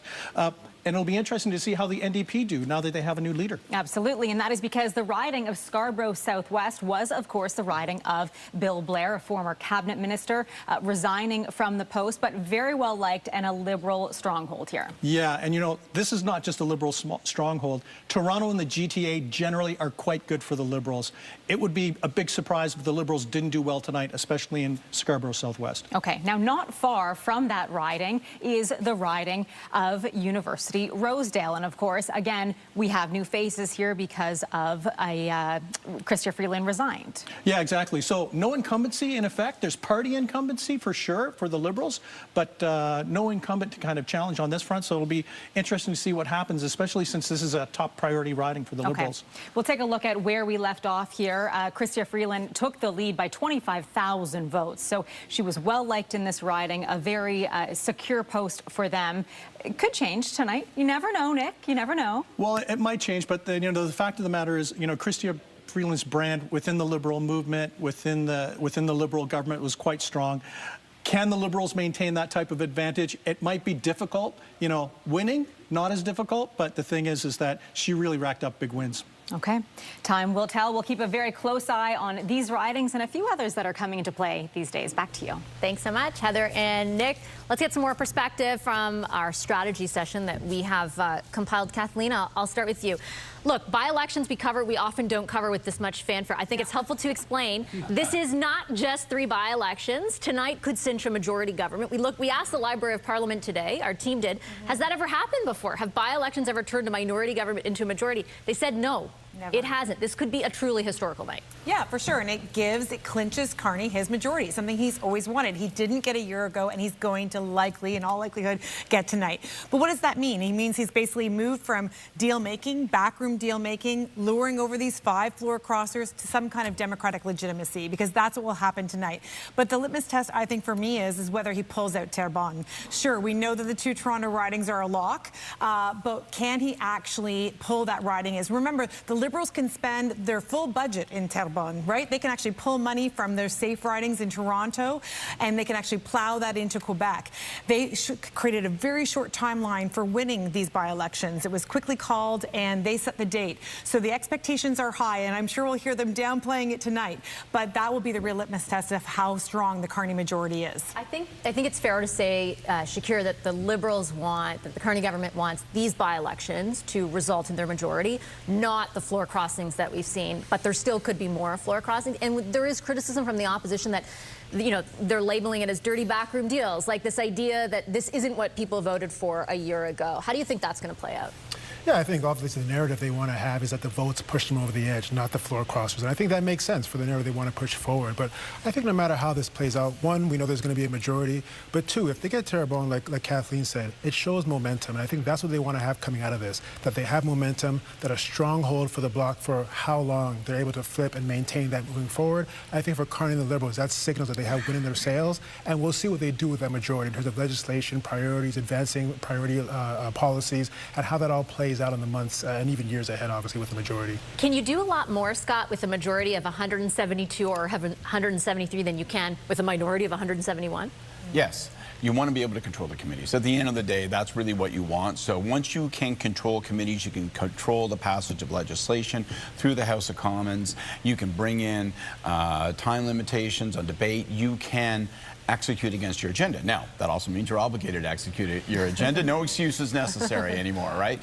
But they want to have a clean sweep tonight. When you talk to Liberals, they warn you, whether it's expectations management or whether it's genuine anxiety, they warn you that Terrebonne is going to be a toss-up, that they don't quite know. Remember, one of the implications of this longest ballot initiative is that you must write in the name of the candidate. Yes. You have to actually, so it requires a little bit more of an effort on the part of regular voters, and that can complicate things. And we'll have to see, does it take a long time for those results to come in? So that's obviously going to be the thing to watch. Yeah, I think it is safe, Omar, to assume that it will take a while when they have to verify and witness each of those individually written ballots. Certainly something that'll take time. And of course, for the Liberals, I mean, provincially, we've noticed that they've seen a bit of a bump, seen a bit of a surge, so hoping to take advantage of that. But again, if you look back at, what was it, a year ago, it was one vote that was the decider between the Bloc and the Liberals. Of course, that result nullified by the Supreme Court of Canada in February. So that is going to be the tightest of the 3 by-elections that we are sitting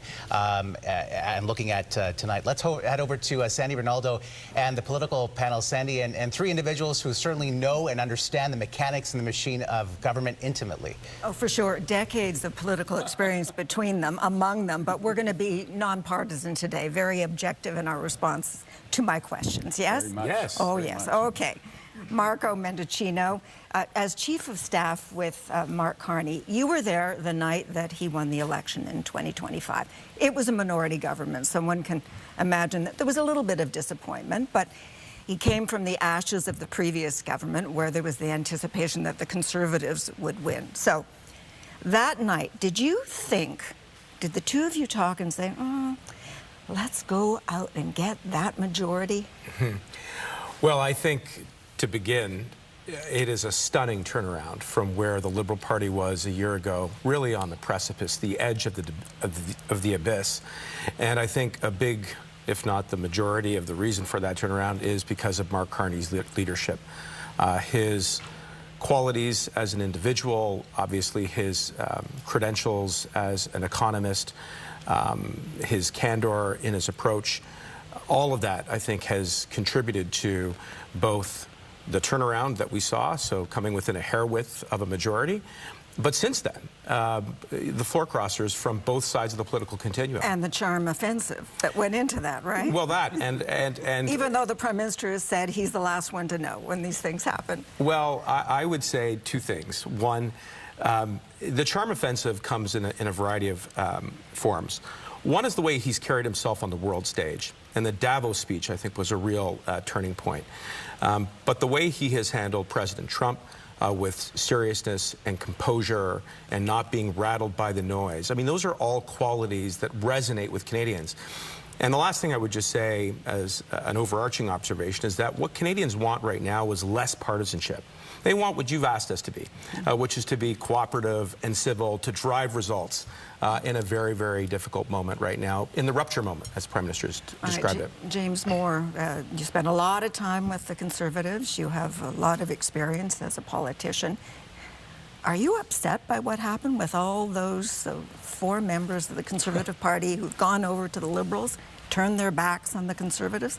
And what does it say about Pierre Poilievre and his leadership? Big questions with lots of parts there. I suppose I'm not surprised in some ways. I think Marco is right that we're living in a unique time in the sweep of Canadian history in the sense of the threats against Canada. And it's not just the Canada-US-Mexico agreement on free trade, but it's also the belligerence of President Trump and the anger that has been emoted out of Canadians, rightfully so, by the sort of dismissal of Canada, Canadians' sacrifice in Afghanistan, the threats to NATO, all of it taken together, that this is a unique moment where Canadians do have a sense of an aspiration for solidarity. Mark Carney is an individual because of his resume and what he's done previously in public life, but in a different way. And then in the year now that he's been Prime Minister, I think he's presented himself substantively and in his daily presentation in a way that has provided a lot of comfort to a lot of Canadians who ordinarily wouldn't have voted Liberal. There was a version of this, by the way, in the past where a lot of people voted for Jean Chrétien coming after the 1995 referendum, going into 97 and even in 2000, because they saw saw in him a person who knew a lot of Canada's history as a person who'd be a uniter. In 2008 and 2011, coming out of the worst recession since the Second World War, people found a lot of comfort in Stephen Harper because of who he was, his background as an economist to get us through the Great Recession. And Mark Carney, because of his presentation, he's clearly not Justin Trudeau. He's clearly not Pierre Poilievre. He's clearly not Donald Trump. And so he has a unique offering to the political marketplace that has found a lot of attraction. So we conceivably, by the end of tonight, will have former deputy leader of the NDP sitting next to a former center-right member of the Federal Conservative Caucus sharing a desk in Parliament as new Mark Carney Liberals.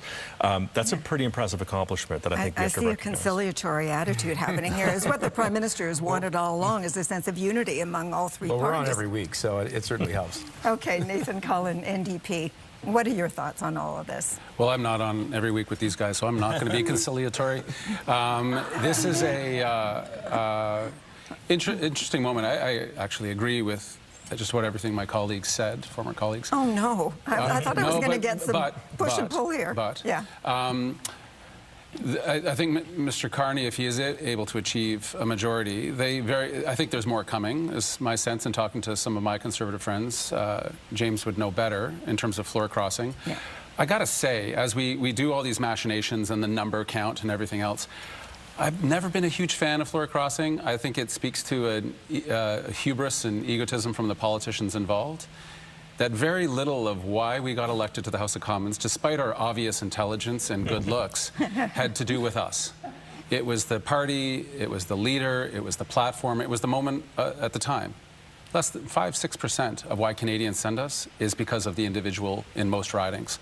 I think it'd be great if MPs really appreciated and respected that, and I think there's ways that they could do it. I know it's a separate issue from tonight, but Mr. Carney will have achieved his majority if he does, in part because people picked up their bag and went across the floor without asking the voters who sent them to Ottawa first. And there's something that just breeds cynicism in that for me, and I wish it weren't the case. I wish we just, okay, I want to switch parties, I don't like the leader anymore. No problem. Well, you agree with Pierre Poilievre. Well, it'll be entirely. Now he thinks that. But let's be honest with the arithmetic, right? It'll be entirely because of the floor crossers. The three ridings that are at play tonight are three ridings that the Liberals won on election night that held them to a minority government. Not yet, but... Correct. But should they hold all three ridings tonight, those are ridings that they held when they won a minority government. So the majority is a consequence of the floor crossing. But that doesn't mean the floor crossings aren't consequential in the terms of the judgment of those individuals. And by the way, the public's reaction since those floor crossings have happened, the public has not recoiled in anger and said Mark Carney needs to be punished. That's quite the opposite. I've been told to wrap, but I have to give the Liberal the last word here. Well, I would just say one counter-argument to the skepticism, and we should be skeptical in all things political, and I say this as a in my post-political chapter, is that the individuals who have come over against a tidal wave of, I think, intimidation and harassment, and you feel it on the front lines when you listen to them and their families and their volunteers and their staff. So if you're looking for a personal payoff in the short term, I think the only personal payoff is that you're giving a greater voice to your constituency by being part of the caucus that is governing right now. And I think that also went into the decision to move to the Liberal Party for some of those individuals. Okay, we'll get back to that, but right now I have to hand things off to Graham. All right, Sandy and Graham, since Sandy mentioned it, let's ask you that. I mean, even if you assume that Mark Carney gets his majority today, two of those three ridings have traditionally gone Liberal.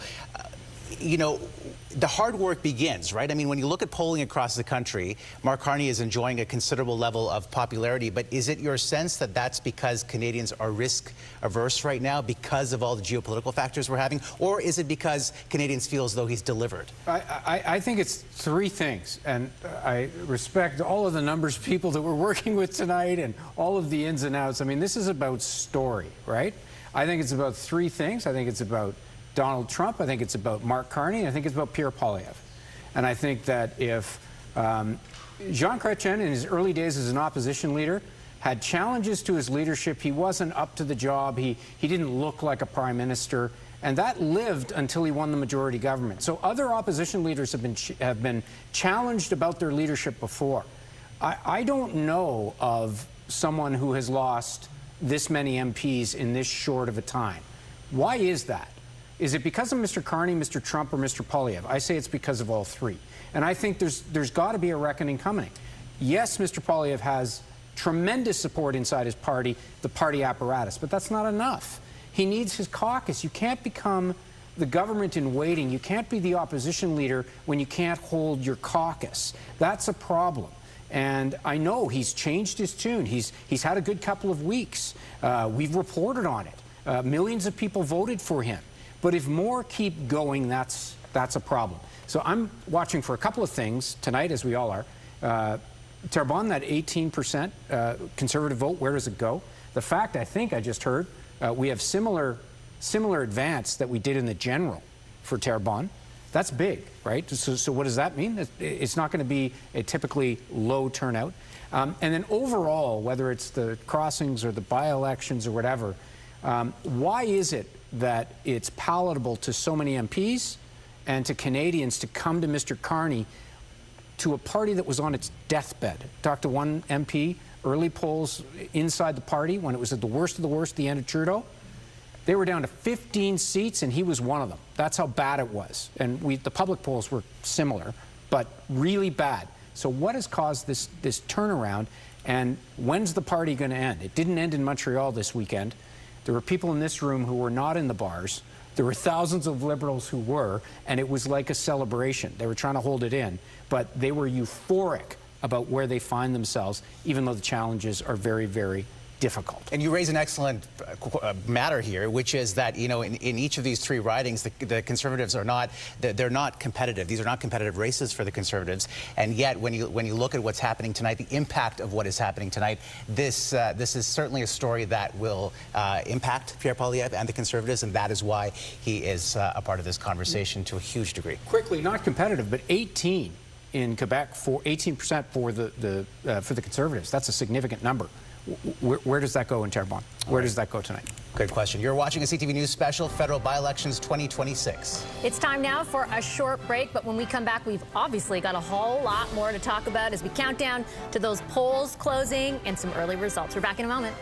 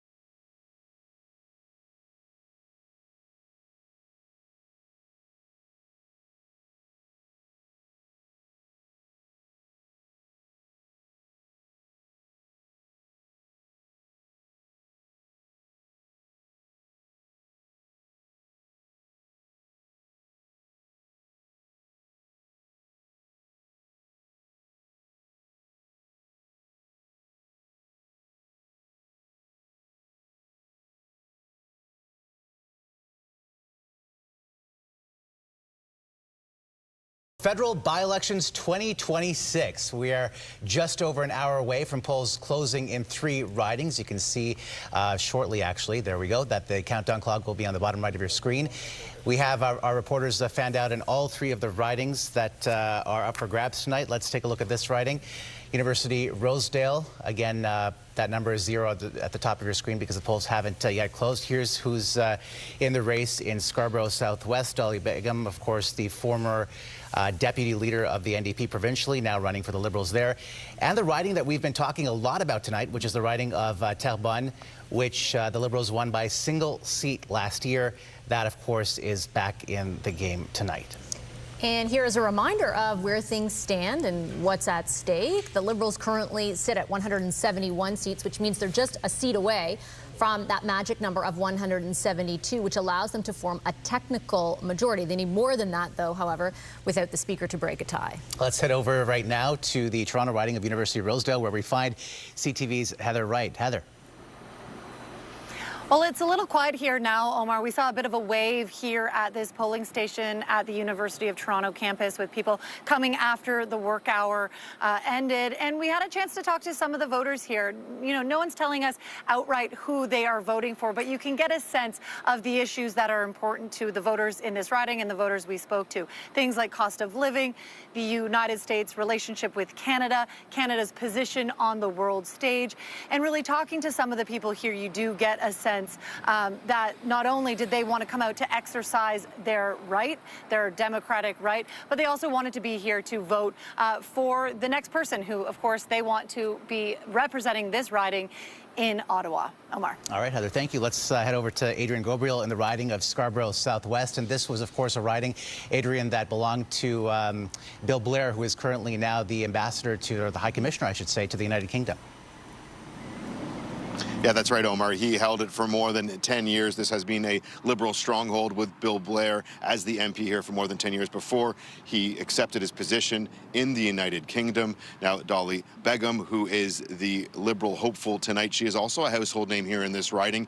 Interestingly, because she was the deputy leader of the provincial NDP as an MPP here in Ontario for Scarborough Southwest. Now, speaking with individuals who've been heading in here tonight, interestingly, some different perspectives. One gentleman saying he's here to support the Carney Liberal government. Another telling me that she's not a big fan of politicians flip-flopping. Of course, Begman flipped from the NDP to now the federal Liberals. Another telling me that she normally votes Conservative. Though she likes Mark Carney, she thinks that he means business. We're going to have to wait and see how the vote turns out. Okay, Adrian, CTV's Quebec Bureau Chief Geneviève Beauchemin is in the riding of Terrebonne. And Geneviève, what are voters telling you there?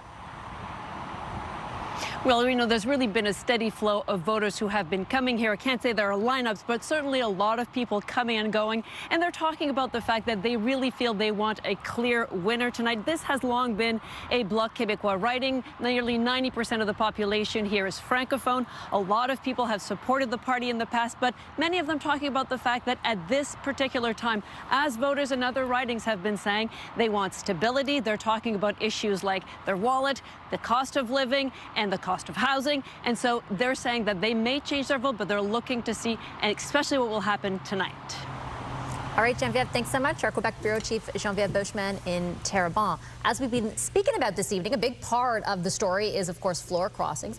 If the Liberals form a majority tonight, it'll be the first time in modern Canadian history that the combination of by-elections and floor crossings got a government there. But floor crossings have definitely happened before. Here's a look at some of the big ones. Canada's first Prime Minister, Sir John A. Macdonald, had 9 opposition members join his government, including 7 on the same day back in 1869. TV would have been wild that night. In more modern times, Jean Chrétien's Liberals attracted 6 over a decade, including 4 MPs from different parties in less than a month back in 2000. Belinda Stronach left the Conservatives to join Paul Martin's Liberals in 2005 while ending her relationship with fellow Conservative MP Peter MacKay. Stephen Harper attracted Liberal MP David Emerson to the Conservatives and his cabinet shortly after the 2006 election. And Vassy, fast forward to now when 5 MPs crossed the floor in as many months, including Conservative Chris D'Entremont, Conservative Michael Mock, Conservative Matt Genereux, Laurie Idlout, the lone NDP, and Conservative Marilyn Gladu. And that, I think for many people, was the most shocking of them all, right? This is a man now, Mark Carney, who has expanded the tent, but that tent wields MPs, fresh MPs like Marilyn Gladu, and if Dolly Begum wins tonight, will also possibly include somebody who was part of the NDP. So that poses its own challenges, potentially. I think it's one of a number of challenges, and I'll swing over to our strategists here, that the government will face should they be able to secure a majority tonight, Kathleen. I understand, like, everyone's talking about their great poll numbers and stuff like that tonight, but they've been in power for a year. They've promised huge things. The Prime Minister has made no bones about promising a lot to Canadians and the scale of ambition that we haven't seen in generations. What kind of pressure will they face if they are no longer able to say, hey, the opposition is holding us back? Right. I really think that if they form a majority tonight, tomorrow the clock starts on this government. It starts on this majority and what Prime Minister Carney can actually achieve in the time that he's got. On top of that, he's going to be facing another problem. Right now, his current problem in a minority, of course, is counting votes. He's got to count heads, make sure those seats, those bums are in those seats for those critical votes that happen in Parliament. But if he gets a majority and his votes are secured, then it pivots, and his challenge then becomes actually managing caucus, a very diverse caucus, as we've talked about tonight. My colleagues have talked about from the Dolly Begum to Marilyn Gladu. And I think that that will be a challenge to actually manage those ideological differences. Yeah, it feels like when you're up against Trump, the ability to do that is perhaps mitigated by the fact that you can focus so much on the economy and, you know, growing the economy to counter the threat that we face from Donald Trump. But if you look at a host of other issues, I think of a number of things on foreign policy or the environment, you're going to see massive disagreements between those two sort of sides of the spectrum within the same quote-unquote tent. How much of a challenge do you think that could pose moving forward, Shakir? I think the challenge for Mark Carney is on the day-to-day issues. He's promising a lot of big things. For example, housing, major projects. These things don't really connect to individuals right away. And so I think for Mark Carney, as he moves forward, he's going to get his majority. But as he moves forward, what are those smaller things you're going to put in the window a month from now, 6 months from now, that the average Canadian is going to say, you know what, my life's a little better, life is a little more affordable? Because major projects, there's no through line between a pipeline or a port and how somebody feels about affordability. There's no, the housing projects, they're not going to get built until probably, you know, those numbers are not going to be met until the end of his mandate. So how does he make people feel like their life is getting better in that interim period before those bigger issues actually come to fruition? Well, he's got a good test case right now, Scott, with the price of gas. As everyone watching this program tonight will know, it's skyrocketed. There's a lot of debate in the House of Commons over what the government can do. My bet is something happens in short order. Wouldn't surprise me. What do you think they have to do the day after if they are able to secure a majority? Well, we've actually already seen an advisory from the Prime Minister's office indicating he's going to make an announcement on affordability tomorrow. I don't think that's an accident. That is really the Prime Minister saying, I know I'm going to get my majority tonight. Don't know if I'll get 2 or 3, but I'm going to get my majority, and therefore I've got to start to put it to work right away on these frontline issues. I just want to add this, though. We're all talking about this as though it's politics as usual. And it's not politics as usual, right? Like if we went outside, there's 2 moons in the sky. This is unusual, what's happening here. All of these people crossing the floor, right? Why is this happening, and why is it meeting with approval from Canadians? Because we're at war. Because he is a wartime leader of a wartime government, because Donald Trump has effectively declared war on Canada, and even the war in Iran, led by Donald Trump, is the reason that those gas prices are skyrocketing. It is the trust that Canadians have in Mark Carney to manage through that war that's creating this political dynamic where things we have not seen before are happening. And that's why these questions about managing the caucus members and how are Dolly Begum and Marilyn Gladu ever going to come together on a point of view about the environment? Who the hell cares? Like, that's not a problem for Mark Carney. But you're setting problem up for Mark Carney is right, Trump. Not today. Not today. Exactly. Honeymoons do have an end, and you're actually setting up the problem for Mr. Carney in the future. Because as soon as the opposition and Donald Trump moves off stage, then he actually has to deal for once. Well, when's that happening? It's not about when does the honeymoon end. When does the war end? Yeah, but the affordability crisis is what people feel in their back pockets every day. Whether it's that beep at the grocery store when you're scanning your food in, or when it's that click at the pump when you're filling your gas tank. That is what they feel every day. Until Mr. Carney starts dealing with those affordability issues on the front line, then That is the problem. He's listening, guys, I got to cut you off because there's others. He's listening so closely, he's going to have an announcement about it tomorrow, Kathleen, right. so don't worry about it. Yeah. And I do want to know from the panelists, I mean, just to your point, Vassy, about the price of gas, that the government did signal that they were looking at ways to alleviate the pressure for Canadians, but, you know, some were criticizing that announcement as being a little bit too nebulous. I mean, what were the specifics of that announcement? So we'll talk about that. The Conservatives are asking for them to remove the federal portion of the gas tax. They've been doing that for a few weeks. Which Liberals have, I think, said already on your show that they would not be willing to do that. So we'll talk about that when we come back. You're watching a CTV News Special, Federal Byelections 2026. A very short break. We're back in a moment.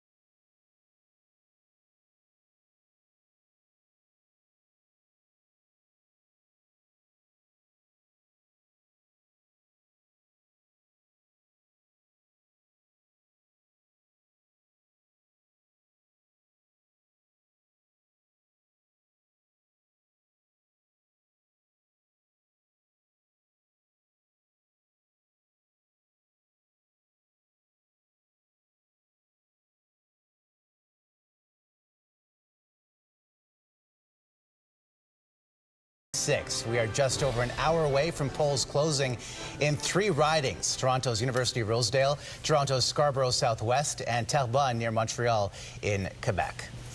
And a reminder, as we like to do, of where things stand at this moment in time as we head into this by-election and why we're making such a big deal about it. The Liberals are sitting at 171 seats. That's just 1 seat away from the number they need to form a majority government. Now, it's a technical majority at 172, which means at that point they're going to need the Speaker to break ties. But if they are to secure what they're largely expected to in the second Toronto riding tonight, then they would hit 173, and Terrebonne becomes pretty important at 174. The most competitive race is that one between the Liberals and the Bloc. Nationally, the battle is largely between Liberals and Conservatives, though, the latter led by Pierre Poilievre. That party finished the last election with its highest level of support historically. But Mr. Poilievre himself lost his Ottawa area seat in the general election, ran in a by-election in the Alberta riding of Battle River Crowfoot after the local MP stepped down. He won there, and then in January he captured more than 80% support for his leadership at his party's convention. In the middle of it all, however, 4 MPs left the Conservatives and headed over to the Liberals. That's where we bring in Heather Butts and Nick Nanos. What has, the leadership question meant to the political dynamic of the landscape across this country over the last number of months?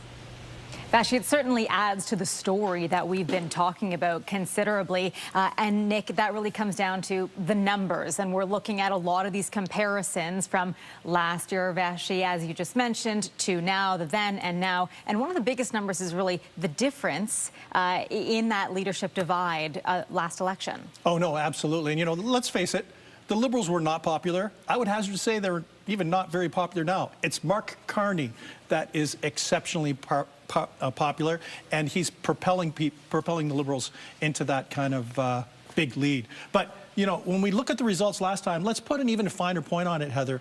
19.6 million votes cast. The Liberals, 61 votes in 4 ridings, if they were distributed differently, would have won a majority in the House of Commons. That's how close the Liberals were numerically to a majority government. But when we look at the trend line over time, check it out. You know, you can see that what started off as a really tight race really started to open up starting in August. But then as people started to focus on cost of living issues, narrowed. But check out the trend line in the close. You can see basically a positive trajectory for the Liberals, a lot of that coinciding with defections from the Conservatives and the New Democrats to the Liberals, with the Liberals having a comfortable 13-point advantage over the Conservatives right now. Now, Nick, this is taking a look at your numbers for the preferred parties, but I want to break this down even further for the preferred prime minister. This is the research that you're looking at, and what I love most is when you break it down to specific timelines and, again, specific stories that are unfolding around the world, Nick. Yeah, you know, from the get-go, it's clear that Mark Carney has had the advantage over Pierre Poilievre on the leadership front when we ask Canadians who they prefer as prime minister, but there are some key junctures of public opinion that we saw that had an impact on that margin. You know, at the very top of the list has to be President Donald Trump. And you know, the thing is that when we know is that when Trump is in the news, when Mark Carney is engaging with Donald Trump, it's usually good news for Mark Carney and also good news for the Liberals. Certainly gave him a boost last fall. And then, of course, November 4th, that is where this really got rolling, our first floor crosser. Yeah, and you know, the thing is that when we look at floor crossers such as D'Entremont, we can see that it adds to the narrative of Mark Carney and his personal appeal, his appeal outside of other voters. And you know, as context, we saw that the Conservatives were in the 30s in support. Pierre Poilievre, in turn, on the preferred prime minister front, was much lower. That means that there's a significant proportion of committed Conservative supporters who think that someone other than Pierre Poilievre is the best person to be prime minister. Okay, and we'll watch as that support went up and then came back down slightly. But again, another floor crosser with Michael Ma. Yeah, it's almost like for Pierre Poilievre, can the guy grab a break? Like, he's got to deal with Trump. He's got to deal with one defection, then he has a second defection. And then, you know, what we see as the trend continues, that speech by Donald Trump at Davos did increase his popularity, especially in the province of Quebec. Mark Carney, of course, yeah. Mark Carney speaking at Davos. Yes. With Trump, you know, there was everybody who was speaking there, but it was Mark Carney and his own popularity here who skyrocketed there. And then we got into the winter months. We had Poilievre's leadership. We saw a bit of a change there as well. Yeah, actually, you'd think that Pierre Poilievre would have done a little better coming out of his leadership review, where he scored extremely high. But what you can see is that there was really no bump coming out of the Conservatives or for Pierre Poilievre on that front. Okay, and then we have another floor crosser, of course, Matt Genereux, coming in February. And then as we continue on throughout the winter, things get even worse. We've got the war in Iran now and the state of the economy changing big time. So, you know, think of Mark Carney. You know, he's got Donald Trump that helps him. He's got defections to his cause that help him. And then he has the ability to be a statesperson, you know, statesman, focusing on the Middle East, focusing on trade. Roll all those things up. Advantage Carney today, at least. Okay, and then, of course, we have one more floor crosser. That was happening in March, and then we rolled on through to our final floor crosser, which really brings us to today, Nick. Yeah, absolutely. And, you know, the thing is you can see the massive advantage, 52-25 for Mark Carney over Pierre Poilievre. You know, Pierre Poilievre has to get a break. You know, usually what happens is politicians need their opponents to make a mistake. Hasn't happened yet. Not saying it can't happen, but not yet. Okay, Nick, thank you. Back to you. All right, Heather, thank you so much. Let's head over to Sandy Rinaldo and the political panel. And certainly a big question, Sandy, as we've been talking about for the past little while, is Pierre Poilievre's political future. Because, you know, as Nick pointed out, Pierre Poilievre needs a break. But to have 4 of the 5 defectors coming from the Conservative Party, not a good look if you're a leader of the Conservative Party. And Omar, to pick up on that, and I want to put my first question to James Moore, who the audience should know was a heavy-duty minister in the Stephen Harper government. So, you know, I'm assuming you still have a lot of contacts within. 9, we're hearing talk about 9 potential floor crossers to come. What can you tell us about that? Look, that's gossip and chatter. I don't know. I mean, I think there's a big cultural shift. Scott mentioned it earlier, and I think it bears repeating, right, is that as of tonight, it's a simple crash moment. Like, this is a historic moment that a government will go from minority to majority as a consequence of these by-elections and the floor crossers combined. A light switch is about to get flipped, and the expectations of the government are about to blow up in terms of considering where they get their opposition from. There's no premier who's fighting with this prime minister. There's no big city mayor that's fighting with this prime minister. The bureaucracy is aligned. He's made massive sweeps of changes to the deputy minister portfolio across the government of Canada. He's made appointments to key crown corporations. The Senate is probably 80% progressive centre-left who are aligned with Mark Carney's worldview. He really has no opposition, so the expectations game is really high. Now, if you tip over from a minority to majority, which is likely about to happen in about an hour's time, when that happens, I think, you know, you kind of wonder what other people who are sitting in opposition, who may be in their third, fourth, or fifth term as a member of Parliament, they see no horizon where they actually could form government, and they actually everybody wants to live a life of purpose. You want to do something meaningful with your life. You want to have an opportunity to contribute. And after 10 years of giving the same speeches and making the same protests against the same Liberal government, the idea of crossing the floor and actually maybe getting some infrastructure built in your riding and feeling part of something that's bigger than just normal red team, blue team politics, I think there's a temptation to do that. So another thing to keep in mind as well is that, you know, we're talking about still a very unstable majority government. 172 seats is the most unstable of a majority government. In British Columbia, there are 93 seats in the provincial legislature, and Premier Eby reminded a group that I was a part of a couple weeks ago that amongst his one-seat majority government in British Columbia, he has 2 members of his caucus who are undergoing cancer therapy right now. So in a 343-seat federal parliament, there will be people who will have health challenges. There will be people who might have marital challenges. There may be people who have family issues. Maybe people who want to run for another level of office, or people who just get tired of the travel. So in a one-seat majority mandate, this is still a very unstable majority mandate. So therefore, if there's anybody who wants to cross the floor and to provide even greater cushion, I think there might be some leverage for them to do that. So I think we might still see some more drama. That panel that we just saw, the timeline of the last few months since the campaign, I think there may be more dramas on the horizon to come of people who want to cushion the majority and to keep this parliament going for quite some time. All right, Nathan, I want to pick up on that because, you know, Mark Carney's going to have to manage these floor crossers, right? And 2 of them, a couple of former NDPers, Dolly Begum, if she wins tonight, and certainly Laurie Idlad, who's crossed over. What advice would you give to him to manage them within his caucus? Stay popular, because winning solves most everything. Becoming unpopular, or the appearance that you can't win, allows disgruntlement and personal ambitions, the straying of eyes to other orders of government and opportunities in the private sector. All of that becomes much more enticing. I am struggling a little bit. We're talking about this minority to majority move likely tonight. I'm trying to think of what Mr. Carney has proposed that he hasn't been able to get through Parliament, usually quite quickly, since he became Prime Minister. There's been a wild form of agreement between the 2 major parties, Liberals and Conservatives, on most things, and that's understandable because Mr. Carney borrowed most of his agenda from the Conservative platform. So I can understand why there's general agreement. Oh no, I'm talking about building big things and getting rid of the carbon tax. Like, the list is quite long. So I don't think there's going to be a seismic change in the ambition of the Liberals because they've been able to accomplish most of what they've wanted. Parliament's not being frustrated like it was before when Marco was there, I think, or maybe not. I wonder about the challenge, not tonight, not tomorrow night, 6 months, 12 months from now, 18 months from now. I'm a backbench Liberal. I've got no chance of getting into cabinet. Those votes matter a lot when the majority is only a couple of votes.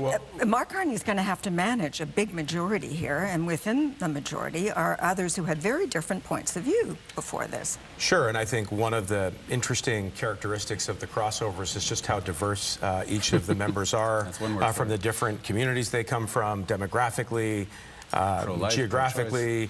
And yes, there's no doubt that there are definitely some disagreements. And that's a healthy thing, by the way. It's not just in the Liberal Party where there'll be disagreements. There'll be disagreements in the Conservative Party. There'll be disagreements in the NDP and the Bloc. And that's a healthy thing. But what I would just say is a few things. Okay, so 1.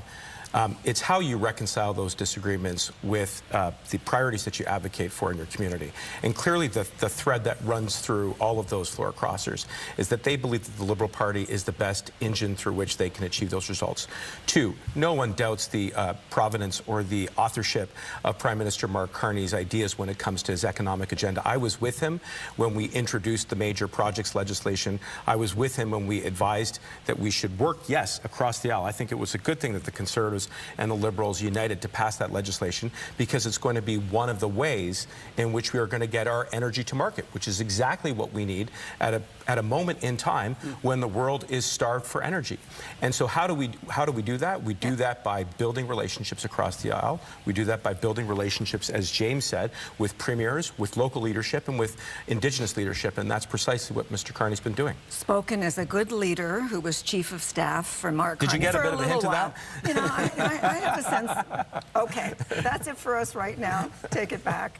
I think that Nathan raises a good point, though, about how, like, you know, if the focus is on execution, if they are to secure a majority government tonight and the focus is on execution, it won't necessarily be like a whole different story in the House of Commons. There are some bills, but they are not the biggest bills. They're like around religion, for example, and hate laws that they have faced some clear opposition to. But the majority of their agenda in Parliament has advanced pretty easily. So perhaps, you know, the focus is not necessarily execution there, but are they able to actually, if they say they're going to support a pipeline, get the pipeline bill, things like that, versus how different the House dynamic becomes. But to Shakir's point earlier, I mean, you know, Mark Carney also has to focus on short-term wins, right? A lot of the announcements so far are things that take several years, take several election cycles sometimes.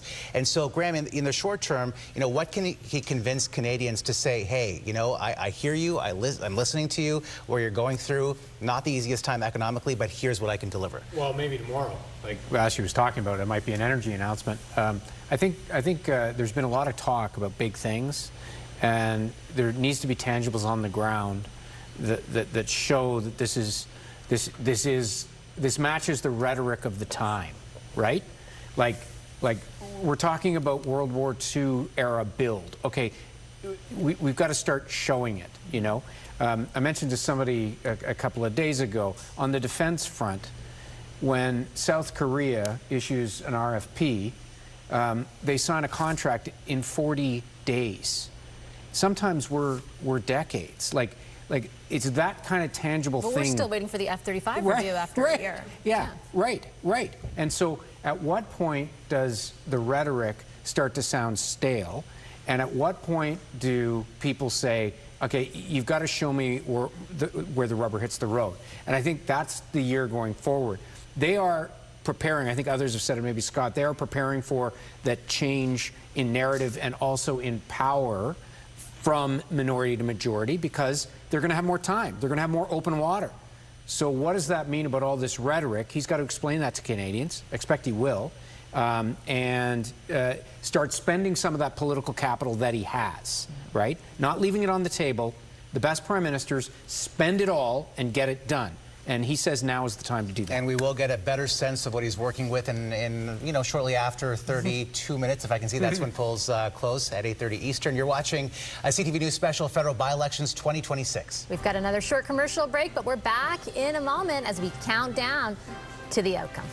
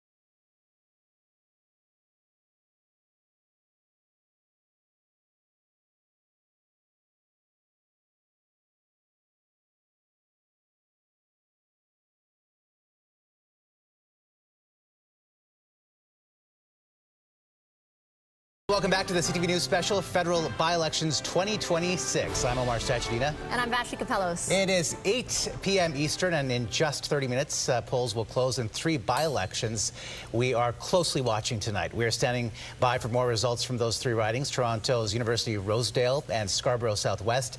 And, of course, where the political drama really lies tonight, Terrebonne in Quebec in the Montreal area.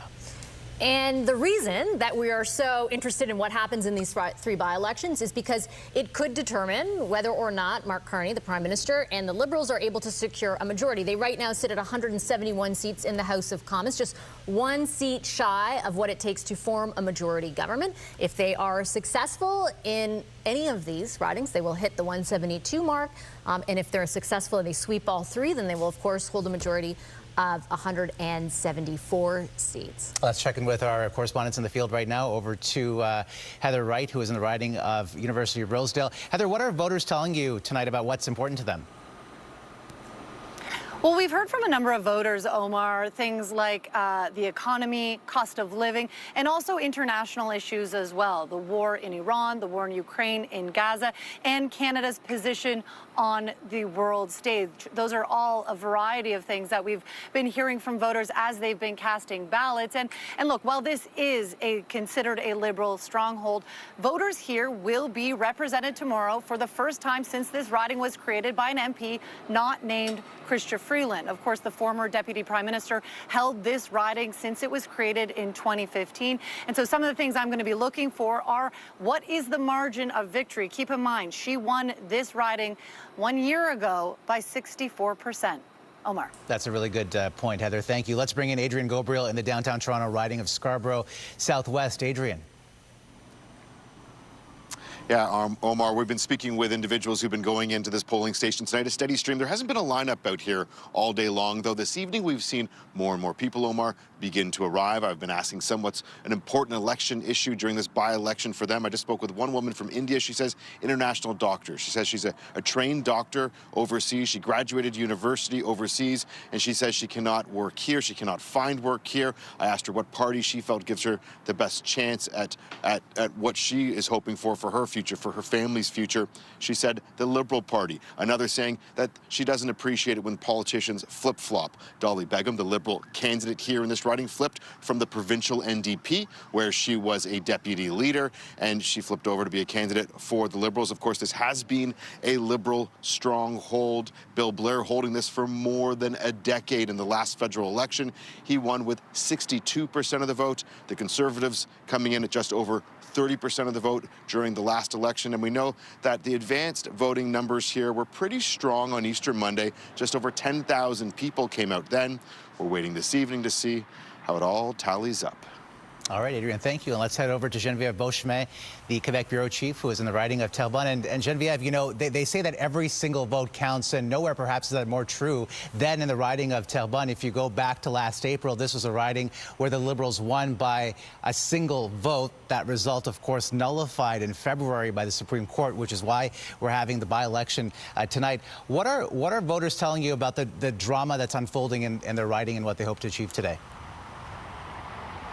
Well, they're certainly taking that to heart. You can see people still going into the polling station, many of them quickening their steps. They want to make sure they get their vote in before the 8:30 deadline here in this riding. So they're certainly trying to get there, racing a little bit. I can see cars arriving here. There has been a steady trickle of people coming in all day saying that they have been told over and over again that this is a consequential election. There have been hundreds of volunteers that have been fanning across the riding here. MPs have arrived in this riding from all parties to convince voters to vote to get their votes in for this consequential election. All right, thanks, Geneviève. Geneviève Beauchemin in the riding of Terrebonne. One of the big issues for the Bloc, actually, in Terrebonne has been the Alto high-speed rail network, the proposed Alto high-speed. It became a big issue in this by-election in particular, so that'll be interesting to see how sort of that unfolds tonight. More largely, the issue set throughout the last year has been one dominated by the economy, Donald Trump, of course, and now more so inflation. And the sort of sequence of those issues has changed. Let's bring in Heather Butts and Nick Nanos to take a deeper dive into that. Vassy, you're exactly right. These issues matter so much to people, Nick. It really is what gets them out to those polling stations. But they've changed significantly if we look just in the last year, really. We'll take a look now at where things were, what really mattered most to people, according to your data and research, Nick, when we were at the polls last May for the federal election. Oh, absolutely, Heather. You know, what you can see is at the end of the last election that it was really about jobs and the economy and Trump. Those really being the dominated top national issues of concern in the CTV Global Mail tracking, followed by healthcare, the environment, and debt and deficit. And, you know, the interesting thing we have to remember when we were doing the nightly tracking with CTV News, Trump and jobs kind of traded places kind of throughout the week and throughout the campaign. But, you know, realistically, within the margin of error, those two things is the primary drivers of opinion in the close of the last federal election. And I think for many people, those two certainly seem to go hand in hand. So there we were last year, May of 2025. If we flip it to this year, April of 2026, I want to point out here, Nick, inflation is number 2. It wasn't even on that list last year. Yeah, it was actually quite low. And also check out the what we're calling the Trump effect. It's dropped from being in first and second now to being in fourth place. Clearly, pocketbook issues starting to dominate and dominating the mindset of Canadians between jobs, the economy, and inflation. And, you know, on the inflation front, usually that is very bad news for incumbent governments. But I think in this particular case, it could be that Canadians are connecting the higher price of gas to Donald Trump, not necessarily the Carney administration. So the Liberals getting a little bit of a break on that front when Canadians are worried about meeting the bills, paying for groceries, paying for the rent, and also paying for gas. These are pocketbook issues, Nick, that really matter to every single Canadian right across the board, no matter where you live, no matter where you're spending your money, and how you're really just trying to get by. Back to you. All right, thanks so much, Heather and Nick. And we've got some news from Elections Canada. Those polls are closing at 8:30, so we're, you know, just 22, 23 minutes away. Some advanced polls and early results will come to us from Terrebonne after those polls close. But we are anticipating, according to Elections Canada, that the results in that riding will now likely come overnight. Again, not necessarily a surprise because the ballots are, you have to write in the full name, they have to individually be counted, so it's a bit of a different situation there. But now we've got some official confirmation from Elections Canada that we don't anticipate that the full results will be known until, you know, sometime overnight, something that will factor into, you know, the overall count at the end of the evening. But the Liberals can still secure the majority even without Terrebonne. Because they just need that one seat. That's right. But of course, a tight race to begin with, then you have those long ballots. And a so true there's nail-biter. A lot of counting, exactly. Yeah, very much so. Okay, let's bring back our strategist. Actually, Scott, I wanted to pick up on the issues that Nick was talking about and how far Trump has fallen in that list from where he was in the minds of Canadians as they cast a ballot last year. It fluctuates for sure, but it does feel like we've gotten used to sort of this instability through Donald Trump, and he isn't taking as direct aim at us at the moment as he is elsewhere. How does that matter politically, do you think? Or does it? Well, I'm not sure it does, because I would pick up on something else that Nick said. I mean, obviously it does, but to me, the critical question is blame.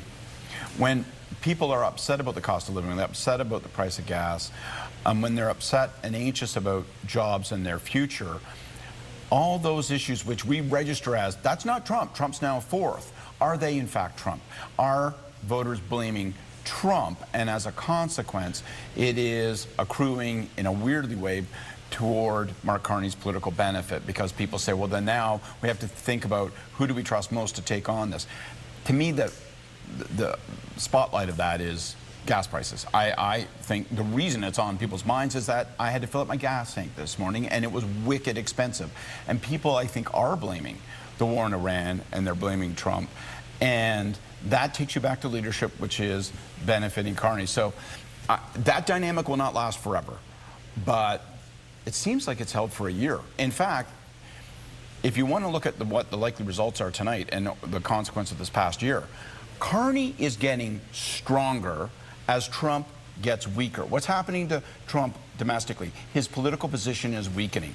This war in Iran has been a disaster for him in terms of popular support in the United States. His position internationally has eroded. People now tell him no to his face, something that didn't happen 8 months ago. So as he weakens, Carney seems to be strengthening in terms of popular appeal, attracting floor crossers, winning by-elections, and that's going to set up one fascinating dynamic for the summer when it comes to renewed trade talks. How long does that last, though? Because we are entering a critical juncture, right? We're entering into CUSMA, USMCA negotiations, and I think most Canadians at a certain point will want some kind of resolution, some kind of deal. I don't even know if that's true. I mean, it'd be interesting to ask Nick, but there have been polls that have suggested that Canadians are a little ambivalent about getting a deal right now. I think partially because they worry that any deal you get out of Trump right now, A, isn't reliable, and B, might stink.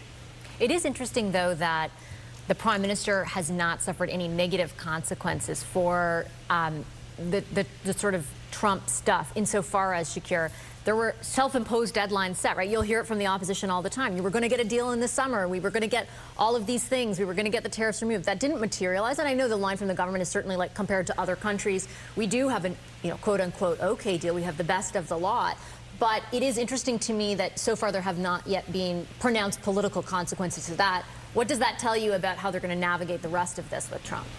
I think Canadians are giving Mark Carney a pass on Trump just because of how unpredictable he is. I think folks realize that, you know what, dealing with him, anything can happen at any given time. So if you can't get a deal immediately, we'll give you a pass. Despite having your own deadline of July of last year, it doesn't really matter. Go on.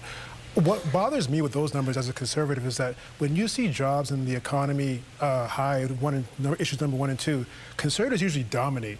And to not see Pierre and conservative numbers kind of rising with those numbers, those issues at the top, it's concerning to me that what's happening there. Why are the conservatives not getting at least a little bump, a little win in their sales when the economy is the number 1 issue? And that, to me, should cause some concern for conservatives as we move forward and see how Pierre kind of manages his leadership in his caucus in the months ahead. And I hate to be the bearer of bad news, but maybe some concern for the NDP as well, Kathleen, that if jobs are such a, inflation and cost of living are so much a concern for Canadians, and that is not correlating with any additional support for New Democrats who talk about cost of living all the time, or conservatives who do the same, like, what does that say? Yeah, I think the equation is different for conservatives than it is for New Democrats, and I'm not just saying that as a partisan. I'm saying that because I think actually, Pierre Poilievre is living on borrowed time, right? He lost an election he was supposed to win. He lost his own riding. And then even further, he's lost 4 MPs. And so now the question is how long can he remain? And possibly it's because a year ago at this time, Canadians fixed their opinion of Mr. Poilievre and decided not to give him the PM chair. For New Democrats, there's a new leader, Avi Lewis, just elected just a couple weeks ago on March 29th. We have very low expectations for ourselves because we only have 6 seats in the House. So for him, actually, it's only upside. And Mr. Carney has opened an entire left flank for himself by actually not dealing with the bread and butter issues at the kitchen table for Canadians.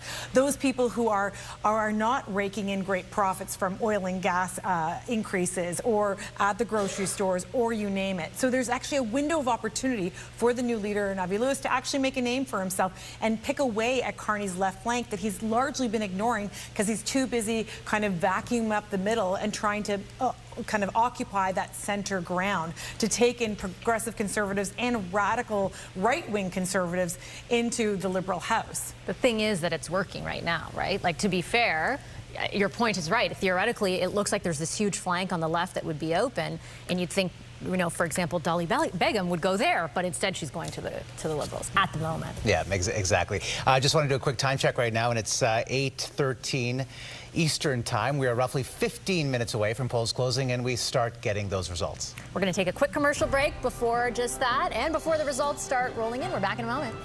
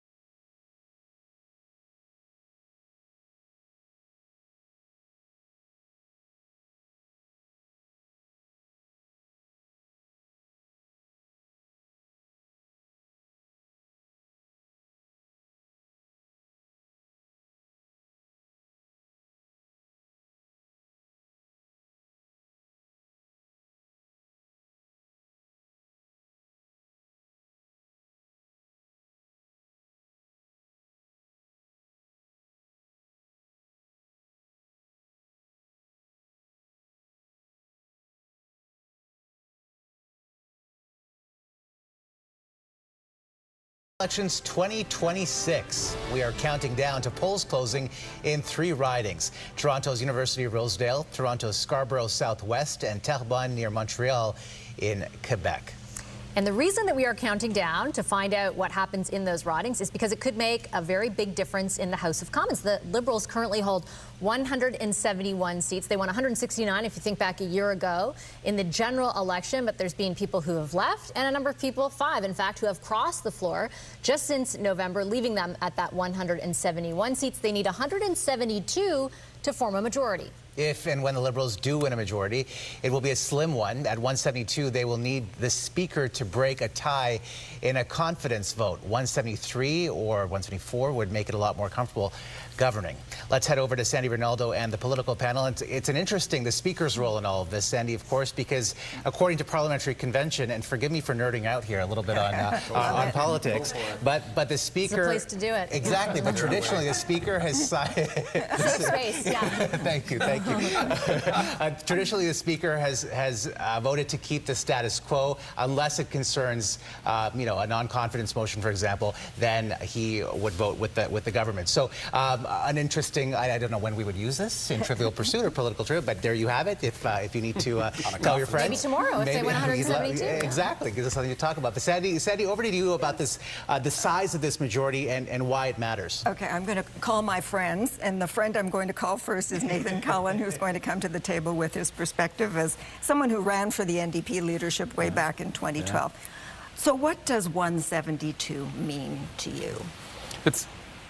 It's all context. To me, I said this a bit before, it's a difference without a lot of distinction in terms of what happens next in Parliament.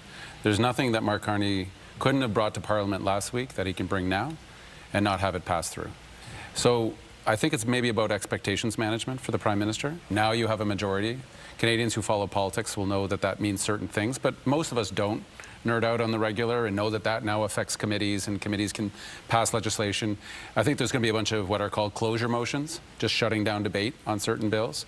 The Prime Minister can, if he chooses, wield a much heavier hand in the House of Commons, because a majority government in Canada is a very powerful thing.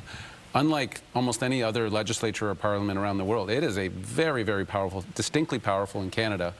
And the expectations will be to address the things that Canadians are worried about, all the things we've talked about, cost of living, Mr. Trump, and the economy, which is as likely as anything headed towards a recession. He's got some big challenges ahead. We as a country have big challenges ahead, some in our control, some not. I think that's going to be the management of those expectations for Mr. Carney, because now he's got full control if he wins the majority tonight. Okay, full control, but he still, if he just wins 1 seat, needs the Speaker to break the tie. So what's he going to do if he gets 1 seat or 2? I mean, 2, he's a little more comfortable. No. Sure, and the greater the margin, the more durable the majority is. But I actually think that there are some concrete distinctions, and Nathan referred to some of them. Once you do have a majority, there's an ability to have a greater amount of discipline around committees, but that doesn't mean that there shouldn't be relationship building across the aisle. So who the chair of the committee is will influence the discourse and the debate at committees. I think on the flip side, there's going to be greater expectation on Mr. Carney and the government to then deliver because of the majority threshold, hopefully having been reached a little bit later on tonight. And so what does that mean in practical terms? Well, it means responding to some of the issues which have been identified throughout the course of the evening so far. If inflation continues to go up because of the situation in the Middle East, what will be the government's response? When he first came in, he cut taxes for the middle class. He cut the carbon tax. He introduced a grocery rebate. I mean, that puts cash into the hands of Canadians, into the houses of Canadians. But what's next? What do we do to relieve the pressure at the pump? I also think that there will be expectations to deliver on energy. So with the majority, will there be an ability to revisit some of the legislation or to advance other objectives to get shovels in the ground?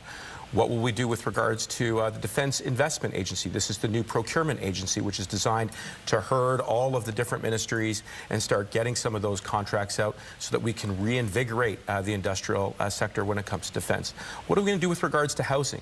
I mean, these are all of the things that are going to be foursquare on the agenda Right. the morning after. And I think that's one of the reasons why we should look forward to what the Prime Minister will have to say sometime tomorrow morning. Spoken like a true Liberal. Okay, James, I want to talk to you about the fact that you're from the West, and Nathan is too. The West is going to have to live with the results, right? Without having a say. So what does it mean for the West with a majority government in Ottawa? Will this deepen a feeling of Western alienation at a time when we have that Alberta referendum in the works? Well, I mean, look, I think one of the virtues that you could say about Mark Carney's mandate is that it actually is quite pan-Canadian. It's quite national. So I don't know that there's frankly much of an East-West divide yet, in part because Premier Danielle Smith and the MOU, they're on side, they're showing forward progress. And when you have forward progress with David Eby on certain files, forward progress with Danielle Smith and others, it's good. Progress isn't a final deliverable, so we'll get to there. But I do want to take you up on part of what you said to Marco about 172 and what does it mean going forward. I think probably for the next 6 months, it means that Mark Carney has a tremendous amount of velocity behind his mandate, right? Parliament sits for 8 more weeks. Those 8 weeks, I think, is an opportunity for him to circumscribe Parliament, maybe put in closure motions to decide what his legislative agenda will be that he wants to brag about in the summer months. It also gives him an opportunity to set the stages with the newly appointed ambassador in Washington, Mr. Weissman, Janice Charette, our chief negotiator for the CUSMA reconsideration this summer, to have clarity with them and a mission, and to maybe have some opportunity through Parliament to mitigate some of the things that Donald Trump may do with regard to trade. So it puts him in a strong position going into CUSMA. That's good. Going into the fall, though, when the next federal budget comes around, I think that's probably where we're going to see peak Mark Carney, in the sense that we will get through tonight, he'll get his majority, maybe there'll be a couple more floor crossers, I don't know, but that'll be the weight of the velocity of full steam Mark Carney in the full momentum of what he has. Everybody will have their hand out and high expectations for that fall federal budget, and then out of that will come the spin that he's let people down, he's been disappointing, or whatever, and I think that's where you'll see a real shift of the conversation about what now. He will by then have had a full year and a half as Prime Minister, a clear majority. He had smooth sailing up until now. Now he has a clear majority, no opposition, full weight into a federal budget in the fall. CUSMA is now in the rearview mirror. Donald Trump probably has been mitigated to some degree by the midterms by November. And then where are we at? What's the plan for Canada for 2027, 2028, for an election in 2029? So I think to Kathleen's point a while ago, you know, this is where we're going to be for the next 6 months. But I think 2027 going forward, with Donald Trump having probably lost the midterms and people positioning for the White House, I think the conversation shifts dramatically, and that's an advantage to Pierre Poilievre and the Conservatives. I think it's an advantage for the NDP to find their voice in a new world. So, so I think a lot will cascade out of tonight and what it means for 6 months, and then after 6 months in where we're at as a country. So what I'm hearing is a short-term honeymoon period, but then that'll be in the past at some point. Well, everything changes. It was said earlier, Canadians have given Mr. Carney, and understandably because of these stresses, this first year, change things, undo things Mr. Trudeau did. Mr. Poilievre hasn't wanted an election, neither has the NDP. That has softened somewhat the criticisms and the role of the opposition. And a good opposition should be pressing the government. Right. That's going to maybe change tonight in about I'm all 5 for more extending minutes. The honeymoon. I mean, we should have the honeymoon extend But to it's not real Kathleen life, and, Marco. The honeymoon is wonderful. Yeah. You sleep in, but at some point, real life kicks in, and you got to make the kids breakfast. That's right. Okay. All right, I'm not sure who I'm throwing to, but take it away. I'm curious to get both of your takes, actually, on this rebranding that we've been seeing recently of Pierre Poilievre, right? And if we're going to see another pivot after today. We've seen, obviously, the physical makeover, the physical rebranding, but also in recent months, a softening on the message. Graham, let me start with you. Does it surprise you that he hasn't got more of a bump as a result of that? Well, it doesn't surprise me because he's losing caucus. Like, you can rebrand all you want, but if you can't hold your own party together, you're dead. It's untenable. So he's got to get those MPs to come back. Trudeau can tell you all about that. Trudeau can tell you all, exactly. Christopher Freeland, right? So that doesn't surprise me. I wanted to quickly pick up on what Scott said, and I think a few others. What is not normal here? In Montreal, on the floor of the convention, the largest cheers by Liberals, by far, the largest standing ovations, were about pro-Canadian / anti-American movements by the Government of Canada and by the Liberal Party. Standing ovations, loud cheers, 70 cents on the dollar is no longer going to the United States. Another small thing that says a lot, post-Iran war. I had to give my head a shake. There I see the Prime Minister of Canada with all the leaders of Europe in a statement talking about the war in Iran. Now, that makes sense because we weren't in, but it's just odd to see that, he talks about being closer to like-minded countries with values that are similar to Canada's. And he talks about, you know, whether it's Sweden, whether it's UK, whether it's Germany, and then we see it implemented. So I think we're going to see more and more of that. And if you're Pierre Poilievre, to your question, Omar, a roundabout way to get to your question, how do you counter that? He counters that with... Yeah, what does he do? Well, he says we're going to get back together with the Americans, which he has said. We're going to get that back on track. And well, he says it's not permanent. It's that not... The rupture, he's characterizing it as different than the promise. Exactly. It's not permanent. Exactly. And I'm wondering where the country is with that, because a lot of people will never forget 51st State. You don't exist as a country from the most powerful man in the world. That was chilling. And I don't think it's gone away, even if he stopped talking about it. And he's saying in a book about the royal family, it was kind of a joke and it just got some traction. Or whatever he said, it had a very, very deep impact on the country that a lot of people haven't forgotten, and certainly the Liberal Party hasn't forgotten either. A comment that was made and then repeated several times after over that. and over so, again. You know, whether you believe him that it was a joke or not, that's not what, you know, it has shown up to be the reality. We are certainly getting close, just a couple of minutes away. In fact, 2:47 is when the polls close. They'll be closing at 8:30 p.m. Eastern Time. We're going to take a quick break, and we'll have more right after this.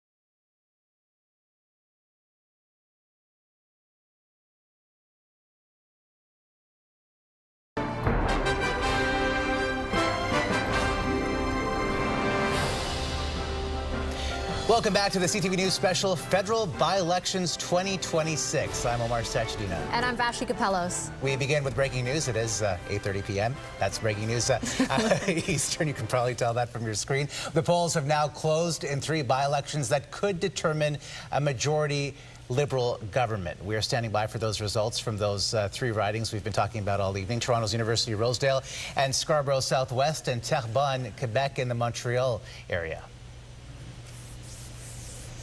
So the reason that we are anxiously awaiting these results, and they could start coming in any moment now, polls have officially closed, is because these by-elections could cement a majority government for the Liberals, which right now the party holds 171 seats. In the House of Commons, they need 172 to give them a majority government. And you know, tonight could provide that, most likely will, because the two ridings that we anticipate getting results for first, Scarborough Southwest and the riding right in downtown Toronto, both of those are held by Liberals for a number of years. They were held by senior cabinet ministers, and they are, you know, considered, you could say, safe ridings for the party. So the anticipation is that they will be able to clinch the majority government for the Liberals. Traditional Liberal strongholds of Vassy. And let's head over to those ridings right now. Let's start with the riding of University of Rosedale, where we find CTV's Heather Wright at Liberal headquarters of Danielle Martin. And Heather, set the scene for us. I mean, what are people saying there tonight? How optimistic are they? Yeah, I literally just spoke with a member of Danielle Martin's team, and she said that they're feeling good. They're feeling good about tonight, about that campaign that they've run. They say that they've had hundreds of volunteers that have been out knocking on doors, hitting the pavement over the last several weeks, getting out that message. And, you know, voter turnout, Omar, is so important in all of these by-elections, because we've talked about how typically in by-elections, voter turnout is much lower. We know from Elections Canada that about 5,000 fewer ballots were cast in the pre-election advance polls this time around than were a year ago. So certainly there has been a large mobilization effort from all of the parties here in this riding. The Liberals here, they say they're feeling good about their chances of sending Danielle Martin to Ottawa. Of course, she would be only the second MP to represent this riding, which was formed in 2015. It, of course, was held by Chrystia Freeland for many, many years until she resigned earlier this year to take a post with the government of Ukraine. Omar. And supporters of Danielle obviously hoping that she delivers a victory speech behind you in that stage. Heather, thank you so much. Let's bring in Adrian Gobriel in the downtown Toronto riding of Scarborough Southwest at the headquarters of Liberal Dolly Begum. Adrian.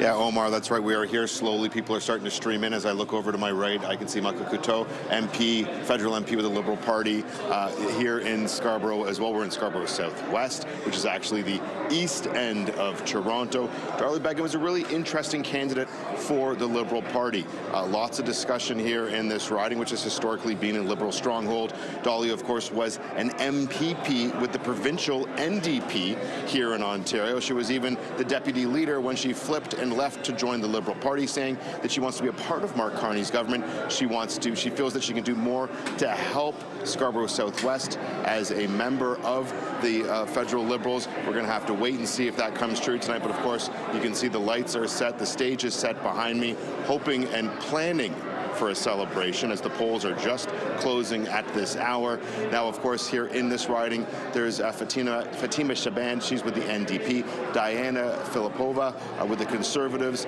And so we're going to see how this all shakes down. I was speaking earlier at a polling station with some voters who say that they generally would vote Conservative, though they like Mark Carney, telling me that they feel that he is serious, he means business, and he's going to help them. We're going to have to wait and see how that all shapes up in a short amount of time.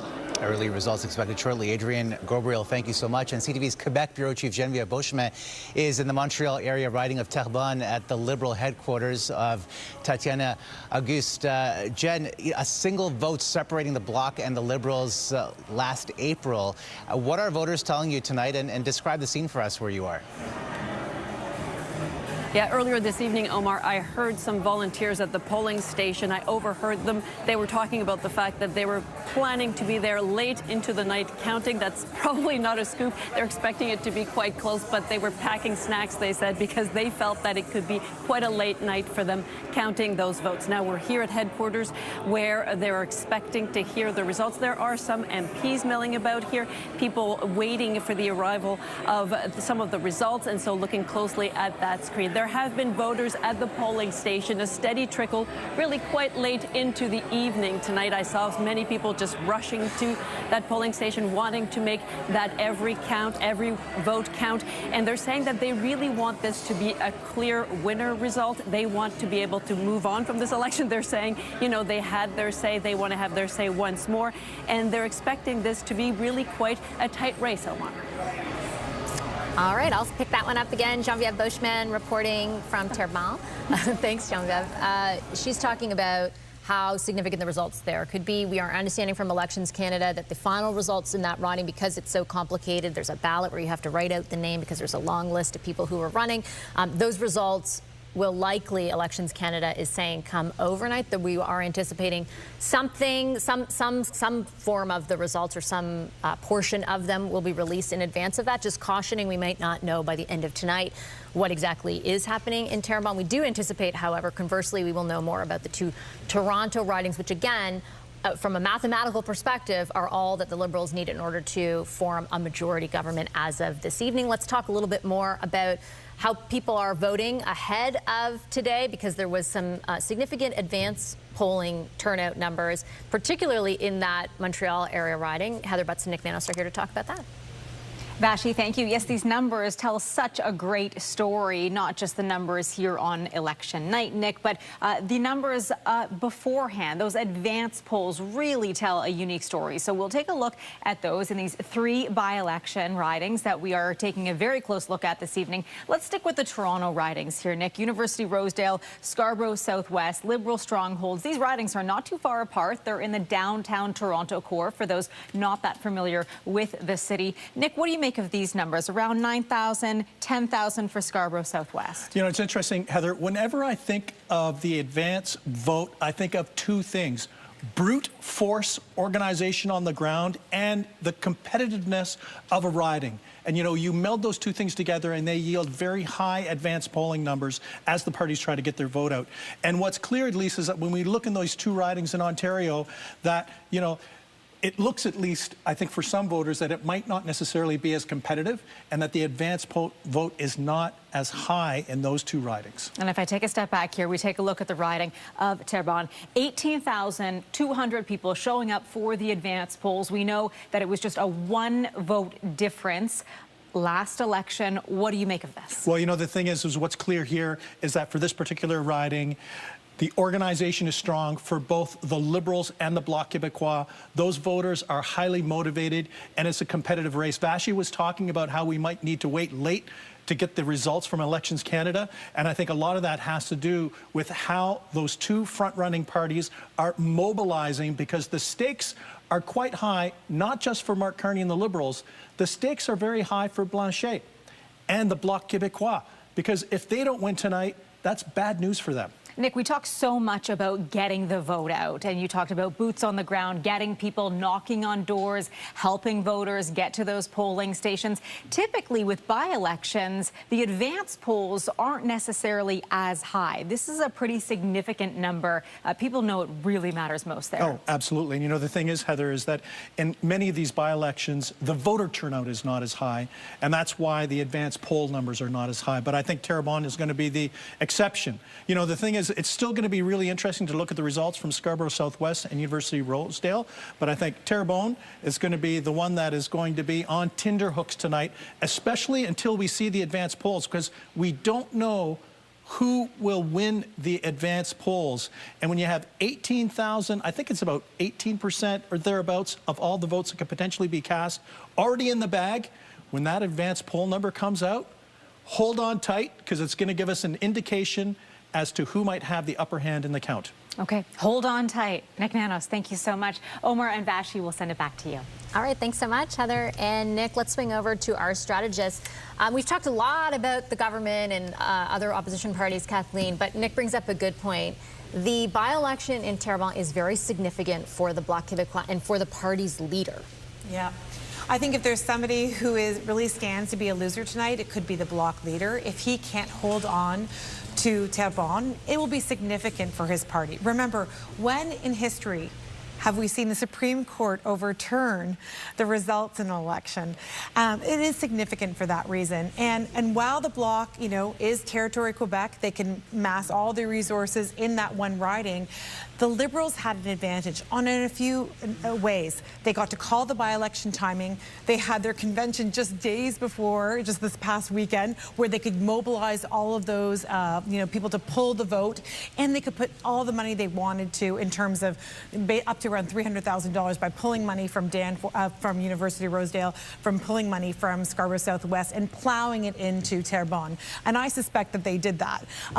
It feels like it's going to be, a very close riding, mainly because of this long ballot initiative.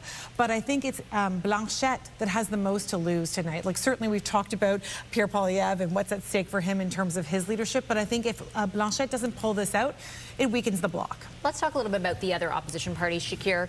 Let's say the Liberals are able to, once we start getting results in, secure a majority. There's, one camp that will say it makes Pierre Poilievre's job a lot harder, particularly in managing his own caucus, which is also already a vulnerability. But there's another that says this actually gives him some time to take advantage and try to capitalize on any shine that wears off, the honeymoon stage or whatever we're calling it. Where do you fall in that? I think it gives him time, but it's going to be contingent on Mark Carney not delivering on the promises he's putting out there, the government making significant missteps, and we'll just have to see if that plays out. I think ultimately, James has said this before, Scott has said it before as well, Mark Carney is selling a picture of unity. It's a very positive message, and it seems Canadians are buying that. Pierre has a very hard job. No matter what happens tonight, he's going to be the leader of the official opposition. His job is to oppose, to hold the government to account, and he does that very well, but he does it in a very negative way that can be very off-putting. I think moving forward, in his majority, he still has to hold the government to account, but he has to find a way to shift that tone just slightly, still prosecute his case against the government, but not be overly aggressive where, listen, I'm part of the base. I'm going to vote for the guy no matter what. I'm not the guy you need to persuade. That other swath of Canadians who don't want to see that level of negativity, who don't want to see the over-aggressive tone and the abrasive tone, how do you prosecute your case in the opposition without being that guy? And it's going to be a very tricky dance, but I think that's the next task for him after the government gets the majority. I think he would argue, and the people around him, Scott would argue over the past number of weeks, that's what they're trying to do, right? With the speeches that they made in Europe and in the United States, with the podcast appearances, which were very different in tone than the debates that take place in the House of Commons, for example. I just don't know if it has any effect. I don't know if we can, to be fair to him, expect that it's going to have an effect. For instance, in tonight's vote totals. I mean, they kind of, Scarborough, they came in at 30%, I think. Rosedale, 24. Are they going to match those numbers? Terrebonne, obviously, 18 is a critical number. But I'll tell you one thing that I think is complicating for Mark Carney out of all of this. And it also speaks to the issue of time. People say, well, now this is going to give Pierre Poilievre time to, rebrand, wait for the government to fall, that sort of stuff. I think the honeymoon's going to be over for Mark Carney when the war with Trump is over. And one of the challenges that happens about tonight, he gets his majority. People say, that's fine, we can go to sleep, we don't have to think about politics and casting ballots and waiting up all night to see the result for 3 years. I don't think Carney can wait 3 years. He cannot afford to run the next campaign without Trump front and center. So I don't think he's going to call an election this fall. I don't think he's going to call an election maybe next spring. But he's got to call an election sometime in the next couple of years. And I think that's going to be interesting. How does that work now that he has a majority mandate? He wants to get an election while he still has Trump to match up against. And Scott, as you were speaking, we had some early results come in there from the riding of Terrebonne, and you can see right now that the Liberal Tatiana Auguste has an 11-vote lead, so small lead right now over the Bloc candidate. I want to ask, and either of you can, any of you can take this. Quebec is such a fascinating political case study in this country. We talk about the province every election. What bearing is what's happening provincially in terms of the provincial politics in that country? How is that impacting the race that we're seeing in Terrebonne, if at all? Kathleen, you want to start? Yeah, well, as you know, the CAQ just elected a new premier on the weekend. They're going to be facing an election themselves later this fall. I think it does impact. I mean, the Bloc weaknesses is tied to the Parti Parti Québécois. They use the same machinery. So I think that's all going to play out in this actual election. Carney is popular in the province of Quebec. But what's fascinating to me is the numbers that Heather and Nick just put out. If, in fact, there was 18,000 advance votes in Terrebonne, that's, a significant amount of the eligible voters, more than you would normally see in by-elections. Normally, by-elections don't have great turnout, right? But there is a good turnout, it sounds like, today in advance polls in that riding because of the significance of the vote, the overturning of the Supreme Court, and just how important this vote means. Shakir and Scott, any other thoughts? I just think on the provincial level, you're seeing the PQ that was soaring in the polls, and now they're kind of neck and neck, at least in the horse race numbers with the Liberals. Yeah. I think ultimately people don't want to talk about separatism. They want to know how Canada can work together to combat what's happening in the U.S. Yeah, it's a codifying effect of Trump again. Suddenly, separatism, slicing ourselves into smaller portions, makes no sense when we have this external threat of Donald Trump, and it's providing a kite for Mark Carney, not a francophone, not somebody that Quebecers would naturally say one of ours, and yet he's becoming more popular. Actually, we should clarify at the bottom of our screen we're showing a ticker or a crawl, the standings right now. 172 is, of course, majority, but we should clarify that is elected or leading. And what we're seeing with those early results in Terrebonne is that there is a lead, a small lead right now, but it is still extremely also very early. Yeah, there's exactly. only, I think, 2 polls report, 2 polls, like the very, very beginning of all of this. Very preliminary results. We'll be clear when it's done, and if there is a majority to call, you'll hear it very clearly here. Absolutely. First, though, we'll take a quick commercial break, and we're back in a moment with more coverage of the by-elections as more results come in.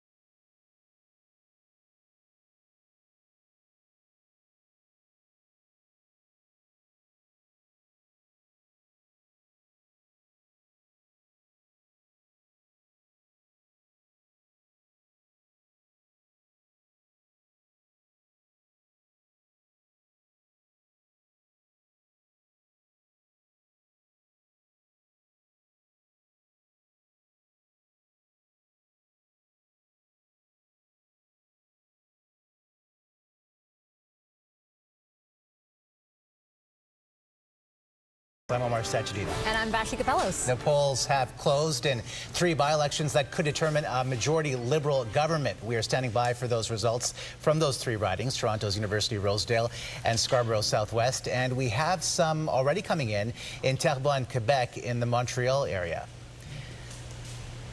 Of course, the reason that we are glued to the screen, to the ticker at the bottom of your screen right now, is because What happens tonight could secure a majority government for the Liberals, who are currently sitting at 171 seats. But as you can see, they have a slight lead in Terrebonne, the Montreal area riding. And so we've got them elected or leading. It's not official in any way, but that's where, you know, the ticker is at the moment, in 172 seats. If that does become official, they will have secured a majority government. And where that lead is happening, Vassy, is of course in the riding of Terrebonne. CTV's Quebec Bureau Chief Geneviève Beauchemin is standing by at Liberal headquarters of Tatiana Auguste. And so tell me a little bit about the reaction. It is still very early. In fact, Elections Canada, Geneviève, has told us that it could be a very long night. That's what they've told our CTV decision desk. But what are you hearing from people who've gathered where you are? Well, it appears as though those, of course, would be the early voting results. And so there has been a lot of work that was done on the ground here, a lot of work by the Liberal Party to get out that vote early. So there were hundreds of volunteers that have fanned out across the riding here to try to convince people to go to the polls early. And some of the Liberal Party members are saying that they're very proud of the work that they did in that regard. And that may be reflected in some of these early results that are coming in so far, because so much work was put into it. And at the time, of course, this was before we saw all this floor crossing action. And so a lot of people were saying that at that point it was such a consequential election. They're still saying it was an important election. They still want this riding. They say, of course, that they were very proud of flipping it, taking it away from the Bloc Québécois. And so they still are working the ground here. They were still working very hard into the day today, saying that they really want to get the vote out as much as possible. But some of those results so far could be those early voting results. And that could reflect, as I say, just how many people were knocking on doors, how many ministers were in this riding, dozens of them just going door to door to try to convince people of the Terrebonne riding to go out and vote. Right, Geneviève, thank you. And CTV's Matt Gilmore is in the Montreal area riding of Terrebonne as well, but at the Bloc Québécois headquarters of Nathalie Sinclair-Desgagnés. And Matt, you know, we know that every single vote does count. And in fact, the Bloc candidate made this part of her campaign slogan. She said that une voix qui compte. It seems as though this could be a pretty long night. We're already hearing celebrations, it sounds like, behind you. Yeah, I wasn't looking at the screen, so I'm not 100% sure what happened, but I will just take a quick look, and it looks like, based on the results that they have displayed on the screen, that Sinclair-Desgagnés has just jumped in front of the Liberal candidate. So, you know, you were mentioning it's very early and that the Liberals had a brief lead there. There's a lot of confidence still in this room that it is very early and that it's sort of going to go back and forth throughout the night. When this election took place in the fall, the general election, remember, it was decided by just one vote.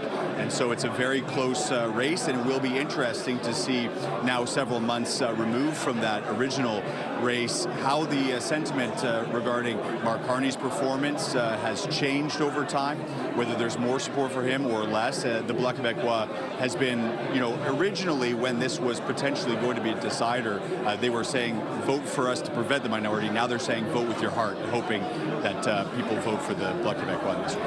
And I imagine we'll be seeing that seesawing as those results come in through the evening. Right now, a single vote separating the Bloc Québécois candidate and the Liberal candidate. So it is a very tight race, and we were expecting that heading into tonight. Matt, thank you so much. Let's bring in Adrian Gabriel in the downtown Toronto riding of Scarborough Southwest at the headquarters of Liberal Dolly Begum. Adrian.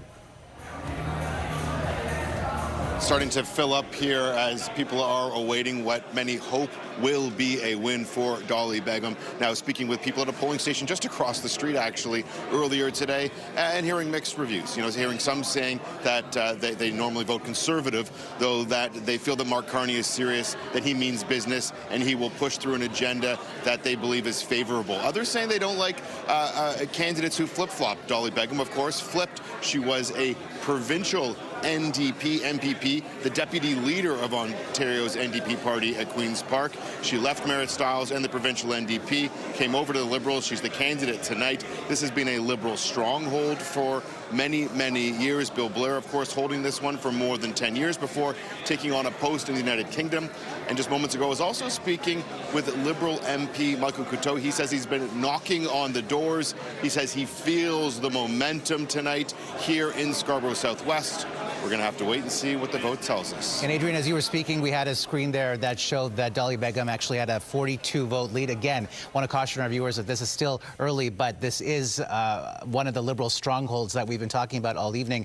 A 42-vote lead over her Conservative rival. Of course, supporters of Dali Begum will be hoping for that to hold through the evening. We'll be checking in that riding periodically throughout the evening. Over now to the Toronto riding of University Rosedale, where we find CTV's Heather Wright at the Liberal headquarters of Danielle Martin.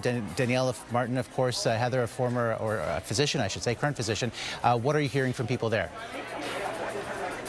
They're feeling good. I mean, this is quite a party atmosphere, Omar. The food is being passed, the drinks are flowing. We heard a little while ago from sort of the host of the evening, hoping that this is going to be a celebratory evening. Yet, now you mentioned Danielle Martin. She is a physician. She's a healthcare executive. She gained a lot of attention back in 2014 when she testified at a U.S. subcommittee meeting in the United States Senate, really touting the benefits of universal health care. She's a proponent of pharmacare, and so this is the candidate for the Liberals in this by-election. This is the party. They're hoping it's going to be a celebratory one. Some of the other candidates she's running against, Don Hodgson with the Conservatives. He is a business owner in the mortgage industry. Serena Purdy with the NDP, and Andrew Massey with the Greens. Now, as we've talked about all night, Omar, this is one of the ridings tonight that is considered a stronghold. But one thing we are going to be watching for are those vote numbers. Now, we know that advanced polls, advanced voting for this riding were down.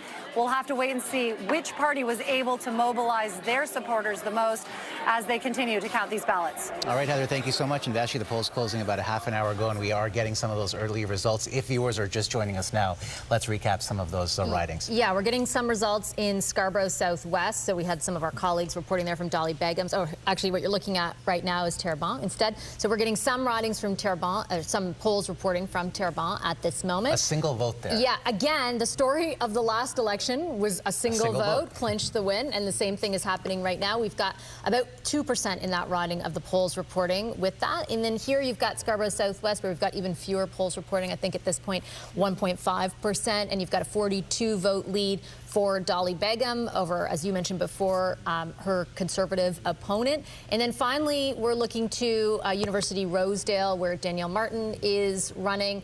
So far, we have no results in. The latest I checked, at least on the Elections Canada website, showed me that that was a fact. We can roll through that in a moment. We've got some more votes there for Dali Begum coming in, some more polls reporting.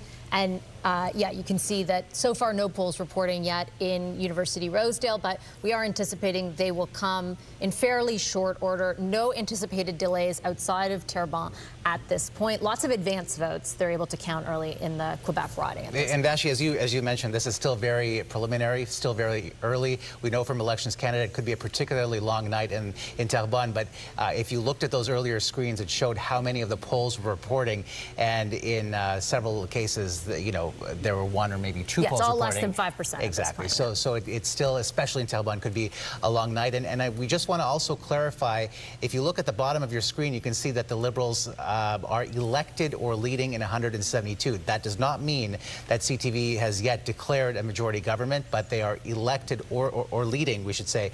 And so that's why that number is at 172. But that call, and trust me, you will know when that call is made. If the Liberals get a majority, you'll know about that. But if, in case you're wondering why that number is at 172 right now, that is the reason. Let's head over to Sandy Ronaldo and the political panel. Sandy, the story right now is pretty much playing out as we anticipated. Okay, now, Omar, we are prepared to make a call. Right. It is completely unofficial. We have no results. But Nathan Cullen here said he has the solution. We're going back to the Supreme Court, I believe. That one vote victory is going to happen again. What are the odds? Calshi did not have it on its markets, but it's actually that advance vote is most interesting to me in Quebec. Okay. Because of what Scott and others talked about. If resources were really poured in for the advance, particularly by the Liberals, but probably by the Bloc as well. Advances sometimes don't tell you what the result really is going to be, but sometimes they're very indicative. And if the advance are the first things we see, which is what we're expecting out of Quebec, and the Bloc are holding or doing well, then I think the prediction of them being able to get that seat back is much stronger, given all of the effort of those hundreds of Liberal volunteers, et cetera, et cetera. That'll be an interesting play. But imagine if it came down to one vote again. Wouldn't that Only be in Canada. something? Just, yeah, fantastic. Marco, you're itching to say something about voter turnout. Yeah. Yeah, I mean, I think in Toronto it is playing out as expected, but the one exception is what's going on in Terrebonne. And if I took down the note right, it's that the total advanced poll turnout was 18,200, which is just shy of the same total number of advanced polls that were cast in the 2025 general election. Now, why is that important?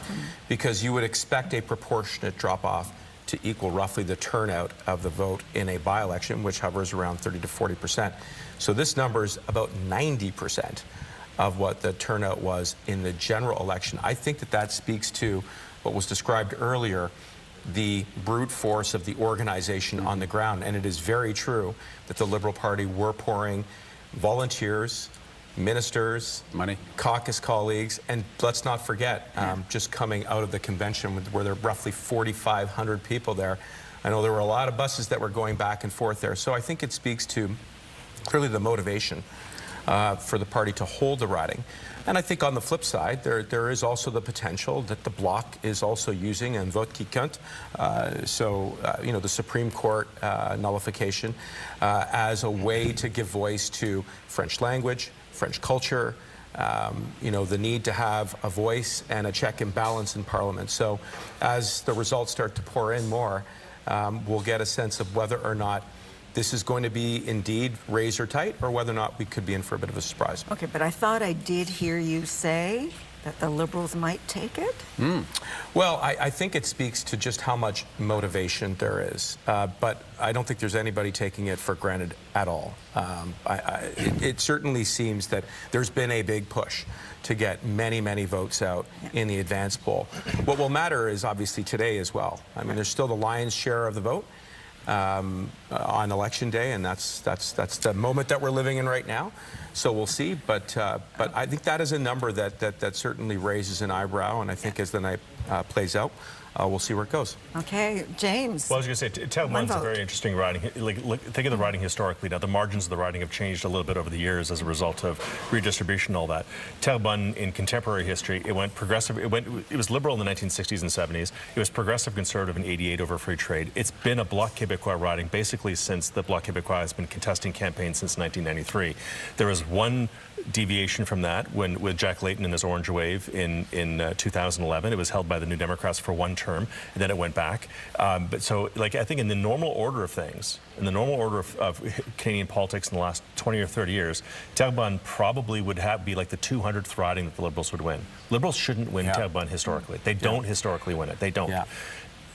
It says something about the shifts that have happened on the ground there as a consequence of global affairs and people being prepared to consider new options as a result of the perceived threat of Donald Trump, the real threat of Donald Trump, and also the shake-up in Quebec provincial politics, where you have 5 political parties that all have reasonable bases of support that are all in play there. So this is a district that's gone Liberal, Bloc Québécois, and Progressive Conservative. And no floor crossers yet from Quebec. But from the Bloc? Now that would be a story. They would be taken. But we were saying earlier that if the Liberals are successful in this riding, a lot of it will be due to Mr. Carney. Then I'm not saying this, and don't take it the wrong way, but the reverse is also true. If the Bloc are able to hold it despite Mr. Carney's popularity, then that's just something to take note of, that the personality of the leadership matters to a point. And as James said, this is a very diverse riding, but it has a very strong history. And I think the Bloc's strategy, frankly, was quite smart in this riding.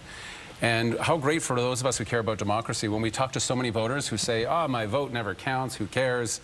We'll always say, remember Terrebonne. Every single time you vote, it could be consequential. It's good for us who believe in this whole system. Omar, Vassy, back to you. All right, Sandy, thank you so much. Let's bring in Heather, CTV's Quebec Bureau Chief Geneviève Beauchemin, who is in that Montreal riding of Terrebonne right now. And we've been talking about the Liberal organization leading up to today. The cabinet ministers who went there, the people that the Liberals brought in to stump for Tatiana Auguste. Jen, you're with Mélanie Joly right now, I see. Absolutely. Minister Joly, tell me a little bit about how much work the Liberals put into this riding. A lot, actually. We're very proud of the work we've done. I think the ballot question was clear. The ballot question was who can provide stability in a world of instability and a much more chaotic and divided world. And we know that the answer to that is Prime Minister Carney and obviously our government. We also had a very strong candidate, Tatiana Auguste, that had also past experience in the House of Commons for the last year. She was also able to get support from many of her caucus members. She actually, became a very strong candidate as the days were, going on, and I'm really, really proud of her. And so, yes, we put everything we had in this riding in the sense that more than 700 volunteers, a lot of different MPs getting involved, and it's going to be difficult until the end. But, we're hoping for the best. It's a very historically block riding here. Well, indeed, but, earlier on, this was perhaps the majority hinged on this particular riding. Things have changed now. Yeah. What does it mean to still hold on to this riding at this point? Does it mean less now that it's not quite that significant here? Every vote counts and every seat counts. So we will never take anything for granted. And we know that, when it comes to a majority or minority, it has never been really the conversation here. It was much more, who is the right person for these times? We're in a pivotal time in our country. We need to be able also to have the right person and with the right government, with the right representation to support workers dealing with the impacts of the trade war. One thing that is really important for viewers to understand is right here in Terrebonne, there are a lot of people that are working in the steel transformation industry. They've been impacted by the tariffs, jobs, layoffs, and at the same time, lots of businesses trying to pivot. There's also an important defense. General Dynamics is here, so just nearby, there's a defense industry that is bit by bit reviving, and so what is the entire plan of our government is actually having clear impacts here in this riding. So that's why it was important for us to be able also to convey the message linked to the fact that, there are lots of things we can't control in the world, but we can control how we build a strong economy, and also we protect jobs. And that's, I think, will be the, what we'll see tonight. But I don't want to take anything for granted, but I think that it will go well. Although I did hear you say, it's a traditional block riding, it's a long-standing block riding. Is that an admission that it might be tough? Well, it is tough. Last time the results were one vote difference. What else can I tell you? And the Supreme Court took its decision. Of course, we respected the justice's decision, and so that's why there was a new election called. And so we got involved very much. And I think also Terrebonne is a riding, for those who don't necessarily know the geography of Montreal, is a bit on the outskirts of Montreal. It is very much more changing as Montreal and Quebec is changing. And so the second generation of first immigrants coming to Quebec, a very important community from Haiti, also from Northern Africa. And so things are changing across the country, particularly also here. And so I think that could be actually very favorable in general for a candidate that is from the Asian community. Thank you so much. Thank you. Thank you. Back to you. All right, that's Geneviève Beauchemin with Minister of Industry Melanie Joly. They're standing by in Terrebonne. Very competitive riding. We're going to swing over to another riding, perhaps less competitive. We've got no results in yet, but certainly an expectation that the Liberals will be able to hold this riding that they've held now for the last 10 years. Heather Wright is over in University Rosedale with another minister, this one for artificial intelligence, Evan Solomon. Over to you, Heather. Hi, Vassy. Yes, I'm here with Evan Solomon. A year ago, you were elected to office. Did you think that there might be a by-election a year later that could determine a majority government? First of all, we've got three great candidates tonight. And, before anybody's thinking about what the result of that is, we got to win the by-elections. It's Teams work hard. Here, Danielle Martin, I canvassed with her. I know Danielle. She's a doctor, you know. She's a world-class physician. She's lived in the community. She's done great work. And in Talbot, Tatiana's fantastic. That's going to be a hard-fought race. And then, of course, I've been with Dolly in Scarborough Southwest.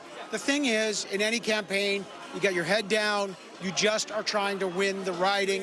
The community's got to get to know you, and the focus on this is not about what the overall result is. You got to win today. And look at this crowd. There's a great team of volunteers, and I think they're focused on tonight. What's going to happen? We'll see, but it's going to happen at the ballot box. That's the key.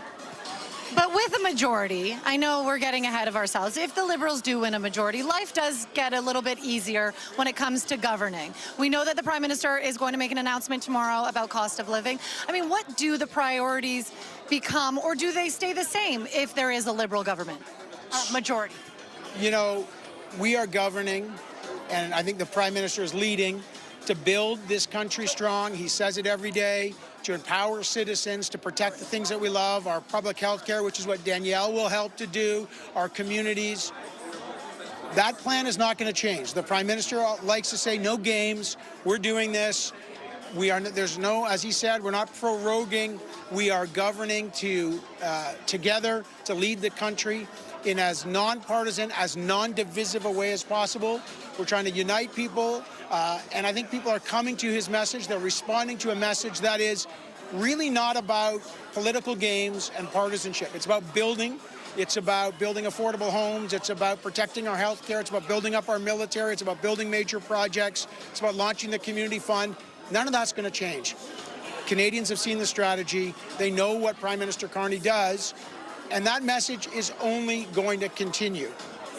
Do we want, obviously, to win these three? Absolutely. And they're great candidates. But to me, the message is about unity. And it's an invitation to all Canadians to build together. And, you know, if you vote Liberal, great. If you don't, you're still part of this country to build together, unite together, and work together. And that's what the foundational message has been, is, and will be.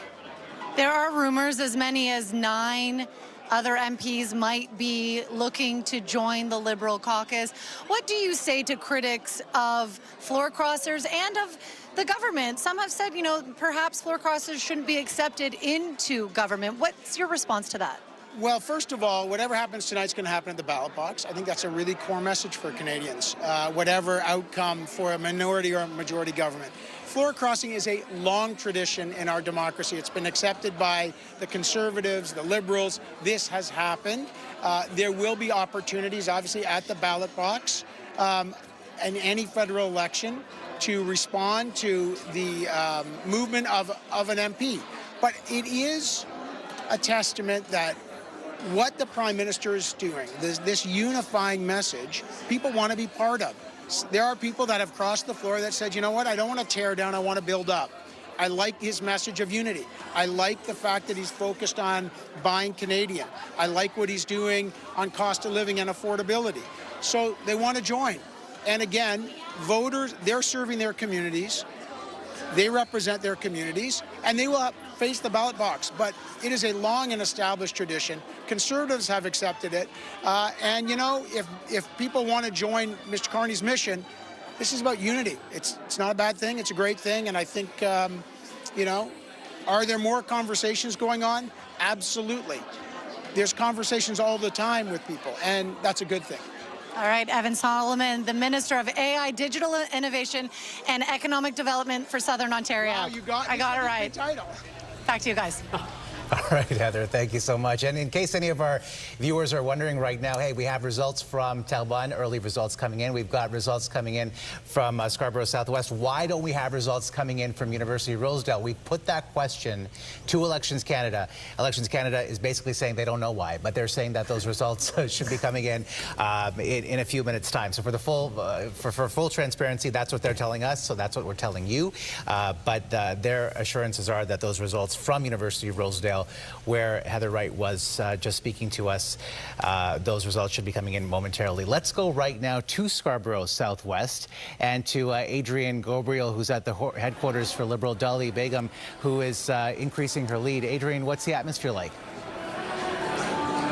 The atmosphere is quite jovial here. That lead that you're just talking about there, those early numbers we're seeing come in right now, Omar, are what many here have been expected. Dolly Begum is a well-known commodity here in Scarborough Southwest, though not with the Liberal Party, with the NDP, the provincial NDP, where just recently she was the deputy leader at Queen's Park here in Toronto. She, of course, flipped. She came over to the Liberal Party. I've been speaking to some of those who've been knocking on doors recently. They say that they've heard a lot of support for the Liberal Party here in this riding over the last number of days. They're really feeling that momentum. Now, interestingly as well, I was also speaking with Liberal MP Michael Couteau, who's a neighboring MP here in Scarborough, and I asked him, Dolly Begum is from, traditionally an NDP left-leaning politician.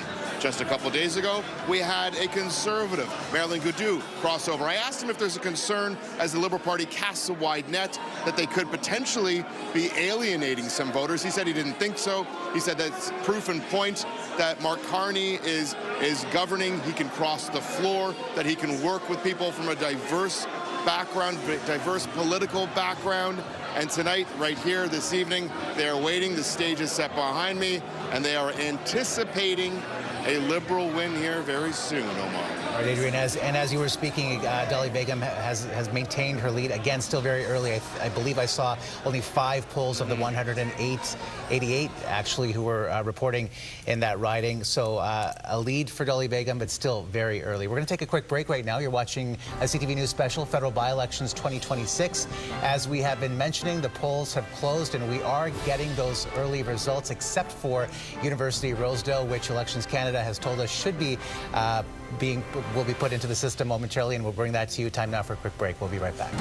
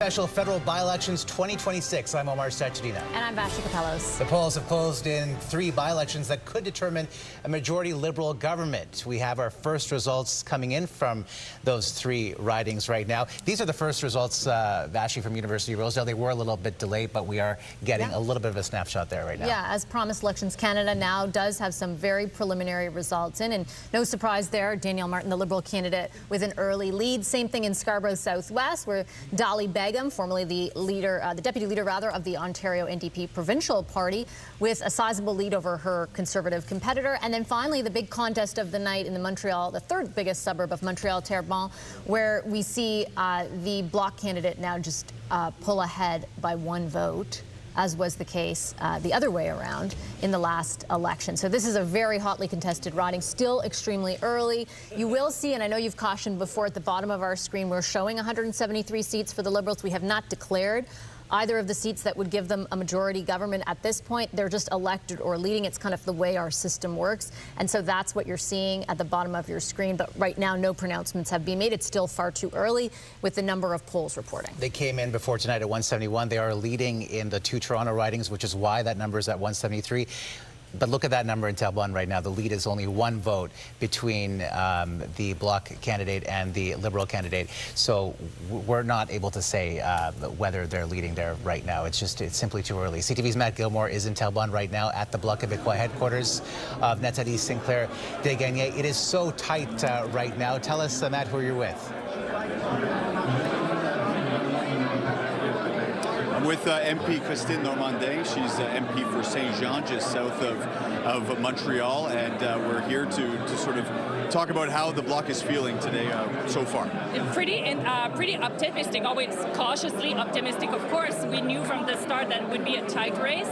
We know that we'll be going to bed quite late, but we are quite confident that we'll go to bed with a smile. So that's something that we could feel on the ground while doing door-to-door canvassing. The people telling us that they would vote for the Bloc did it with enthusiasm. They were smiling. Some of them told us, well, we didn't vote last time, or we didn't vote for you, but we won't miss it this time.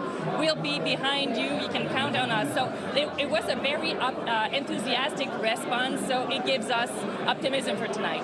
To miss out by just 1 vote last time around, and now to be having the opportunity to redo this campaign, what different approaches is the Bloc Québécois taking this time around? Well, I think the circumstances themselves are quite different. Back in 2025, one of the questions was who will be speaking to Trump, who will be his counterpart. That's not a question anymore. We already know the color of the government. And in the beginning of the campaign this time, one of the questions was the majority. It faded with people crossing the floor. So it gave us space to really talk about the issues, the local issues that people have at heart. Housing, the elderly, the high-speed rail. That was something that we heard quite a lot about. So it gave us space to really talk about things that mattered to people. So it was a different campaign than last time. And I guess, like, what kind of support and what kind of enthusiasm? Talk a little bit about that kind of what you're hearing from voters when you go door to door. It was really optimistic, and I think we could see from the participation rate, it was quite high for a by-election, and people really knew the importance of voting this time, so they were enthusiastic, and we were confident that they would indeed go out and vote. So it was a very positive campaign, very local.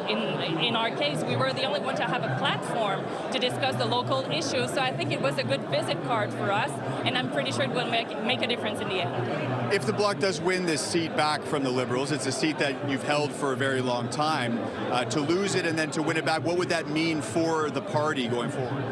It would mean an extra voice in the Parliament, a voice for Terrebonne and a voice for Quebec, instead of having a voice for the government in Terrebonne. That's going to make a big difference. And one of the things also that was mentioned from door to door was that the level of service provided by Nathalie Sinclair Desgagnés she was in office was very good. A lot of people told us, well, I had an issue, I had a problem, she fixed it, she listened, she was really, she was on the ground, she was listening, she was present. So that's going to be a great addition to the caucus, but also a lovely gain for the population. And that's really what we're aiming for, a stronger voice for Quebec, for French, for culture, for secularism, for everything that represents Quebec. And of course, she's not a stranger to the caucus, so she was with you guys for the last 4 years. And what would it mean to have her back personally? Oh, it will be great. She was one of the MPs working on issues that are still discussed in the House right now. For example, the Curam system, which is costing 4 times what it was supposed to be. She was one of the first ones to raise the flag on this. So there's still fights going on that she digged in the first place. So it's going to be a great addition. She's going to work as hard as she did the first mandate. We know that for sure. So we'll be happy to have her back. I want to ask you about the energy in this room. Before we came on, you were sort of telling me that there are people from not just here in Terrebonne, but from all over. Yeah, there's a lot of people coming from everywhere, and we could see that during the campaign. I was in the local, the electoral local quite a few times. All the members for the bloc came 4, 5, 6 times at least doing door-to-door. But a lot of people from outside as well, by themselves, wanted to be here, and I think it meant something since it was so tight last time, and losing by a vote and having Nathalie fight in the Supreme Court, I think it gave energy to a lot of people, and they wanted to be to the level of the effort she put in the case fighting for democracy. So that I think it appealed to a lot of people, and maybe that's why we're so numerous tonight. Yeah, I mean, you mentioned the fact that perhaps the broader geopolitical question is not as important. I remember when those stories came out about the one vote and the mail-in ballots and the errors. I came and spoke to voters at that time in the area, and they spoke a lot about how it had changed their view a little bit and maybe would have changed their votes. How much do you think that whole scandal that went on impacted the way people think about this election this time around? I think it will have it had an impact. People talked about that to us when we were just discussing in general with them, and I think it was more important this time during this election that they came out to vote. They knew that someone had fought for their right to vote, for every vote to count during the election, and I think they wanted to be up to that exercise that was done by Nathalie, and maybe they feel that this election is a bit different, and they feel maybe more like they need to express their vote since it was so hardly fought for. So I think it will make a difference as well, and we can already see it in the participation rate. Christine Normandin, thank you very much. Back to you. All right, thank you so much, Matt. And we do want to tell you a little bit about that ticker on the bottom of your screen. We're now almost an entire year, a year after the last election, an hour since polls closed. So we are getting some very preliminary numbers in. And in both the Toronto area ridings of University Rosedale and Scarborough Southwest, the Liberal candidates do hold leads. There are few polls reporting, so we're looking at somewhere in the neighborhood of 5% of polls reporting right now. But the lead is tracking, the lead they're holding is tracking with expectations. In Terrebonne, in Quebec, we're not anticipating, full results for a number of hours, at the very least, according to Elections Canada, because it is, as you just heard in that interview, a very tightly contested race. But we are getting some more results in right now. They had been just divided by a single vote until moments ago, and now they're divided by 60 or so votes. We've got the Bloc in the lead in the riding with a number of polls reporting, but certainly not the full picture. So we'll continue tracking those results as they come in. Let's bring in our strategists, Kathleen Monk, Shakir Chambers, and Scott Reed. Scott, I'll start with you. Both Mélanie Joly, the minister interviewed, and then Christiane Normandin, the deputy leader, both of them expressing a lot of optimism that things are going to go their way. What did you take from what they told our reporters? Yeah, since these numbers are so preliminary, let's just dive into straight speculation and alchemy. That's exactly what I'm asking you to do. Yeah, that's what you're here for. I really detected a lot of optimism and confidence coming off of Mélanie Joly. Like, Mel was really sounding to me like someone who was preparing for the arguments as to how they won the riding. She was very careful, so take nothing for granted, giving all the qualifications, but did not strike me as someone who was talking as though she expected to lose, someone who expected to win. Obviously, it's almost impossible to get any kind of eyeball on Terrebonne because there's such a small number of votes, and they're only coming from the advanced polls. But that was the vibe that I got. I personally will be surprised. I know Marco, he crawled into, his doghouse there when he was asked for a prediction. I really will be surprised if the Liberals don't win Terrebonne, just given the sheer force of organizational effort that they've thrown at it, and the fact that they've got they got some popularity at their back. And that's a 180 on what he said earlier in the show. I'm like, I just want to point that out. Real-time fact checks. usual 180. But that's the thing about this kind of these advanced polls. Listen, I remember, you know, claiming in the 2015, trying to cling on to a Newfoundland riding because there were advanced polls and we just couldn't call the riding yet. But it didn't end up going our way. That was Jack Harris at the time. But they can be tricky. But this phenomenal number of advanced polls really does make it seem like it's a bit of a Liberal shoe-in. And you've got to give it to Mark Carney, you know, not called yet, but he's been so politically effective at expanding his power without actually having to trigger a full general election. Because that was, you know, a possibility for him. Remember, the government could trigger an election themselves. We are in a minority. And the polls would say, Nick would say, that in fact, if he did say, he would get a stomping majority. But he built this advantage, first of all, through the floor crossers. Now, looks like tonight, through these by-election wins, and will form his majority this way. Do you think that means, I mean, Scott touched on this earlier, but do you think that means if, in fact, this plays out as the polls are leading or indicated that will be the case, Shakir, that a general election is off the table? I think if Carney gets the majority, there won't be an election until 2029, you know, the next scheduled election. I think they're going to work with their majority. As long as there's no one that leaves the Liberal Party for whatever reasons and brings it back down a few seats, I think we're good till 2029. I would just say to Scott's point, I didn't get the arrogance that he's talking about from Jolie, or the confidence. He'd call it confidence, yeah. Hubris, swagger. I mean, when Evan Solomon spoke, and then the person in Scarborough Southwest, they try to be very humble, like, oh, we feel good, and, you know, we'll see what happens. But they know they're going to win those two ridings. It's pretty obvious they're going to win those two ridings. Terrebonne is the one that we have to be concerned about, and I think in that riding in particular, we'll see how it plays out, but it seems like everybody's very, very motivated, and I think Nathan made the point. In that riding in particular, your vote counts. You know, if there's any writing indicative of every vote counts, it's Terrebonne. So we'll see how it plays out. But there's clearly a very high level of motivation from the Liberal side and the Bloc side. I heard Nick Nano say earlier he's looking at the Conservative number to see motivation. I don't think it matters in that riding at all. I think there's two parties that are really battling to win, and we'll see how those voters turn out at the end of the day. I listened also very closely to Minister Solomon say this is going to happen at the ballot box, right? Again, circling back to the idea that the Liberals tonight want to say we got our majority through the exercise of democracy, not through, you know, the backroom deals that the Conservatives are accusing us of. There's some truth to that, but some part of it is they wouldn't be crossing this threshold without those floor crossers. And they also wouldn't be winning these by-elections if some of the same dynamics that maybe led to the floor crossers coming over were in place. So that's their talking point for tonight. It's sensible. You don't want to look arrogant. And you do want to emphasize that there's been votes cast by Canadians that have taken you to this point. But they're going to get their majority. We can see that now. I mean, we've even posted it, not confirmed, but we're posting that number, which takes you into majority territory. And I think very quickly they're going to move off of that. It isn't so much about whether you have the majority after tonight. It is going to be the discussion we were having earlier. What are you going to do with it? And how are you going to operate it? And do you feel like that number is important? Because Shakir was mentioning, Kathleen, like, do people, like, the number has to stay static, but we know Jonathan Wilkinson, for example, out in BC is likely headed to a diplomatic post fairly soon, so then they're down a count, and then what, you know what I mean? Like, for sure, Nader Smith, who will be potentially running for the Ontario Liberals. Bouloris, exactly. Like, that number quickly changes. It constantly changes, right. So the thing is, the Liberals wanted to avoid the framing that was being put on these floor crossers. The accusation was that they were being opportunistic or potentially anti-democratic by forming a majority this way.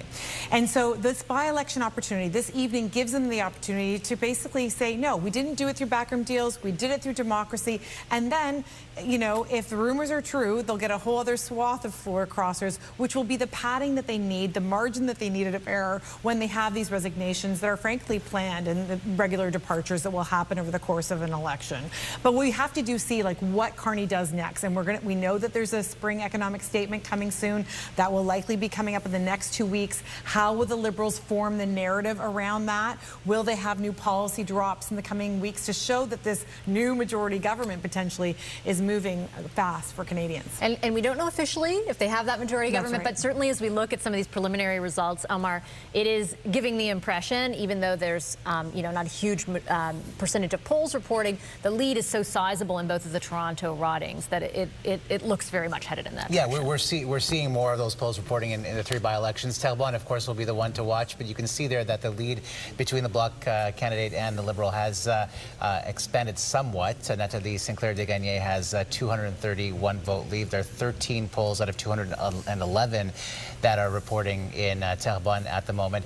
And Vassy, as you were mentioning, the lead growing for the Liberals in those 2 Toronto ridings of Scarborough Southwest and University Rosedale. So we will be, of course, tracking this extremely closely in the minutes to come. You're watching a CTV News Special, Federal By-Elections 2026. We're going to take a quick break, and we will be right back.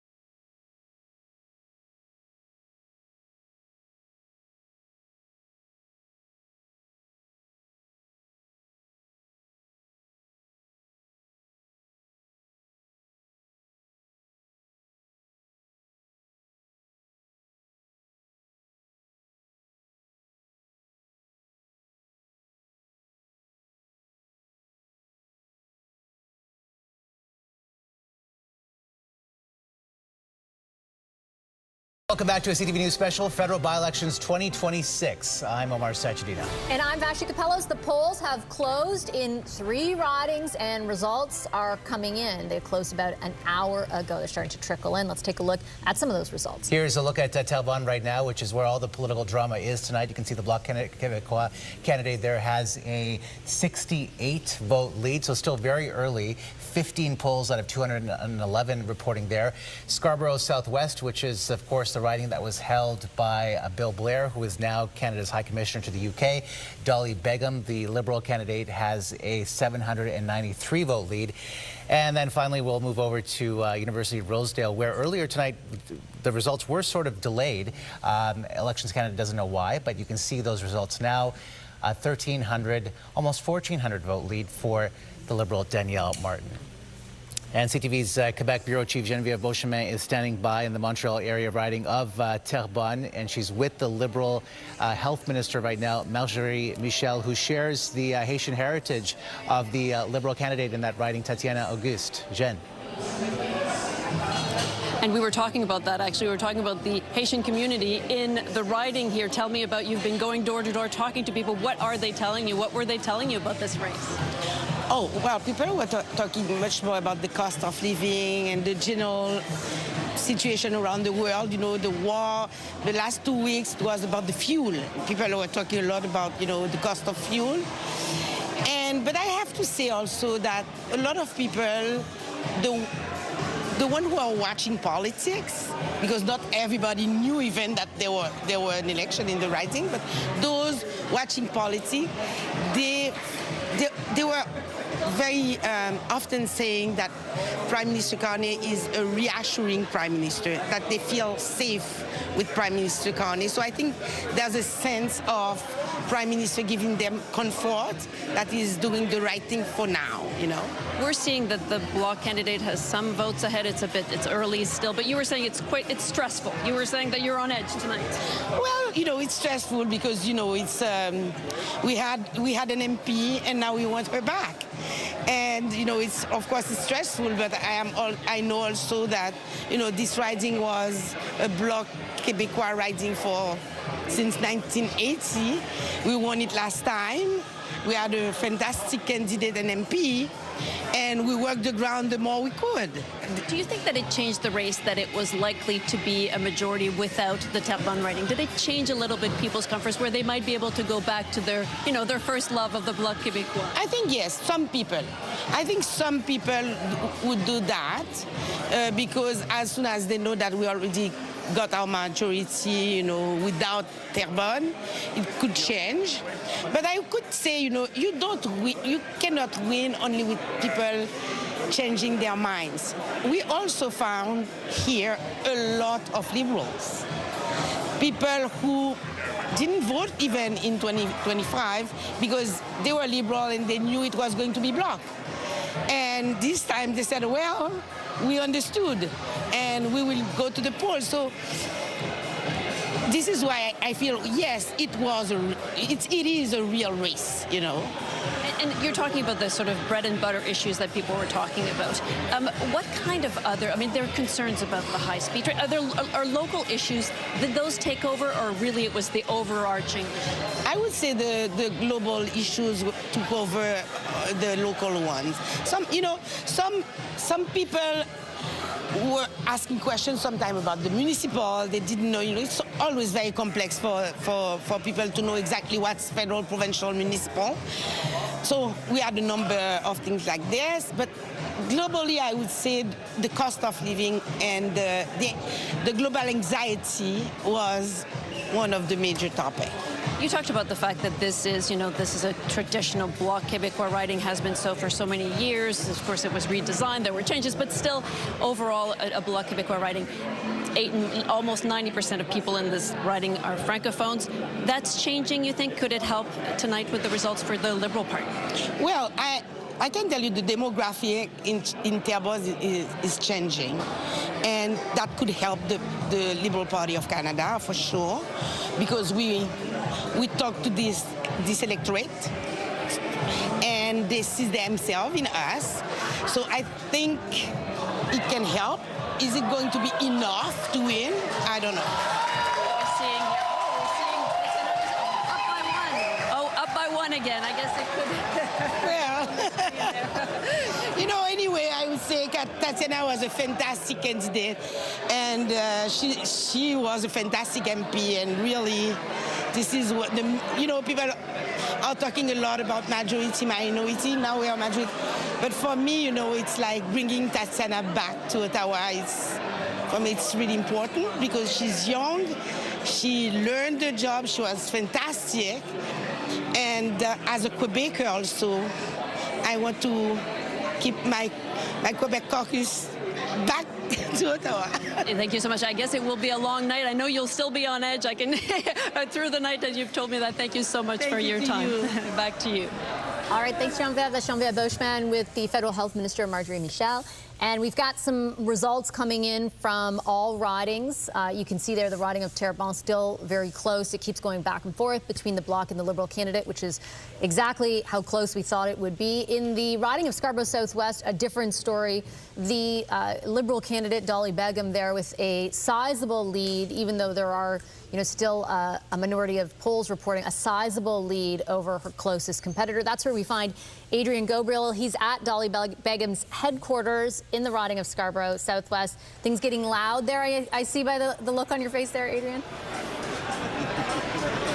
Yeah, that's right, Vassy. Yeah, the music is blaring. The celebration started early, though. It is still very early in the count. We still do not have a winner yet, as you've just shared with our viewers across the country. Though individuals have been piling in here tonight. Lots of Liberal supporters who've been knocking on doors for Dolly Begum have been arriving. They've been telling me that over the last number of days, as they've been knocking on doors, they've felt that momentum. They felt that support from many here in Scarborough Southwest. Interestingly, former Toronto Mayor John Tory, who historically was a card-carrying Conservative, he was on the campaign trail with Dolly Begum over the weekend. And, she crossed over from the provincial NDP. She was the deputy leader of the provincial NDP as an MPP. She said she wanted to join Mark Carney's government. She wanted to work with him. She felt that she could do the most to help people in Scarborough Southwest by joining the Carney government. Now, we're still waiting to see if that comes to fruition, though this has been a Liberal stronghold, as we've been discussing all night, Vassy, just talking about the history here in this riding. For 10+ years, Bill Blair held this riding before he was moved to his post in the United Kingdom.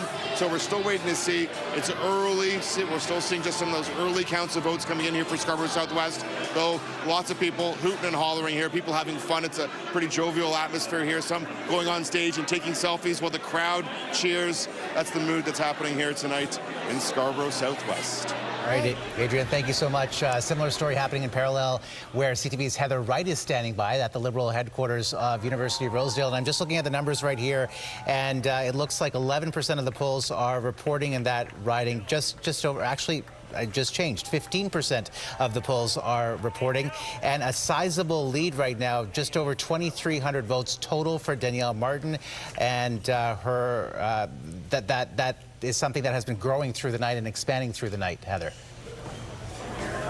Certainly, and the crowd is excited here. You over the course of the night, we've heard from various supporters, various politicians that are here feeling very good about their candidate, about this campaign, and they're seeing those numbers come in, and they're very happy with what they're seeing. Now, it's very interesting being here in University Rosedale when you think about the MP that Danielle Martin is running to replace, and that, of course, is Chrystia Freeland, who really did start the entire Carney government with her resignation from the Trudeau government about 18 months ago. And so being here in this riding where Chrystia Freeland really, she stepped aside, Trudeau decided to not run in the election, paving the way for Mark Carney to be elected as Liberal leader. It's very interesting being here and seeing that this riding will soon elect their next MP, and it will likely be Liberal Danielle Martin. All right, Heather, thank you so much. Let's bring in our Ottawa Bureau Chief, Graham Richardson, right now. And certainly looking or listening just to that audio there, Graham, you can almost tell that at those two Toronto ridings, they are preparing for celebration. We're looking for one of three, and one of the ridings I heard we're up to 15% now. So clearly a trend is happening, and obviously it depends on how you heard Melanie Joly, whether it was confidence or whether it was cautioning that maybe we won't get it in Terrebonne. But as we've been saying, one of the three gets them to 172, 2 or 3 gets them higher. So we'll continue to wait and watch for that. The other thing, too, that we haven't talked at all about is in context of floor crossings. Like tonight is a night about volunteers and about pulling vote, right? And so when the Conservatives are hit with those kinds of things, you have to think long-term about the damage that does to that volunteer base. Now, I know they're committed, but this is hard work. This is not easy to do this. On by-election night, it's smaller, arguably, than obviously a full general. But it's just something I'm thinking about because we're looking at vote being pulled. We're looking at volunteers engaging, right? And so that's the hard part about the bigger story here tonight on the Conservative side is those defections and the impact they're going to have. Because I don't think it's going to go away quickly, regardless of if Mr. Poilievre's able to hold on or not. They might have some time, though. They will have time. Right? If it's not a tomorrow issue for them now with a majority secured, they have a to their credit, they have a pretty strong volunteer Very get strong. Out the vote Yes. base at this point. Yep. Yeah.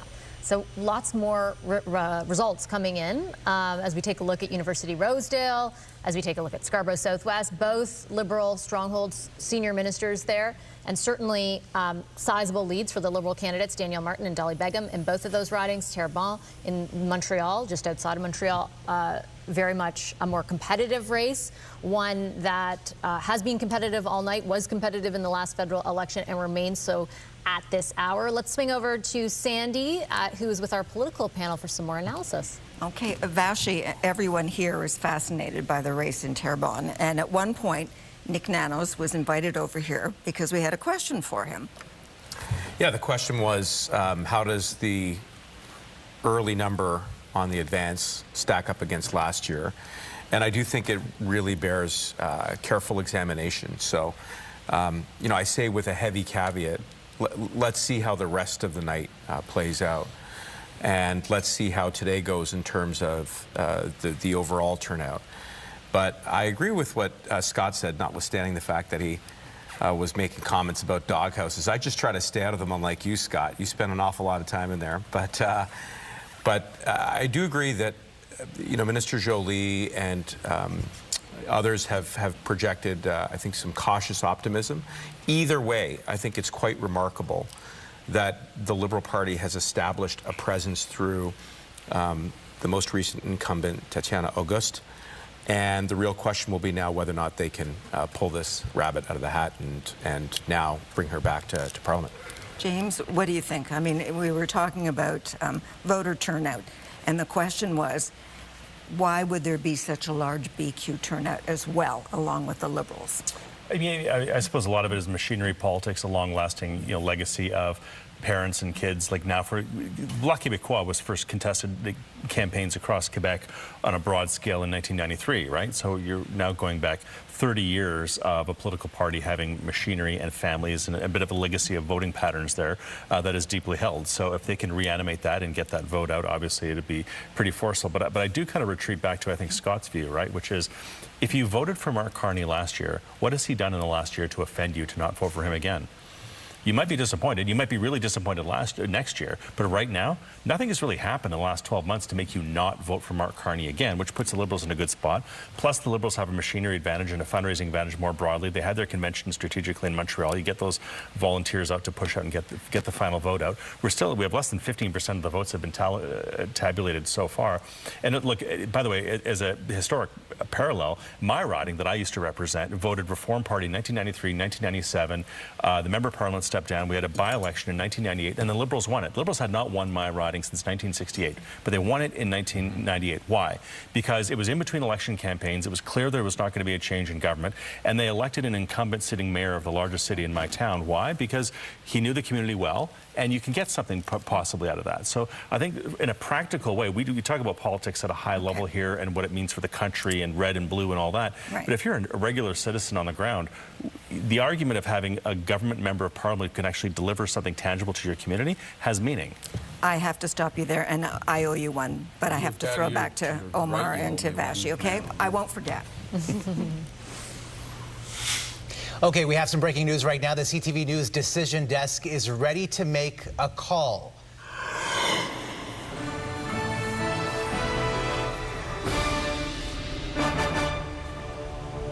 Well, there you have it. Prime Minister Mark Carney's Liberals have formed a majority government, taking the riding of University of Rosedale in Toronto to reach 172 seats. This is the first Liberal majority government and the first in Canada since Justin Trudeau formed a majority back in 2015. But at this moment in time, it remains a technical majority. The Speaker of the House is Liberal, so that Speaker will still need to cast a vote if things remain stagnant at this point in order to break a tie. But, and I will say it's a big but, that changes if the Liberals win another seat, which they very much look on track to doing. Right now, they've clinched University of Rosedale, but in Scarborough Southwest, they have a very sizable lead at this point. You can pull up some of the results as we take a look at them right now. Yeah, as we just told you, Danielle Martin has been, our projection is that she will win that riding of University of Rosedale. And here's how the numbers are stacking up right now. 35 of 153 polls reporting, and she's got about a 2,100, more than that, vote lead over the NDP candidate. So again, the victory there, clinching Mark Carney's government to majority status. He will be forming a majority. Let's go to CTV's Heather Wright at the Liberal headquarters in University Rosedale. Heather, I can imagine there's already a sense of elation where you are right now. Certainly a lot of cheers with the news that Danielle Martin is going to win this seat. Now, I'm speaking quietly because you might be able to see behind me, Bob Rae is addressing the crowd here tonight. Now, Bob Rae is one of the MPs that represented part of this riding during his tenure in the House of Commons. So he is introducing Danielle Martin now, saying that he has known Danielle Martin since before she was born. And so the crowd really excited, enthusiastic, and getting ready to hear the words from the newest MP that is going to go to Ottawa, Danielle Martin. All right, Heather, thank you so much. And again, just to recap, the Liberals have formed a majority government. They have reached the 172 seats that are needed. Heather Wright, of course, speaking to us from University Rosedale, which was, of course, the riding that previously belonged to Chrystia Freeland, who has now become an advisor to Ukraine's President Volodymyr Zelensky, and also taken up a position at Oxford University and who was there the day that the campaign kicked off next to Bob Rae, who is in the midst of introducing Danielle Martin to make her victory speech. And we can take you through some other outcomes or some of the other results that we have in. Scarborough Southwest is where our eyes turn next because, of course, though the Liberals have now formed a majority in order to get over that technical majority of 172 and get 173 seats, this is the obvious place to look. You can see how sizable the lead for the Liberal candidate in Scarborough Southwest is for Dolly Begum. Adrian Gabriel is live for us there right now. Adrian, what is your sense on the ground? Well, the sense on the ground is lots of excitement here. The room is absolutely packed right now, Vassy. Nate Erskine-Schmidt just walked in. We've got Michael Coteau, Liberal MP here. The President of the Young Liberals of Canada has walked in and introduced himself to me. Lots of big Liberals in this part of the country arriving here in anticipation.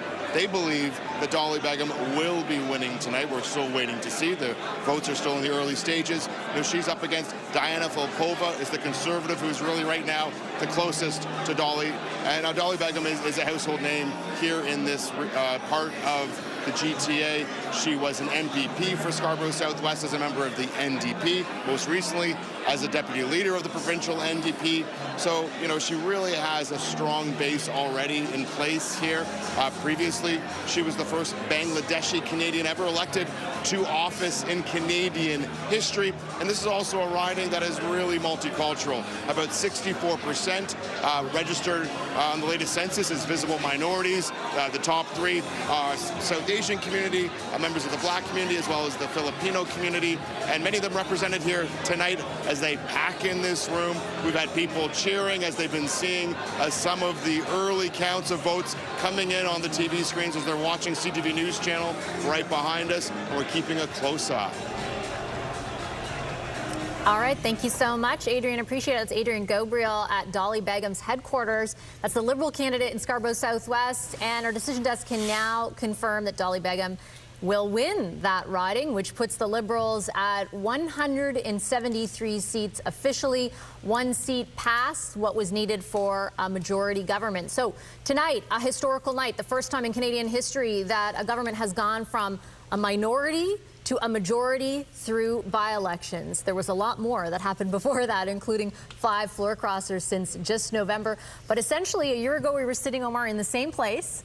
The Liberals formed a minority government after a general election. A year later, just shy of 2 weeks, less than a year, the Liberals have now moved to a majority government. Yeah, they started off this night at 171 seats. Now we are able to project that they will be capturing the riding of Scarborough Southwest, of course, the riding that used to belong to Bill Blair, who is now the Canadian High Commissioner to the UK, and University of Rosedale, the former riding of Chrystia Freeland, which we are able to project tonight is going to Danielle Martin. So the Liberals are able to hang on to those 2 Toronto area ridings, which is why at the bottom of your screen there you see that number at 173, 1 seat past the majority status of 172. The riding that we are all watching tonight, which has been somewhat seesawing, but as of late the Bloc Québécois has been able to expand their lead, is of course the riding of Terrebonne. You will remember, if you go back to last year in April, the Liberals had clinched that riding, but by a single vote.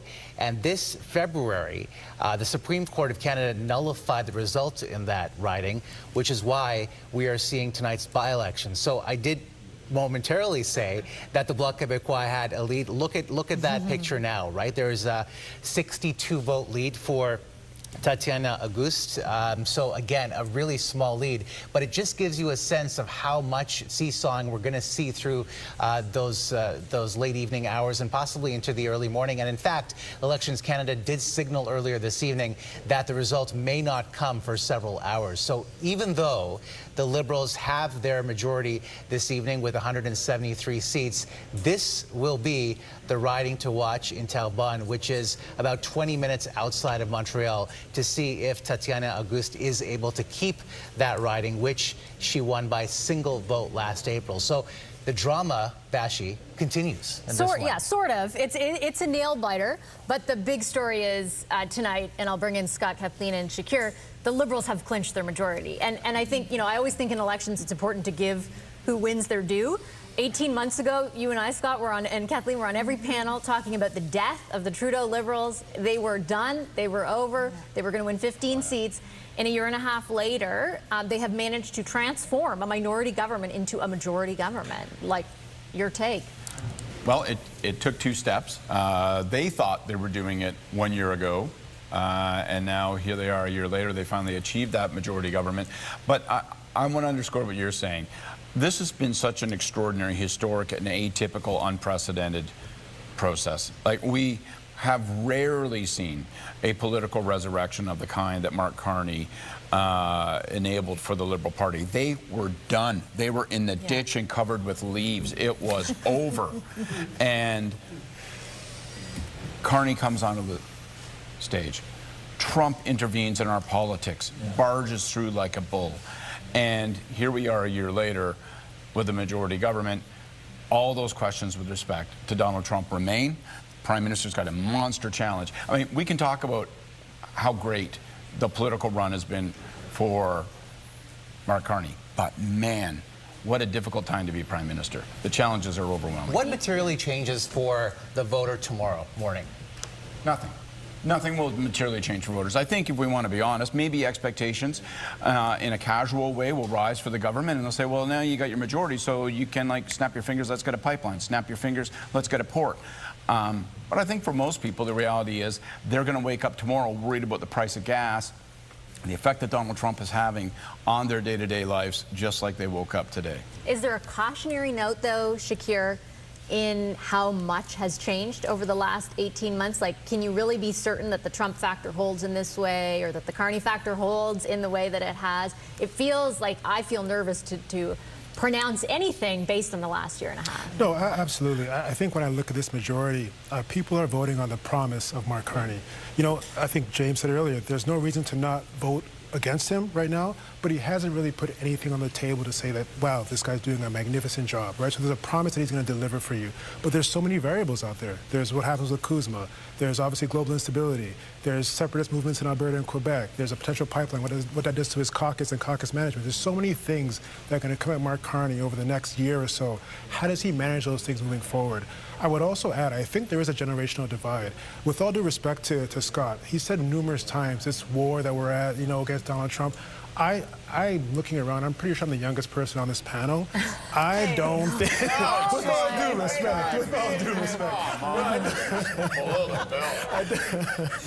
I don't think people in my bracket view that threat the same way that we view paying rent, buying groceries, things of that, the affordability issue. I think that's just top of the priorities for us, not this battle against the U.S., not Donald Trump. And so we have to see how Carney manages that generational divide that I see on these issues. You don't think even younger people think that Trump is the accelerant for all of those challenges, or many of those challenges? The issues that we're facing right now with rent, with food, these things happened way before Donald Trump. I'm not going to sit here and point fingers at the previous government, but I mean, at the end of the day, the Liberals were in power for the past 10 years, and these issues accelerated. Donald Trump sure has been a factor on them, but he's not the cause of some of the issues we're facing on affordability. And I think a lot of youth see that. But clearly, I don't think people think Mark Carney is either. Mark Carney's or he'd be getting pounded tonight. Mark Carney's not the cause of the issues. I agree with that. They're putting trust in him that he can deal with the cost of living issues. I totally agree with that, for sure. There's a promise that he can do these things. But if he doesn't deliver, if he doesn't start putting numbers on the board, he's going to be in for a world of hurt when we face that next election. It's interesting also, though, for the non-politician, right, who a year ago everyone was like, is he going to be okay in this politics thing, 100%. the central banker? Is he going to, you know, this is really minority government through political maneuvers. Political maneuvers, yeah, you could almost say... I'm not saying that negatively or positively, just political maneuvers. Yeah, on April 29th, 2025, it's like Canadians decided to get engaged to Mark Carney, and tonight they're getting married. It's like it's sealing the deal. You know, it's taken almost a year, but they've moved forward because he was a novice politician. We didn't know who he was. Yeah, whenever we talk about marriage, Scott and I are like, we are not qualified to have this conversation. But I want to draw your eye to something else that we haven't talked about tonight. It's interesting kind of bookends on this story, if you will. Remember, December 16th, 2024, Chrystia Freeland dramatically resigned, right? Which triggered Trudeau's resignation in January of 2025, which opened the door to a leadership race, which brought in, of course, Mark Carney. Tonight, one of the very seats that is up for grabs, which that CTV just declared, University of Rosedale, is her seat. And so it's kind of like this perfect bookend where she actually triggered the race, which allowed Mark Carney to get in, and now is, in fact, helping him by delivering her seat, which gives him a majority. Maybe Mark Carney should have given her more than transport minister. Maybe. Just joking. It's just a joke. She's doing lots of things now. Yeah. All right, let's bring in Heather Butts right now, who is with Nick Nanos. Heather, what have you got? Thank you so much, Omar. We're going to take a deeper dive right now at the riding of Terrebonne. We've been talking about it all night. So just to let you know where we're standing right now, about 55 of the 211 polls have closed. The Liberals currently in the lead with 229 votes ahead of the Bloc Québécois.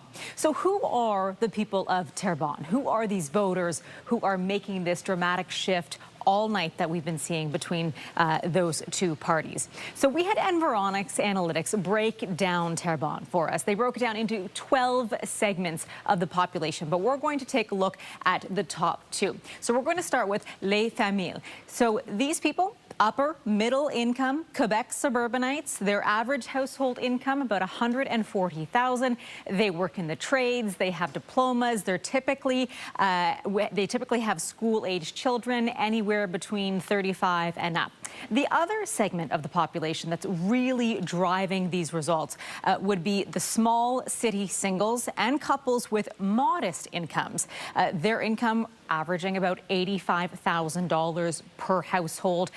Their jobs looking towards trades. They all have diplomas, apprenticeships, and they have issues. They all have typical issues that are really driving this segment of the population. But those two segments really broke down the Liberals and the Bloc Québécois, basically taking 40% each. The average household value of $460,000. If they're paying rent there, around $1,100 per month. When it comes to tariffs, though, the jobs at risk are very high. We heard Melanie Joly earlier in the show talk about the automotive sector there, as well as the aluminum sector. Financial vulnerability to tariffs it would be at medium. Food insecurity would be at about 5%. So those are the two people who are really helping those Bloc Québécois and the Liberals battle it out. I want to bring in Nick Nanos now. Nick is going to help us break this down even further. Nick, we want to take a look now at the leadership and where that stands right now. We're going to bring that graphic board up for us. Walk us through this, Nick. No, so you can see, you know, this shows the plus minus, the vote change when we roll up all of the by-elections, what's happened tonight. And you can see, if you look at Pierre Poilievre, he's down 14 percentage points. And you have the BQ up, the Libs up, the NDP generally flat, no change for the Green Party. The other key thing is that when we look at the riding of Terrebonne, Conservative support is at 3.3%, Heather. A far cry from 18%. So the big question is, where are those Conservative voters? Did they stay home? If they came home, if they went out to vote, who did they vote for? And the other thing is let's face it, if you're a Conservative strategist and you're looking at this number in Terrebonne, 3.3 compared to 18%, you're going to be asking yourself questions because this is just another signal. I think it's probably fair to say that Pierre Poilievre will not do as well tonight as he did do in the last federal election in these three ridings. And the big question is how will his caucus and how will strategists kind of receive that? But watch the BQ, watch the Liberals, and then we'll watch for the fallout for Pierre Poilievre potentially. Absolutely. Nick, thank you. We'll throw it back to Omar and Vassy. All right, Heather, Nick, thank you so much. So if you are Pierre Poilievre tonight, Graham, what are you thinking? Well, look, to Vassy's point, and to all the millions of Conservatives who voted for him and for the party, he's in a position where there's a lot of people who still believe in him. It appears that he has listened to some of the harsh criticism of his style. He's not chomping apples at local reporters anymore. I'm new old guy, right? I used to work on the Hill many years ago. I was a local anchor. I went away for a while and I came back. The most vigorous outreach to say hello to me and to just chat with the new bureau chief of CTV National News, the Conservatives. So that's a small thing. I don't know if that's going to translate for the public, because politics is kind of like television. The frame sets around you if you're a leader, and once it's on, it's hard to shake off. And so I think he's trying to slightly shake it off by keeping his base. But to Nick's point in Terrebonne, like, that's one by-election, but I was wondering about that big return for them, that 18% in the general. That's big in that riding. And now, what was the number? Like, it's down to 2. It's like that vote disappeared. So if that's a trend around the country, that's obviously a problem. Again, one riding. It's not going to happen in the prairies. It's not going to happen in Alberta. But in order to win, like Harper, he's got to punch into those big cities. Is he further away from that now tonight than he was before the by-elections? I would argue that tonight is not as important as the next few days and the next few weeks, only because they anticipated this outcome. Yes. They have for a long time. We've all been talking about this possibility ever since the by-elections were called.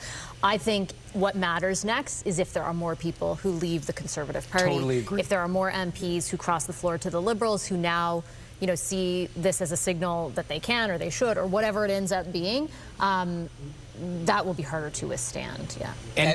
And sorry, Omar, and 4 in 5 months is a lot. If that becomes more, even though we've said he's got the party, you got to hold caucus. Well, and that was exactly my point. I mean, that completely negates the overwhelming endorsement that he got from his party, right? What was something like 80–90%? And so if you have this drip of people leaving your caucus, people are going to be wondering, you know, how can you manage them? What sort of inspiration are you providing them? So that is certainly going to be a big question. For Mark Carney, though, you know, we've touched on this earlier this evening. Marjorie Michel was talking about this earlier this evening with Geneviève Beauchemin. The fact that when she was knocking on doors, people described Mark Carney as somebody who was a reassuring figure. Not surprising that she would speak so glowingly of her boss this way. But at a certain point, you have to get results, not just reassurance. What has he got to do now as of tomorrow? Well, I think we're going to see something from him. I gather a major announcement coming, apparently on an affordability issue. We can all guess what that might be.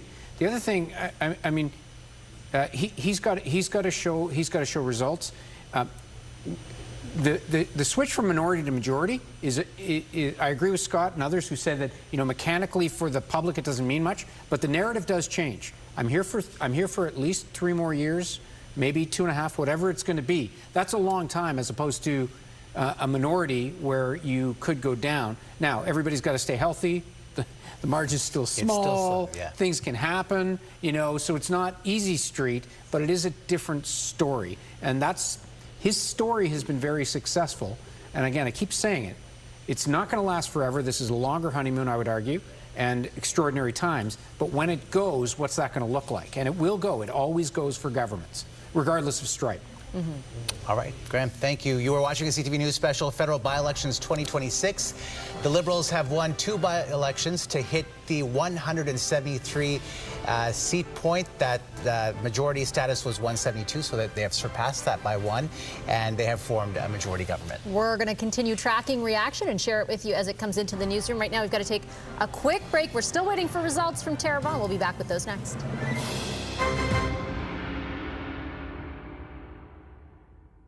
It's the month of Ram, and nothing can stop us. We're light duty, we're heavy duty, We're built for days like this. When it counts, we go big. When it matters most, we show up as the most dependable full-size truck ranked by J.D. Power.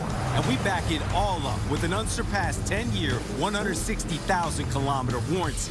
Get 0% financing for 72 months on both the 2026 Ram 1500 and Ram 2500, leaving zero doubt about your next truck.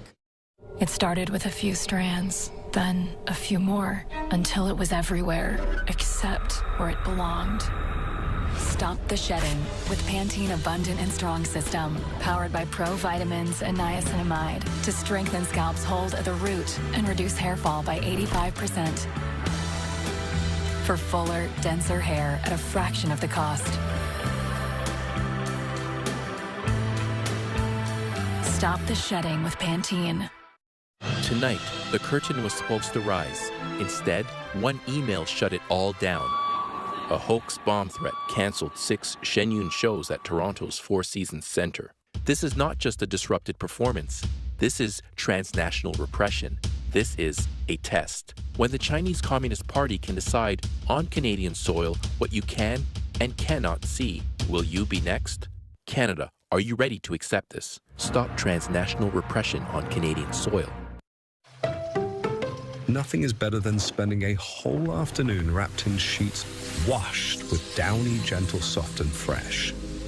With nothing to do but luxuriate in the softness, breathe in its freshness, and feel its gentle touch across your skin. Babe? Maybe you can send him out to grab lunch. Way out. Downy breathes life into your laundry. In the beginning, we had to make a choice about who we were and what we wanted. I'm your sugar daddy now. But what we didn't realize was how far we were willing to go. I'm trying to do a good thing.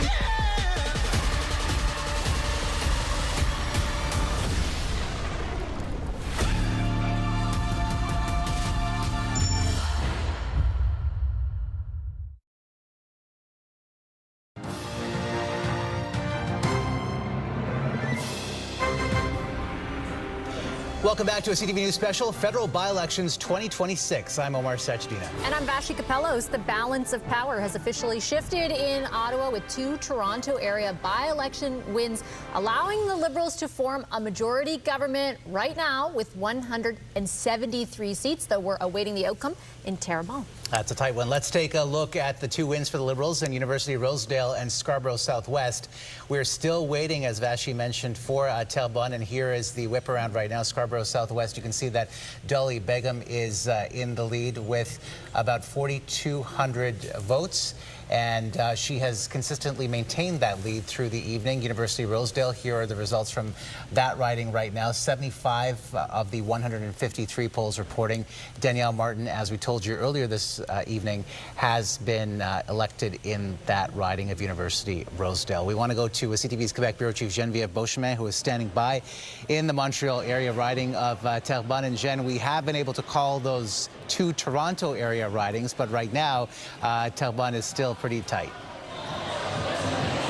We're still watching that seesawing. We're still watching Tatiana Auguste, the Liberal, a little bit ahead, but people are on edge here, including Joël Lightbound, who's Quebec's lieutenant for the Liberal Party. Tell me about what it's like now. What are you feeling about these results? It's a very close race, as we expected, and the results, it's still early. More than half of the polls yet to be open, but it's encouraging to see our amazing candidate, Tatiana, taking a short lead, but a lead nonetheless. Now, you told me that you were going through the riding, you were talking to business leaders in this, businessmen and women in this region. Tell me about the issues that they were bringing up most particularly to you that, could make a difference tonight. I'll say this of the business people here in the riding, but constituents as well that I've met as well as different organizations with our candidate Tatiana. There are 2 things. One, what I've heard a lot is that for many here, they see themselves and they are drawn to the kind of leadership that Mark Carney has brought to the Liberal Party and to Canada.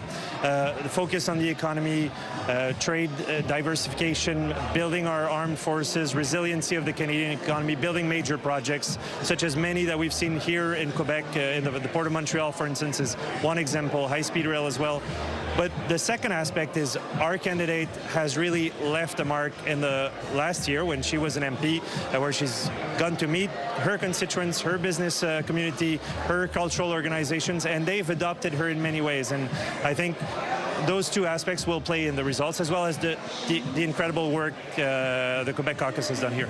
We were listening a little bit earlier to one of the commentators talking about the fact of our commentators on the show talking about the fact that, you know, early the general election that voters got engaged to Mark Carney. With this, they're getting married to Mark Carney. What do you make? What will happen if they actually get this particular riding? That would be amazing. It's that's what, of course, I'm rooting for. Yeah. Thank you so much. Back to you. All right, thanks so much, Geneviève. Geneviève Beauchemin with Joël Lightbound, a federal cabinet minister over there in the riding of Terrebonne. We are still awaiting the results there, where the Liberals are ahead of the Bloc Québécois, but that riding is a very close riding, so we're not yet prepared to call it. We have called the riding of Scarborough Southwest for the Liberals, as well as University Rosedale. That allows the Liberals to form a majority government with 173 seats. We're going to bring up Heather Wright, our colleague who is live right now at the University Rosedale headquarters. I believe the winning candidate there, Danielle Martin, has already spoken. What was her message to the crowd? Yes, we heard from her a little while ago.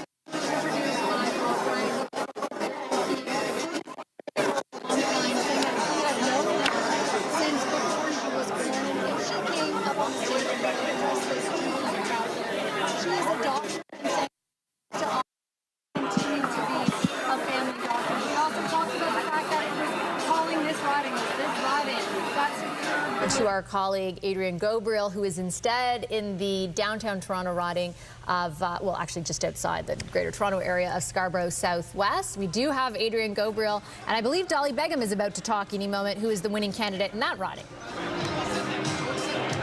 Yeah, that's right. We're here at the front. Supporters here erupted in cheers when they heard that we had called Dolly Begum as the winner here in Scarborough Southwest. People, I think they're feeling all right tonight. How are you guys feeling? What does this Liberal win mean? It means a lot, because, you know, Scarborough Southwest is the most Bangladeshi populated area, and she made the history for us. She made the pride for us. She will be the first Bangladesh origin member of parliament representing in Ottawa.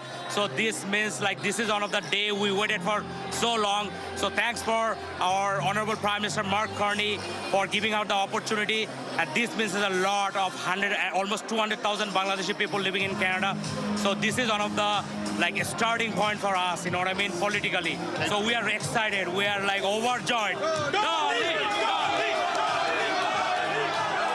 You get a sense there of the excitement in the room, and what he's referencing is that Dolly Begum, during her time as an MPP with the NDP, was the first ever Bangladeshi Canadian voted to office in Canadian history. Just take a little look right here. The place is absolutely packed here tonight. We're right at the front stage. Dolly Begum is expected to take the stage any minute, and they're clearly celebrating a Liberal majority government. We'll send it back to you. Yeah, a lot of pride from her community members behind you. Adrian Dolly Begum was, of course, deputy leader of the NDP, but will now be going to Parliament as an MP for the Liberals, and a lot of enthusiasm, as you saw in those images behind Adrian momentarily. Again, Dolly Begum expected to speak in a few minutes' time. We'll try to bring that live to you as we can, but for now, let's go to Sandy Ronaldo's political panel for more on what this majority win means. Sandy. All right, so Omar, the headline is minority government was engagement, majority is now marriage, and we're in the honeymoon phase. But Nathan, I promised you the first question, and that is, so what are the challenges of being Prime Minister now during this honeymoon period? Well, in my time in office as Prime Minister, I found that the schedule was the hardest thing, staying fit. And now for something completely different. What are the challenges? I do think ego management is going to be a piece of it. I think the anticipation, as Kathleen and others said, about what a majority government and a majority Prime Minister can do are going to be real for Mr. Carney. I think the next little bit is going to be really challenging in terms of telling stories to please people, as some politicians, you know, we like to do at times. But if they end up in conflict, we have mentioned big projects, things like pipelines, keeping Alberta happy, satisfying BC. But Mr. Carney sometimes has a tendency, I've noticed, knowing him for a little while, to tell whoever's in front of him maybe some things they'd like to hear, and then the next group some things they'd like to hear too. Canadians have been very forgiving to this point, but the results are going to matter. And Alberta wants to build a pipeline through the part of the country where I live.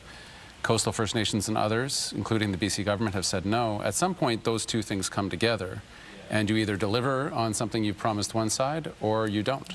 And that's one issue. There are many, many issues. But like many Canadians, I always wish our Prime Minister well, because his success does lead to our country being stronger, regardless of their political stripe. James, I want to ask you the question that Omar put to Graham, and that is, what would Pierre Poilievre be thinking right now about what's happened? Well, there'll be a fallout from this, obviously, an analysis of what this means. The shift in the number in Quebec, right, from 18% to 3 in Terrebonne is one riding. But when ridings get really, really close, voters are smart, and they know that there's a binary choice in front of them, and so third parties typically do fall away. So I don't know that that's necessarily a cascade view across the whole of the province of Quebec. But that aside, I think what the wise thing for both the Prime Minister to do and Mark Carney, and Pierre Poilievre to do, is push away from the table a little bit from the obsession about politics. In my view, look, we talk a little bit too much about politics in this country, not enough, frankly, about policy and culture and where we're going. And we have some real tectonic challenges, right? Because there's a majority government, it looks like, and people can debate about, is this because of the floor crossers or the seats? It doesn't matter. We are where we are. The Liberals have a majority government. And so the Prime Minister needs to focus on the dynamic and the reality that we're probably not going to have an election until 2029. We have huge issues in front of us as a country with regard to productivity, immigration, trade issues with the United States, the future of NATO, the future of Canada's relationship with Europe, what we're going to do with vis-a-vis China. We have massive issues in this country, getting Canadian products to global markets, huge substantive policy issues. And the Canadian public expects the government of Canada to move forward. With regard to the Conservatives, I think their obligation is to keep an eye on 2029 and think about the next election campaign, how they're going to position themselves, how Mr. Poilievre will position himself and what he wants to present and all that, but focus on being a really important and an effective opposition. The country needs an effective opposition. The governments do better when they have oppositions that are not just oppositional, not obstructionist, but are substantive and thoughtful and principled and a genuine alternative going forward. And Avi Lewis needs to get himself in the Parliament of Canada. He needs to find a way to get himself a seat. Somebody from that caucus needs to step down. They need to have a by-election, and the NDP needs to have a voice in Parliament. I think all these things together, I think good public policy is good politics in the end for the Prime Minister, and good, substantive, principled opposition that is not just focused on politics will, in the fullness of time, be good politics for the Conservative Party. So get back to work. It's a majority government. It is what it is. You can dislike it, accept reality on reality's terms, and focus on being a good, effective opposition. All right, you're itching to say something. I can feel it. Gosh, it's a shame that, James, you're still not in Parliament. I'd say a few things. This is a majority in the making for a year. It's a heck of a milestone. Majorities are not easy achievements, and it's a majority that has now been Explain to the audience why you're saying for a year if an election is not going to happen for another 3 years. Well, no, it's been a year in the making, because a year ago, as we said right off the top, there was a desire to get to a majority, and we were just shy. And I think over the course of the last year, the Prime Minister has demonstrated the kind of thoughtful leadership, principled, pragmatic, that has resonated, and it's drawn members to the fold. And tonight, you've got 3 by-elections where the people had the final say. I think that there is a lot to be taken internal to the world of politics, so there'll be reflections about how the Prime Minister manages the agenda going forward and connecting policy to the average Canadian when it comes to how they pay for food and for fuel and for everything, really. There'll be a reflection for Pierre Poilievre. I mean, the result in Terrebonne is got to be disconcerting if you're a Conservative. I mean, maybe it goes up a little bit, but right now it's hovering at about 2 or 3%. So clearly there's a lack of motivation on the ground there, and so what to take from that? But the really important thing is what does this mean for everybody outside the world of politics? What does it mean for Canadians? And I think this is what's going to start tomorrow, or it's going to continue tomorrow. So how are we helping Canadians pay the bills? Right. How are we getting energy to market? How are we reinvigorating the industrial base? And how are we managing that agenda in a way that is less partisan, more bipartisan in the House of Commons so that we get those results? It's a lot. It's not easy, but this is a milestone, and I think everybody should take a moment tonight to recognize that achievement and then get back to work tomorrow. I know what it's like to be in that office first thing in the morning, and I'm quite confident the Prime Minister will have a lot of fire in his belly to keep driving results going forward. All right, we'll be watching closely. Okay, Omar, Vassy. All right, Sandy, thank you so much. A truly historic night and a milestone. We are at this hour waiting for Dali Begum, who was a Liberal candidate. She's now won that riding in Scarborough Southwest. We'll bring that to you. You're watching a CTV News Special, Federal By-Elections 2026. And as we have told you, the Liberals have won 2 by-elections to hit 173 seats, and that gets them enough to form a majority government. We'll continue tracking results out of Terrebonne and look for more reaction to the big outcome. We'll take a quick break first. More just ahead.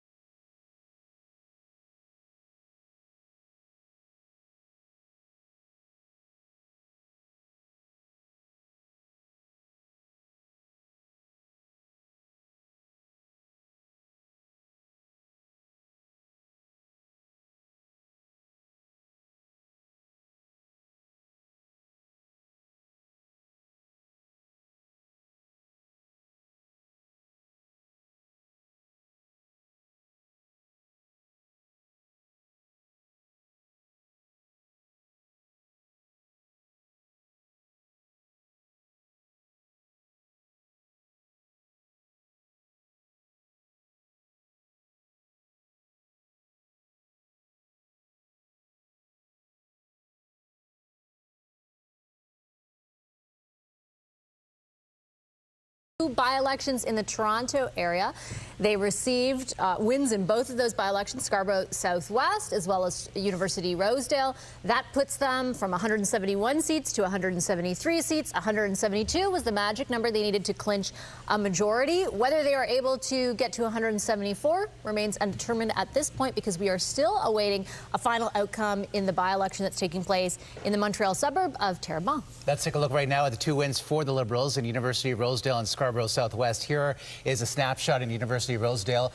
Danielle Martin at about 12,000 votes, and Dali Begum has captured that seat, that riding in Scarborough Southwest. We should also add that we are hearing that Dali Begum will be making her victory speech momentarily in just 2 or 3 minutes, in fact. So we will bring that to you as it happens. And this is the riding we've talked a lot about tonight, Terrebonne, where the Liberal candidate Tatiana Auguste has increased her lead somewhat, but still quite a bit narrower than what we've seen in the other two Toronto area ridings. Yeah, still too close to call. Let's get a deeper dive of what information we do have from all of the by-elections that are reporting so far, all the polls reporting so far. Heather Butts and Nick Nanos are here to do just that.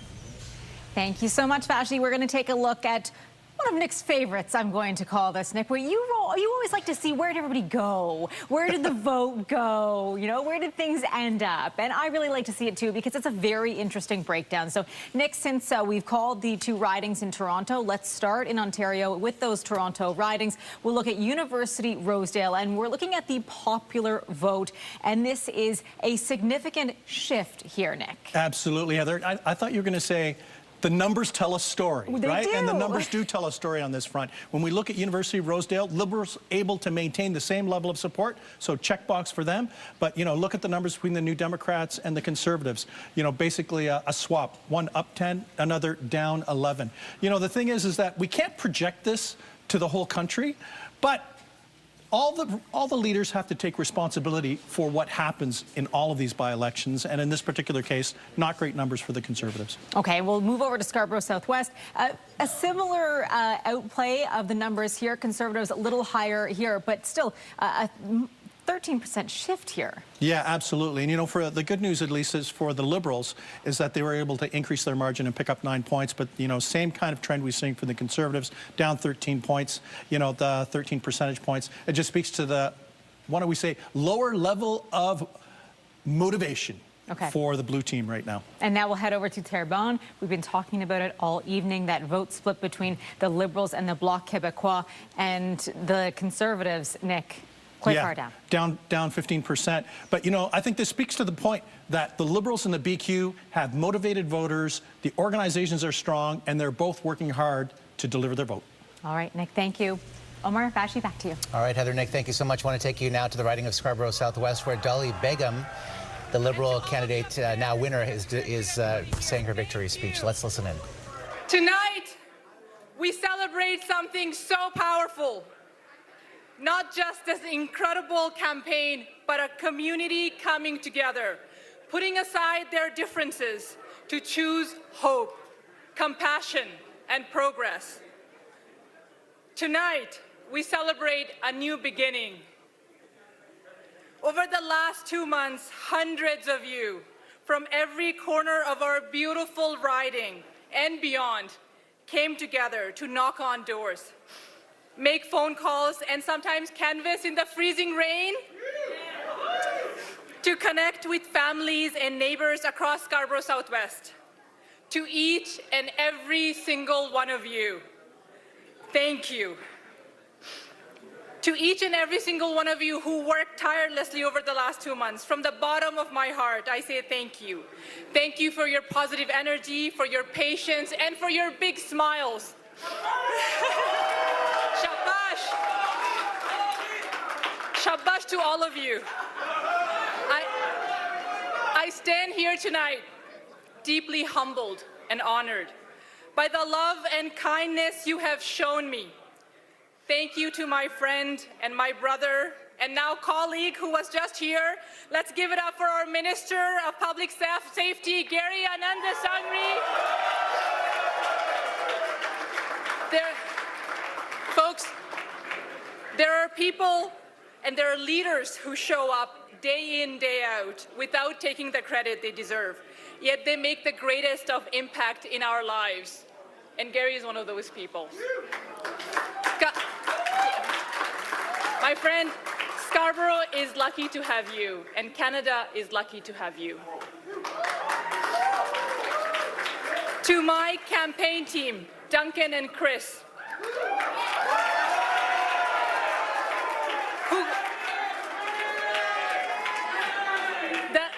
the East End boys who came back from Ottawa to run our campaign, I am so grateful for your leadership, your dedication, and your immeasurable patience.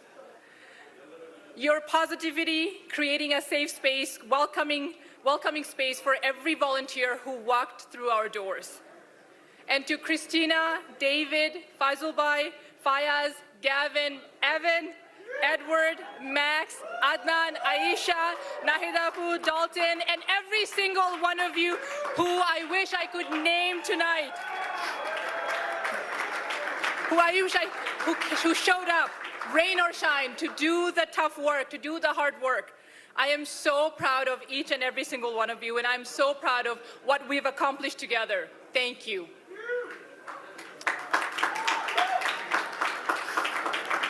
To my parents,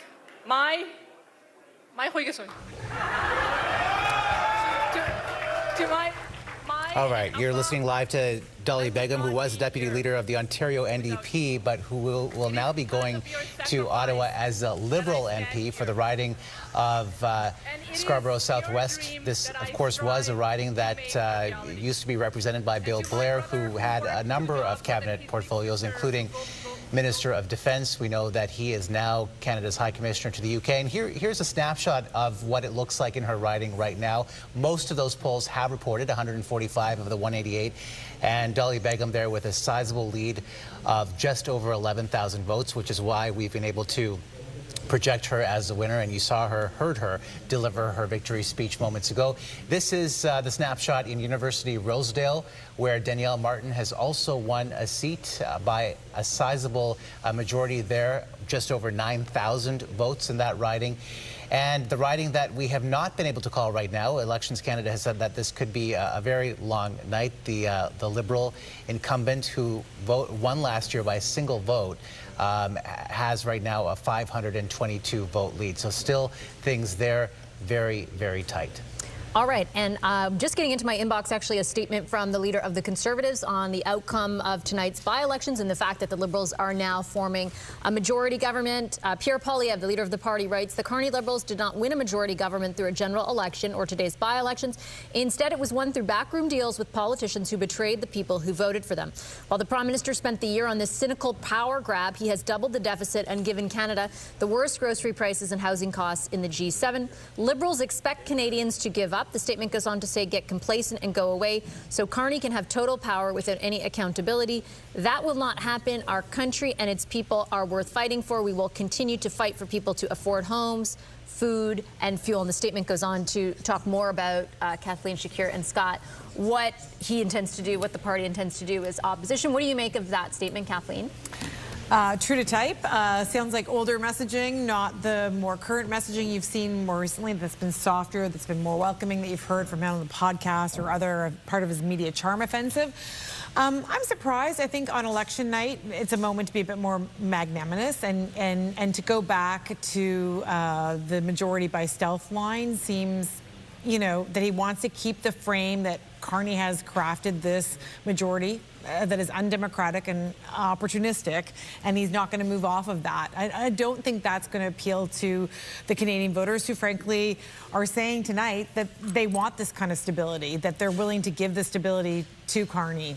I think it probably appeals to people who support Pierre Poilievre, though, Shakir. That'd be my guess. I know that I hear from many of them who are upset about the idea of floor crossing leading to this, but to Kathleen's point, does it appeal to a broader swath? That's what I mean. You need more than the people that just appeal to Pierre right now. You got to broaden that tent. And so how are you getting in that direction? I think at the end of the day, whether or not you like how they got the majority, if you're a Canadian, you want the Prime Minister to succeed, right? Because when he succeeds, Canada does well, and everybody wants to see that happening. I think moving forward, the thing that I take away from this is that now that they have a majority, there really can't be much finger-pointing anymore. I see Minister McKinnon on your show quite often talk about obstructionist opposition.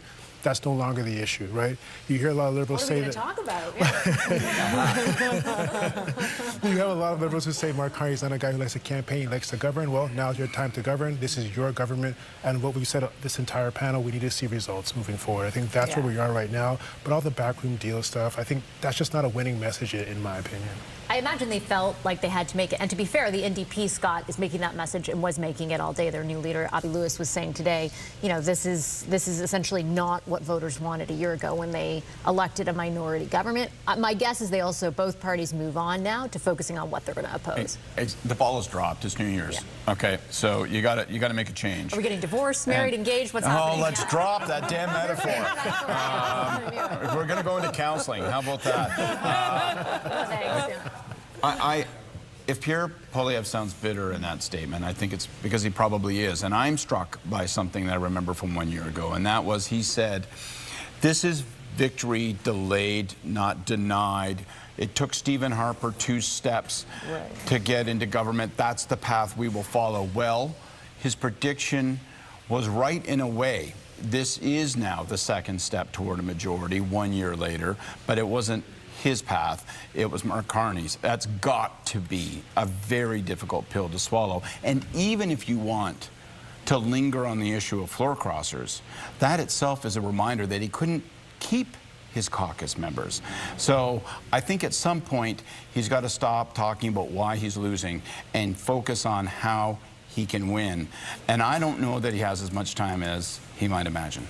So the Prime Minister is also reacting, Omar. I'm just looking right now on social media, and we can pull that up right now, reacting to the Liberal wins in University of Rosedale. And he wrote on social media, congratulations to Danielle Martin, the newest member of Parliament for University of Rosedale. Danielle has spent her career building better public health care for Torontonians and all Canadians, and now she is bringing her experience and determination to the House of Commons, and our country will be stronger for it. He's also congratulated Dolly Begum on her election as the new member of Parliament for Scarborough Southwest. He wrote a similar message. Dolly has fought fiercely and effectively to build a better future for her community, and her tireless voice and experience will help build a stronger and more just Canada for all. And you can see there on your screen the results in that riding of Scarborough Southwest, and Dolly Begum there with a healthy lead, almost 12,000 votes over her opponent. So I'm looking to hear the statement on the majority. Certainly interesting to hear his comments there on each of the by-elections, but I mostly want to hear a statement about that. And if not tonight, then we do know that the Prime Minister is going to be talking tomorrow, making an announcement around affordability and something to do with gas prices. So I do anticipate that the majority of the questions there will be about the majority. Let's swing over to Heather Butts and Nick Nanos for more on the question of leadership. Leadership, Vassy, thank you so much, as well as where people stand right now in Quebec. Nick, we've been talking so much this evening about Terrebonne. It is in the Montreal area, and there has been a significant shift there. We've been talking all night about the change in issues from the last election moving forward to this spring. Walk us through some of your projections in that area. It's interesting, Heather, these are the results of the 2025 election, and you can see the Bloc in blue doing very well outside in the greater Montreal area, and not a big surprise, the island of Montreal, with the exception of one riding, kind of 2 ridings, rock solid. And but the key takeaway, Bloc doing very well, kind of clustered around Montreal. But when we fast forward to the seat modeling that Nanos does, and we do seat projections every month, and black shows that the riding is too close to call. And when it's red or another color, you can see that it's been declared. And this is why tonight is actually critical for the leader of the Bloc Québécois, Blanchet. The fact of the matter is that he really needs to win this riding. The Bloc support has been dropping in Quebec. The Liberal support is up.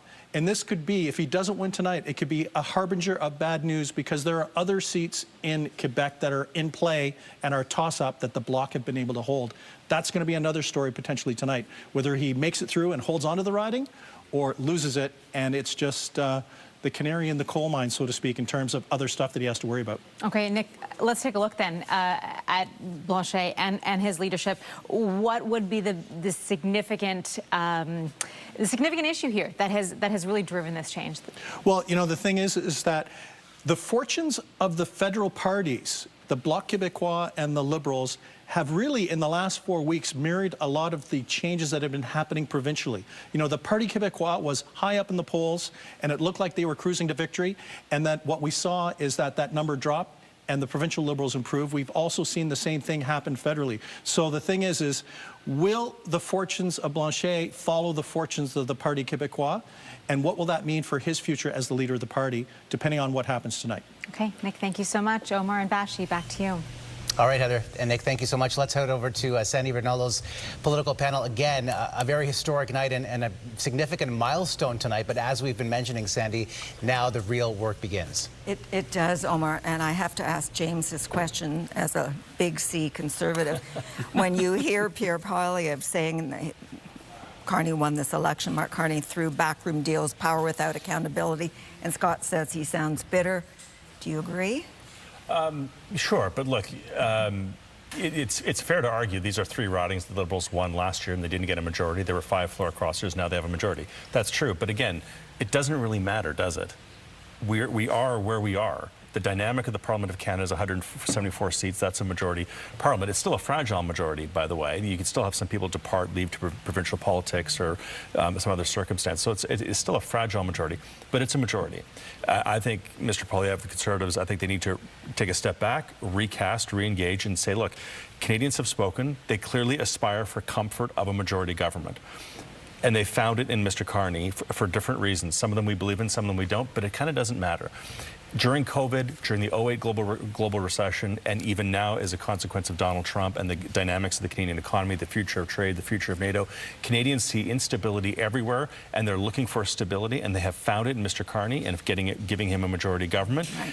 And he's earned this. So congratulations to him on that. But we are going to be a forceful, thoughtful, substantive opposition, and we're going to prepare ourselves to give Canadians not just one, but 2 choices of a majority government in the next campaign to take this country past Donald Trump and into the future. There is a future where Donald Trump is not the president. There is a future where the crisis of today is gone, and the issues that Canadians are dealing with will be refreshed, and they will aspire for new leadership. That's where the Conservatives is to look to the horizon, look to 2029. Don't look to tomorrow's soundbite. Don't look to tomorrow's podcast. Don't look to the next polls. Look to 2029. Your job as the opposition to be thoughtful and substantive and to prepare yourself for 2029 in a world that is post-Donald Trump. They need to do that. Stop being bitter about what happened. Move past Michael Ma, move past Marilyn Gladue, move past tonight, and reframe the party as a party that's ready for 2029. I wonder if Pierre Poilievre is listening to you. I think if they don't do that, then they'll be stuck in this internal drama, and I think that takes you nowhere. Nathan, you know, the NDP are also saying this isn't what voters wanted a year ago. So combine that with the comments from Pierre Poilievre. Well, I'll tack a little bit onto what James said, and I know he's not interested in the job, but that sounded like a great stump speech right there. I found it doesn't have to all be about floor crossing. If someone can actually have a position that's tenable and not be a part of the Liberal Party. True fact. But I think it's saying a lot more about where Pierre Poilievre is at than it is where Mr. Carney is at. I think there is bitterness in the tone. I think it's missing the night. Both things are true. The Liberals did well in the by-elections, and they achieved their majority through that, plus 5 floor crossers. Those are both true. I actually think how the opposition reacts to this is going to be very interesting as well. Now the threat of an election is gone, somewhat. I think Mr. Carney would like to go early. And how the opposition describes themselves. The NDP took such hits, as you know, in the last election from having, quote-unquote, propped up the Liberals. That's all gone now, too. Yeah. So I'm looking for Avi to step into a very, very pragmatic place around issues that matter to Canadians, particularly cost of living and those kinds of things, with some solutions on the table, which he's already doing. And, you know, free up your hands a little bit, because there isn't what Jagmeet was burdened by, or chose to be burdened by, which was continuing to support the Liberals while criticizing, which was confusing for voters in the end. Okay, final word to the Liberal. Yeah, just very briefly, I mean, what James said with regards to Mr. Poilievre, I think he should listen to James. But with regards to what it means for Liberals tonight, obviously, 2 very solid results in Toronto. We're going to continue to watch Terrebonne, although it looks like it's continuing to trend in the right direction. And if so, it would be one of the best, if not the best, turnouts for the Liberal Party in that riding since 1980, and obviously a really terrible and tough result for the Conservatives there. I just want to conclude by saying a few words for the local candidates, and as somebody who's gone through it, it's fun to watch election night on this side of the camera. It's a little bit more suspenseful on the other side, and that's why I think it's important to just give a shout out not only to the candidates from all parties who put their name on the ballot, and to give a shout out to the volunteers, to the people who work day and night, who are still, you know, eyes glued to this television because they care about the arena. And I think that, to me, is perhaps the most important observation. It's the moment that we find ourselves in as Canadians means that politics matter. Right. And partisanship matters too, but maybe it matters a little less right now. And if we can be a little more unified coming out of these by-elections and start tomorrow with or continue tomorrow with the same urgency we've seen the last year, then that'll drive the country forward. Very insightful to talk to the three of you, and my takeaway is conciliation. You know, we work together on all of this. Scott's got like a discount on the therapy, so you know, we should... Oh no! Oh no! I'm glad I didn't make that joke. I mean, like... That's the reddest I've ever seen Scott get. Yeah, wow. All right, thanks, Sandy. Thanks so much. And we're here, of course, with Ottawa Bureau Chief Graham Richardson. Graham, what's your takeaway tonight? Two big stories, right? The majority, obviously. I'm watching Terrebonne very, very closely. It appears that the gap is holding. We are at, according to Elections Canada, and our results as well, like 65% of the polls reporting. That's a big sample. So the Conservative vote collapsed there. You know, let's not get too far ahead of ourselves here, but, you know, Quebecers respond to stars. So, is this the star of Mark Carney punching through in a place like others have said that he really shouldn't punch through? We heard from Liberals tonight, and I spoke to people that though we don't expect to win this, and I think Scott and others quite rightly pointed out that maybe we're getting spun here. They're just trying to, you know, tamp down expectations. So if this holds, huge night, 3 for 3. And yes, hard work begins tomorrow, but a very, very significant situation for the Parliament and for the country, really, where we're going. What did you make of Pierre Poilievre's statement earlier this evening and the fact that it was not sort of the softer Poilievre that we've seen? I believe Kathleen made that point. Well, I mean, he's being himself, right? He's being himself. He doesn't believe, like, you know, he thinks that this has been cooked in the back rooms, and he's keeping that. And I think we're going to keep hearing that from him over and over and over again. And you know, I think there is an anger in Conservative land about a whole bunch of things. I think we forget how close they were to government, right? How close they were. We talk about the turnaround for the Liberals. Like, we had, you know, people were gaming cabinet ministers from the opposition benches. And that's really, really hard to get to and then to lose. And so I think there's still some of that in him, despite the fact that they're making progress with apparently what he needs to do to turn things around. But to compound that, it's like you went from measuring the drapes to losing the election to now, you know, watching a majority government form in the course of 18 months. That's not easy. It's not easy. People in this room know better than I do. The hardest thing to do is lead a party, let alone a government, in this system as a leader. And I think Pierre Poilievre is finding that out the hard way. And we'll see if he can hold on, if there are more floor crossers, if that changes things for him, or if he repairs, he rebuilds. Just like people wrote off the Liberal Party, maybe we're not going to write off the leader of the opposition, Pierre Poilievre. Harper did it in 2004. Exactly. Yeah. Well, and the big question is, how much time does he have to be able to turn this around, right? That is no small task, as we've been talking about this evening. All right, well, there you have it. A historic night in politics. Canadians in 2 ridings have spoken, and after some help from recent floor crossers, it is enough for the Liberals to form a majority government. Danielle Martin won University Rosedale, Christopher Freeland's old riding, and Dolly Begum winning Bill Blair's old riding of Scarborough Southwest. We are still waiting at this hour for results in Terrebonne, and that could widen the lead in the House of Commons. But those 2 wins in Liberal strongholds mean it is the first majority government in 11 years. It is a big deal. It's a big moment in Canadian politics. It's a slim majority, yes, of just 173 seats. 172 is the magic number that catapults a government into majority territory. And that means there are big questions that remain. How powerful a majority will it be? What are they going to do with it? Are there going to be more floor crossers? Will there be other Liberals that leave for diplomatic posts? And what does it mean about the possibility of a general election in the future, or the leadership, as we were just discussing, of some of the opposition parties? Keep it right here on CTV News Channel, because we've got more coverage ahead. It's been a true pleasure to be with you tonight. Thank you to everyone here on set. Thank you so much for joining us. Have a great evening.